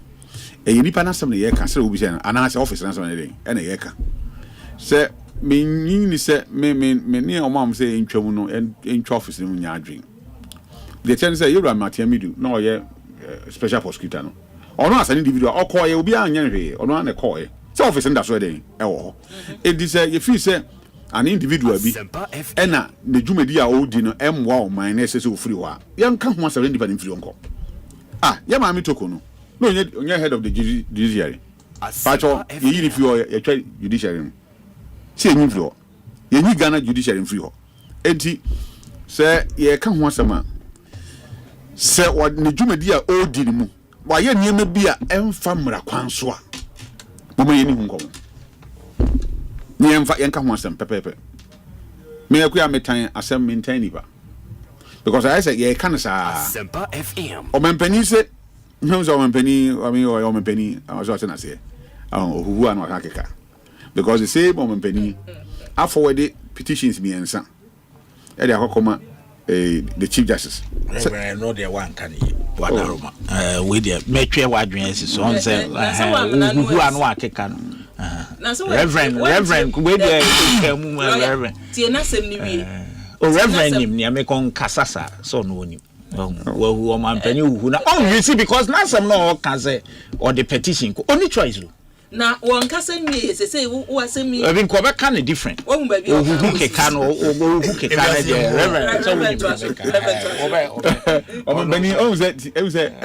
previous government to chair no there were petitions be na fa chief justice on e kodu nanim no wan forward anko oso ohwe mu na sabe ehun enina so bia o man panyi mama the make o man panyi aban akono what you say enti everybody numpo no there be mama mo just for enumpo no. If the petition has to do with the Chief Justice, your man penny a bit determined, only cancelling a bit determined prima facie case. But if it has to do with any justice, any other justice of the Superior Court, you define or design special prosecutor, ababeka justice of the Superior Court, no, any electoral commission near there. And no your man penny, ne dear your conveyor belt keke. E ba ya omiem kra no dia come Chief Justice. That Chief Justice will might determine a prima facie interno crano. The matter say petition ebi say 16, ebi say 17, ebi say 15. So sana etienne or special prosecutor. Sana etienne or conveyor belt there. Ada na mumi ensape ene dey akoma CJ. Na mampenia ka say 16. Oh, me say the main what you say. Some sana etienne there. So he just a conveyor belt. Na petition bia ba also for the cordia and the petition do ayati go enim ko for try o di bia kwa of course o mo de yam for de anko enti akuya me wi am di wi ba o me na me no lawyer akuya ti anything Mini yes okay, mini na chije. Or conveyor belt. Petition biaba I saw on your forward there. Conveyor belt ni chirimo. Dino say or the cop. One day maybe answer all je. It's a near dear amade kwa say edi. Me udu chance wa. Amade o bi na say mo kan e no cresa. Me gidi so. Sound the ono the oje ya na o de ko. Me bo ana. Apart from chief Matthias, me can special prosecutor kwansem. To oje do bi a o de be ko. Me bo ana. Say the yet ye no credit ya. Like I say more than 3 petitions. Unless say enye no credit. What you say? Enti akuya, the American say your company afford the petitions be inside the call. What they come you can say CJ. So we film na say e was say ye sin konwa ho a obesin konwa ho ananya sa e na parliament for so in their own wisdom no a menu ka ho e bobo nse na majority leader say osan a lawyer so ka ho ono de waka ye nyenne tama na formation of the office ni na o kan say ono no hwe ye mra ponum a o hu ba bi a poten a ye kofa mra na de fie den e de establish office ntinka ye montungu o da so gina ba bi o gina na mum oni menu da fie mapo on de kwa de me na ni ba bi fa ko nti eja o menu pa e de be ko antina munya mu de aboy na say ya boy dem parliament aja omo edi nkomo ho a o mampani se me pese o so ere o pache wa na so ere o advice o sre nti o sre agi se o ma na open ono ana ban mu o ka ma Ghana fo nyina ate so no mampani de o se ya makwan ma office na den entra ho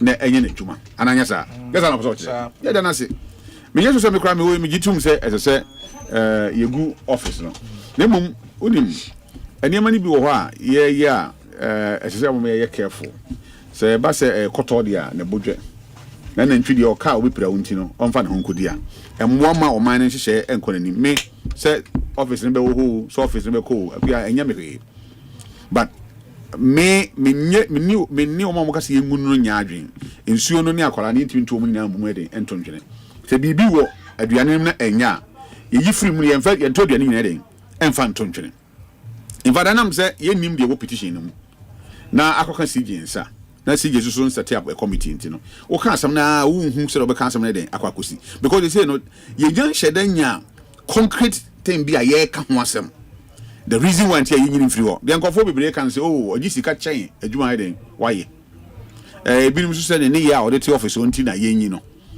ba mremu no watia mra wafo mra a ye say gina so ye yina na so wafo mra won so nchemra anamwa ba onfum mra so dia ye ntimi mfa sabi o oye tiatia oye tietia oye tuntum ana bia me mpenasem emfa kansem me sa de me nyana me dwen ho enti whatever it is no aban shi omunsa ya de tumi ne ja omu ne de amom ne de ja omu ana ye hwede omu de tumi ne den ebeye o man pani se ya man international ya man international se na dwuma wo ho so enso ani na ye se ye ni free ho ema obi foforo betoa adwuma no so a ye ma de ema amansan hu de waye efisesi ametwe so obi sam se ma ametoko no e de ben pa potin pa na yegina so de yi ni free ho a miminim mi minim se ade ben pa potin pa na yegina so a ene nti odi hu fo a ye yi ni na se me mo amane akua miminim enti mi pese ye nua kisi ajaben ene ne office en ho no si ye fi se waye bibi boni bi a ekoso a ensem fata ya mama nsan nyina ehu because enya nura nkwa na obi teni nkofo akua enya nura ano na se wa ga kure ko ditenu na se me tia me ka se me ntan nipa na me tan asem nka me ka kire o se me ko ho de sie no and kwa warranty se metimi di petition akọ udi how many days obi many days the whole day maybe the omo de krata ebra me say ya freezy opani bi odi na chija me ne asset at that time me tu kwan edam so me tu kwan e bia no mbe hia me nti ma me nkonko bi sase bia omo further questions bi wo ha a bia mbe hia me mre die di mu a se bia me nko na obehwe me ne de na me ni ha timi ade eche yeso mo yiba temi o ma mfre me na me mi si mu pam na me call ho na yesu o mi ntwen obi ma na mra many minute take mo have a coy into being so make say movie and was movie catch you ya continue to bed don't really bear me and some 3 hours and ye bana ya team no man nipa be for bowura dan no don't be don omura no be am say why na chaso am say me or say a free high court ye ba be say na am say be say court wo ye na hu say me wa because we free high court me maba eba be inquiry do you know who said me wa say now be say me I'm not running away me and am dey me where dey but say can the telephone frame me cry na nka be ya me obi anka me ma kwan den am wo hia me nti esi say na mo keep me sa na ku ya yen komra nyina nwie no ma wie me ni menua epia kofa ye car akọ ye podom ye free office na ye ba ye call toys be ye car isi no na so je ni bi so epie efiri omo kibiki no mhye no ono nanti hia yen e wo be ye koka no no so say I'm sorry you cannot leave na say what's my crime I did my also I'm acting on instructions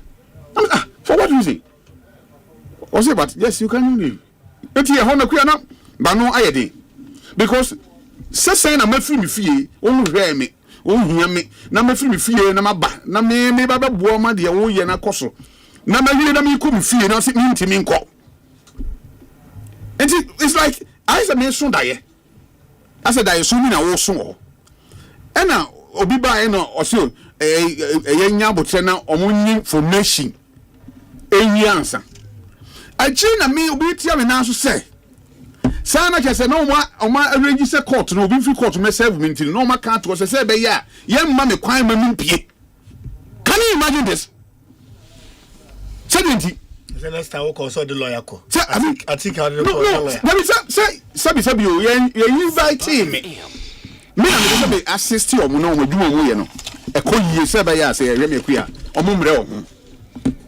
so okay can say because when you invite me there a different by some me they can say a lawyer edi me chiba me na me say me ba say be ya say nka wo hia me biema akwantu a me tu no me nko ana say me ko so me hu time am be hia me say be ya me kwa me twa so den aba na sa asem ne den ekosiye but you see asem cha na ya wo den afri hoko me dey me meja me na den aka me nim say nipa ho adwuma ye etoda emfonso timi ba me nipa timi ye bi wo hold you ya to the bay and so be enye no so nti and make say next man for call for his removal say yengu office na make me so ampa me ye de bia ye minti yengu office no na office na dey influence ko me ko enye sana metie na djuma oye no oye wo mra kwan so so onfa mra kwan so na eya yem mamra na ye de ato na djuma ho no yem fa nya djuma na enkoye say ende na ho na ni huni asam office bia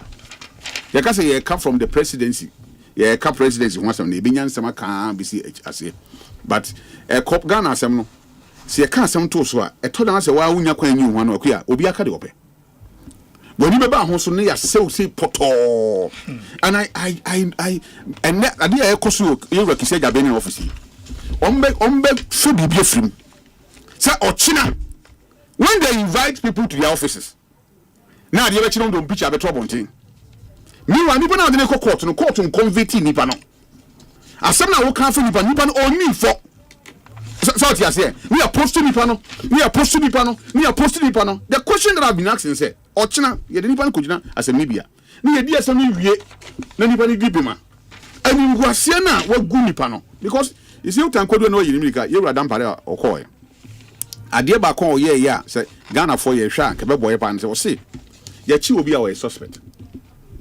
enipa no yemu anefo a untimi mfa ne metro abonten entu hwe ya ne penso na ya chi obi a na yakata nenim say TV so kra na yakata nipa kra nim ya mfa nipa ne metro abonten nti ya di nipa ne metro abonten manipa nya kwan guni hu fi guni nim asepoto wie ne afa wie say ne court ba court say court jani nipa ne pe ne ya di abufuro te say na dedu number di one side any age but one side is woeful because if you said court judge no a chinchin ebia ensabi na mmom se bibia meto abonten na nipa na yede ne famra kwan so na ye wie ne so esumesi ye boni esumesi ye de kodi asem ni bia ye wie ye no court afani guilty nipa ni punishment say de ato no so a me no mo ya adwen nti ye besere once I come once when you pen kwani, I'm sure say like you said you're been in the office. They are not happy. Said the woman happiness ha no be at here. Mama yem famra enye adwuma. See so nyame a eni ma bibire ho a yenye o mamu because akuya make say you're been when you nua ka mani beje pa. That why madam for so ka mani beje. Why? Because we rise it to a highest level. I would do pension obi anya wedding obedru. Nti me me gu no ho fi me nse no. But saa na nukwan so nso use no office no e di tietia amanfo fa ahode so eno amenya encounter kotra na dwumadi bia wodi ase but he's a nice man e say me hu na enura wo ne court na ne niam a oye ni say the only lawyer say call na ne kasa yemu ne yi he's a nice man osasu no nyum to pa I mean he nookraki jokes say any now he's a nice man no obi a won na nso den e won for me men judge no e wo aban ni nsem the Omani fee say yeah, a be Biana, a queer support. Yeah, that's say, I was Reverend Charles Ousu and Watson and Cano, social community, Mamimra, Cane, Abakra Chipeni, and Ne or Pray, Sir Obekose, National Youth Organizer, Ewo, MPP, Amanu Konumo, Kwampoku CID so. I try to share me that say, me wo 2 social issues and person clear, just a minute or 2. Yenu no mo omuchi okada no minim se ya ka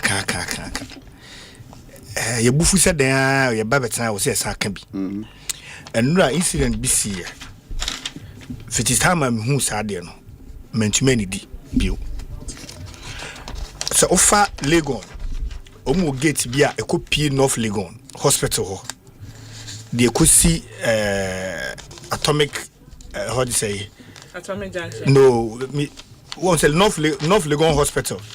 Ofa Legon fetch wako fa TF hostel ha wo dem ka TF aha TF no gate. Ofa na wo ko run North Legon na ho na ho speed be pa na kakako. O run North Legon Hospital na ni mu awo. Na me dru ho na me ho se obi de car bo moto.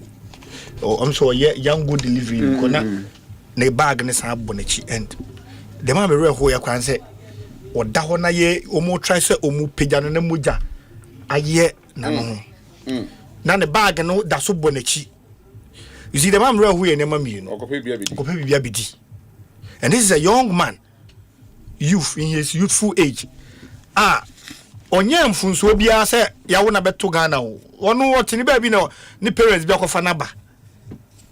And these young delivery guys, so Mobana no Mokasa, who say, Waku school, or your formal education. And she said, Bia, a Juma be all power in your or your delivery now, car besa bonana for so ben also.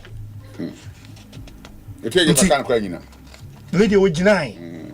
And she a car also a color do more, which is a bronya more, didn't mood.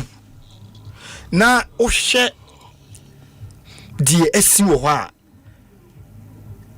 Yeah, driver for nyame adom ye itimi etoka echibi no ye hu se ye ne ye nuanu motofo ne wo kwan no so omu ahomete but at least say with extra alertness ye betimi save many lives ade aham enra me hu me re ho me bad down so the whole day omo issue statement say Christmas motor riders ni nyina nimra so omonye den because omon pese brofo kwa motor riders akaza ko mbeka impo onya kwan kan omo for me omo association na omo de eyo omo ne manti omo ntutu omo ho efo na ye hwe ni mesre ana hame mesre minim de si as to so call hospital no ho to no just say na minya kra na mesi ade akiri but na mintumi nyina mojana no sad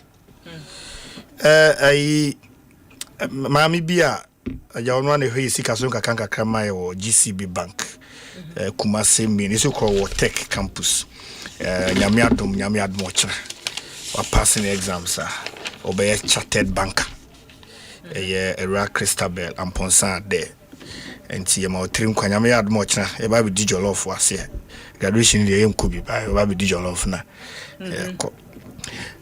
So back to the issues. OSP Assembly. enra me ne senior share ya kabi na ye kan sem we nyina na eba bi a me maame mi so na me ha adwene pa so maame wo mema miensa boys ya ha adwene nti etete na mo no hu se etete no na be yade bi mre bi na obu bebi na mi so ba da so da mitrim zivi ase se egbo din etumragu a enye ani egbo din so hyemra enye sa bena ma mi buye no indirectly I shaping my life because at the mitrim enti wherever I find myself no me yade bi ara hwere ade we dia say ma hwe bobom dia tumragu a I say mi jai ana say bobom dia say kwampo kuntie say de mra say anam tankese ba I say mi jai enti OSP o two ma asama me de metimi aka kira no anka sesa me kabi be me be maka wi sesa me ka wi bio yewra kise jabe si bo di tumragu a enye ani bo di nso sa hyemra enye enti office no ye ma no ho ana me maka me nsema wi ye ba bube no madam fu be say masamri kise jabe ndi no waboyi but when you talk of the office no en ho na kwan kra nka ye fa so appointing nipa or that office na no ka ye hwe ne yen sesam ebi enye president na appointing nipa obeda office na no ana say say ya ye kan say aba lawyer penin appointed staffs no kra eno ne yen sesam say mame mo akete mame office no asema banchi ne na sofo ka no man ka bibi keto na sofo treze boni ben wa ni ade utie majority leadership na omo de na nya nipa no na omo se office no ntimi nye ne esese ye boa system office no mfa so office use omo no ayi ana omo de call parliament na anka ye eno yes ye scrappy office no enye nipa o because ye befa ye maame ebi wa kra betena ho a omo se enye yi unim Adabi me I believe that this office Eddie unim as lawyers ye training yen say yen court enko yen investigators me yen training me to be an investigator your problem pano is not really the prosecution with regards corruption it's the investigation so you need to me nim say you rakisi ajabin wo training wo investigation mu me pese ya me pese me kwa enu mu bebre lawyers ye training ye say court then you establish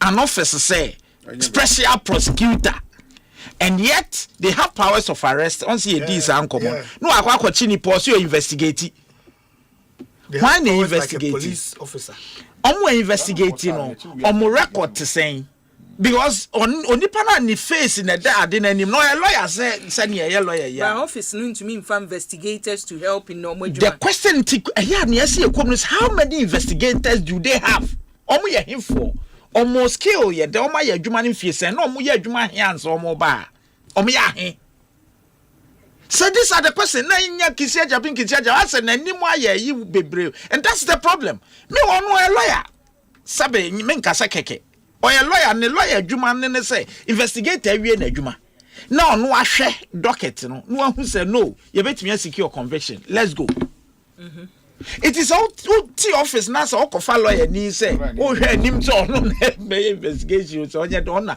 or question obi for me nya sa na ye kire it office na nkasa no establish me ni oyewura o kire me criminal law kisia jabin me ni problem bi I know his prowess e wo criminal law undoubtedly me dem mechanic social life and bibi but there is no doubt to say onim criminal law but the matter goes beyond criminal because docket e de bre no eno na wo de ko it is why na aye docket no ho adwuma so this is an officer it was set up I mean so say it was set up to fail and until you nya results na aye pe no expectations na aye pe no look bobo lawyer akesefo e wo what the nekotana ho enye eye system ene ye face no say so ye lawyer you ramatia medu with ne yes onim nia ne ade de no ono ekosisen It's media me masam ne say still leave the Yoko onye na adwuma. Leave CID onye na adwuma. Yen train you. CID onye na adwuma. Ni awia Yama office of the Attorney General. And you're very independent. Say you're Rakisia Japan. And you're an Attorney General. No. Now be who say changes, Beba. Do Baba be who say no problem no ni pan. Na your office. Yeah, that's it. And then say we get one but I mean we are now the TSC Pandai. Muna me na me ka say mo so mbetwen say mo say nka yen twen court no nsem no an. Campaign omo ya agro. OSP no yeah so mate say mo ye campaign den. But yeah campaign bia ho. Pandai. Yeah campaign bia. Yeah be there. Yeah. Onko e dia why late. Ombe ko no ma ji you for organize and everything. Yeah campaign bia. Or when evidence on family yeah campaign bia. Senior can say be na me say me try na me Philip Tools kakra na afemitisi Pandai no. Na conveyor belt issue na ba senior say okay the Ejechum case. Also court na set say what will warrant a competent petition. And no just say your petition be a frivolous petition be na buy na president no so a conveyor belt into no the court. My catch say be nim conform me san o ma petition akwa the afford the coach just so be kan. Enti no che and no so nche say nkodru akwa akodru because all the document connect anti president Asempa David we there see I even one can we fan Asempa as David Asempa so program we be e ko president KBOT so wo so nim nipa bi o mo de petition akọ no am so the him for my the concerning who special prosecutor say no na wo can any my further in better particulars. Oh, because you see me, sabe, ye ni answer your baby. Opa just say petition be call president to be out for. No, with regards no, you see Debbie, you see the president say chief justice the pen all kinds of baby so. Na on the council of state e determine chum case no na ye hwan. Na say near aka ne. So, near aka ne dey. So be so na be o stamp so keke. President need to me say receive. You see no, oh yes sir. Near enotene so frɛ ye Rafael scratch na obisa na say Akosiisen a onya no ye the cover note to no stamp when no all the back na nyini nia na piabo onim number of petitions and na saying na oh you see sad ye nia ba be ye public bebre because of Charlotte say honest certificate and no na dia ba na afei de ya ba du baby adu first na be onya Charlotte say enya Charlotte say and no na dey public Justice Derry mu case no. The Tiger IPI case, Charlotte say. No, but Tiger because the Tiger IPI, that argument came. Yes, but Justice Derry, no, the argument, me can't no say. Sa 146 na see in camera no crano. A defeated purpose into see a judge because now you go and film and show Nipano and Nimniama office why any the whole petition market can want some we what the abba said it should be held in camera and you know petition no young content no already and some sort of want will be ending that petition ben na e call ya oni akon de call ya no e ba abonte lawyer meba CID nipa 3 na wo ka say omode omo petitions call ye na ne president a forward no enka ho no eso chere oh they be meeting for mudi ni omo permission ene na atwe because e bi abo but din no e ba he no mudi nka ho e bi abo mi yanhu e bi a later na be ba dia mi yanhu say e kan ho e ye hwan ya CID and you are not being fair because you are not being fair to so for yet krom obi abetumi aka bibia keke obetumi aka so for minim so what 10 wo US no some your penisa obi so afi won say no dia wako obi match o do how be taxi dia bro say bia ono kwade ne dia kwa opa wo chena fako president de be me hwia me de ko no but you see nobody is saying the president will interest to but that's why I'm fan interest the point is why the point I'm trying to be or one fan cordia and that's the president will interest I don't know pick it you see that is your interpretation by my interpretation on it if senior lawyer bedu kan emra no ne say president ye conveyor belt say e ko bia eso de ko na say wayiyim na me say ya wo ya nkwa ne na nka wato no ABY the import of the American say enye no kwese president conveyor belt keke say buy another call because you cannot just you be bombarding the Chief Justice with unnecessary. 2 minutes be obenya petition. 2 minutes be obenya petition. Like and a scandalous. You don't even send it there. Yeah. A frivolous on fan court. But the final determination no Chief Justice na president. Why do you know? Because the president why do you think that the framers of the constitution will say Fako president and son of the Fako Chief Justice so straight? No, because the final implementer of the decision here president. Say Chief Justice really na say okase wa hearing no the nipa no edifa and because a president they appointed on. What I said, I mean, that's my understanding of how the framers of the law, I mean, decided to go that way because a president are appointed. And you Chief Justice. Lawyer, but what you said, petition he has no right. Only content what? No, Mr. Content, you know, you say be on this stamp. And first stamp so. Receive. Odi cover note to so. I mean, we've sent petition to the president. Stamp. The cover note no stamp. Na I didn't wear envelope no nyabotre. I didn't wear envelope no yambie so a. Na what this stamp. Let's also forward it. No forward it. There be some guys or her content or stamp here. No I forwarded it. Some person be stamp so dey be kwa ma. President ni interest bia wo. So obeyi bia film. No, honorable. Who interpret it differently. Makawa has said, "Men can say president who interest into what year free move." But the point I'm making is, the president, I can tell you as somebody from party say, or no, onya obia petition. So regardless, my point is, the president will not forward every petition that comes to his office. No, the President Muhammad Beko. And then and let me tell you, Nentiasi and the conveyor belt, the bar the Beko. No, we all agree, sir. Or your conveyor belt. But you see, on one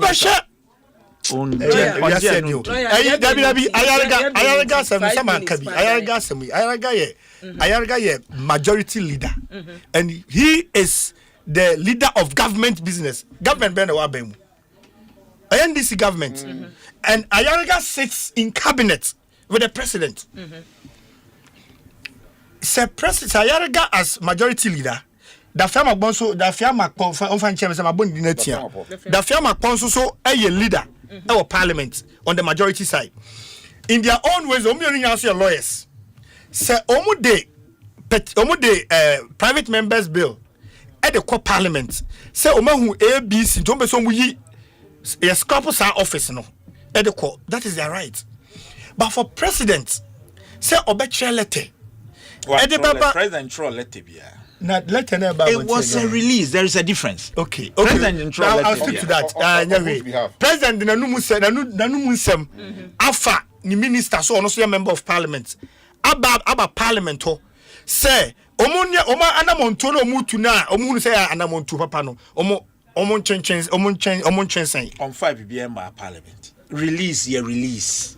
Say or no on jin tum say yen scrappy office no. The president really got to he.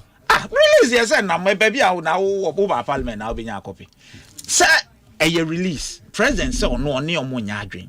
Enti ono e suggested from say omunya ni omoye no. It was a release obi won so copy. You see baby I'm difficulty e wo yes once my establish say I'm stop here me kan say producer ma my establish say Honorable Mahama Yarga, or a leader of government business, one.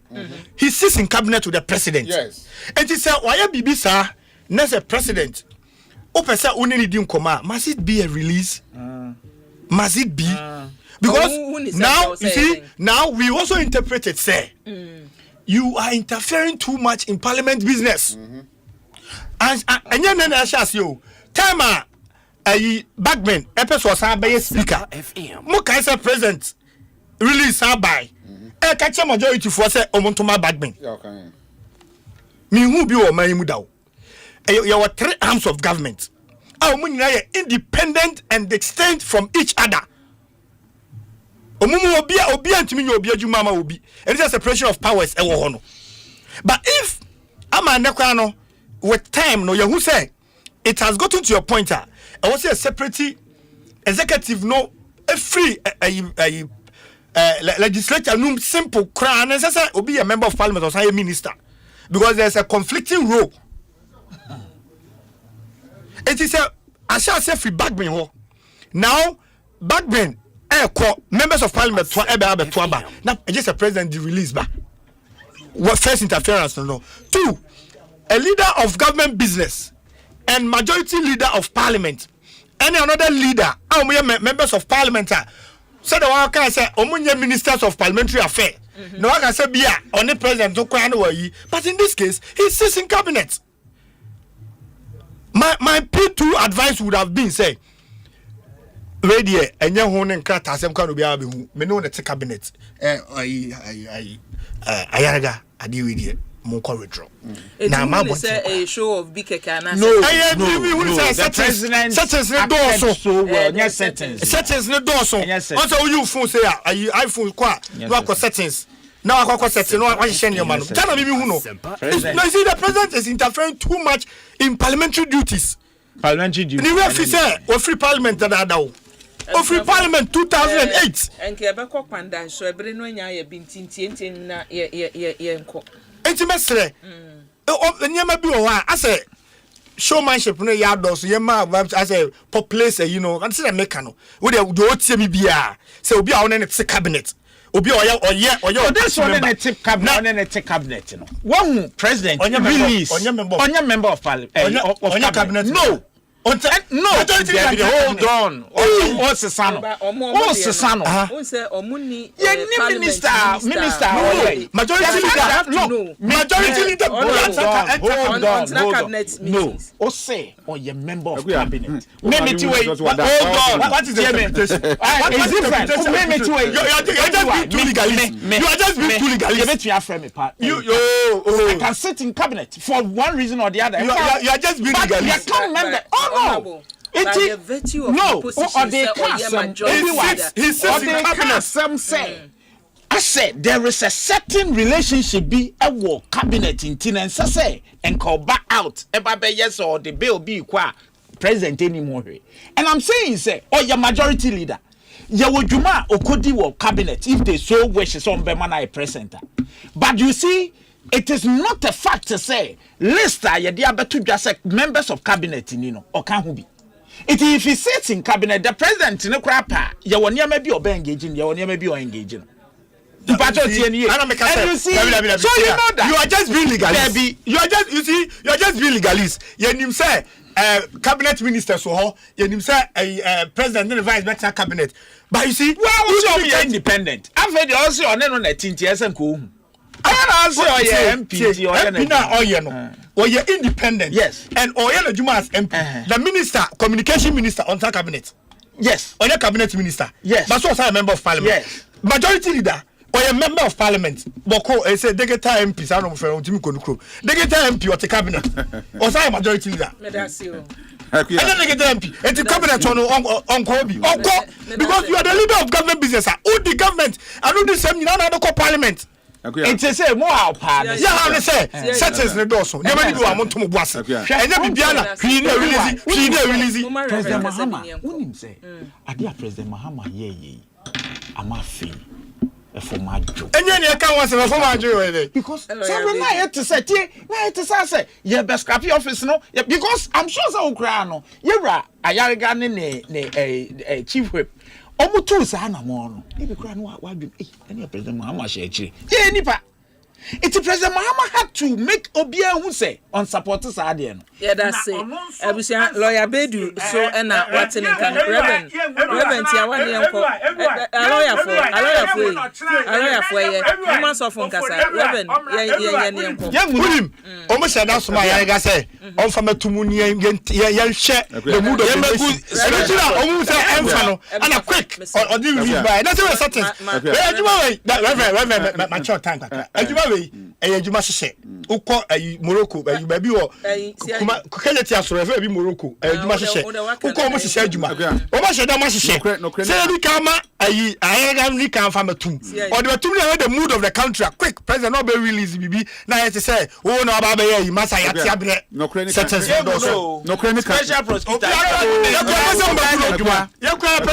Ebusian ha ya Asempa 94.7 FM na you free me ko si say adwuma die so eni reverend no krene kan ye den tie na ya in fact we be picture say na who cause am e ba ne sen ye wa yarga eni menu ya defia mapo o mi na wa NDC aban mu o munye mmofra so wa aban mu men kan kore majority leader ewo mrahye badwam etu na mo a eti sesei o mampanin ni aban a ote so enimo we mo men kan kore settings no dos do why yes bibi say wonim say sabe ya gu enuan ko anyima se enuan me ayanaga krata na ban no I just said and then you 2 million kura no ye person ye break 2 million den ase if you say oh yes so cry back up yo group majority na me can see you office and I can say your office and no substantive matter no you say you ngu na ma o mampani and no see oh at the end of the day no petitions are Ekosiise we daily graphic back up and some no daily graphic back up daily graphic better dey come Ebusian ha ya Asempa 94.7 lawyer corruption kwa Debbie lawyer dey na wuye unim say parliament anka sise nko ma work wa enka marshals nko mo de ko to aso reverend Rabia wa hu. Se mu nyina mo tente. Akua de Ekosi. O mu yanso ko poku wa. Nyina tente. Akua de Ekosi. Ya hu bebre o man mu. Ya hu bebre. The government should ehuru rebajo. Clean. On aban say onye ready say be twa office ma. Onye ready. What you say? Because allocate 2 million the share in sem. Allocate this car. Me en share in sem. What you say? But on kwan ya fa so ya ade no. Because on one hand, no, Omampania afford the petitions me and Sako. Parliament, and so say leaders, because the parliamentary leadership, no, majority leader and down. So on the fee say ye institution crying every man in court. Meno say there's a case in court.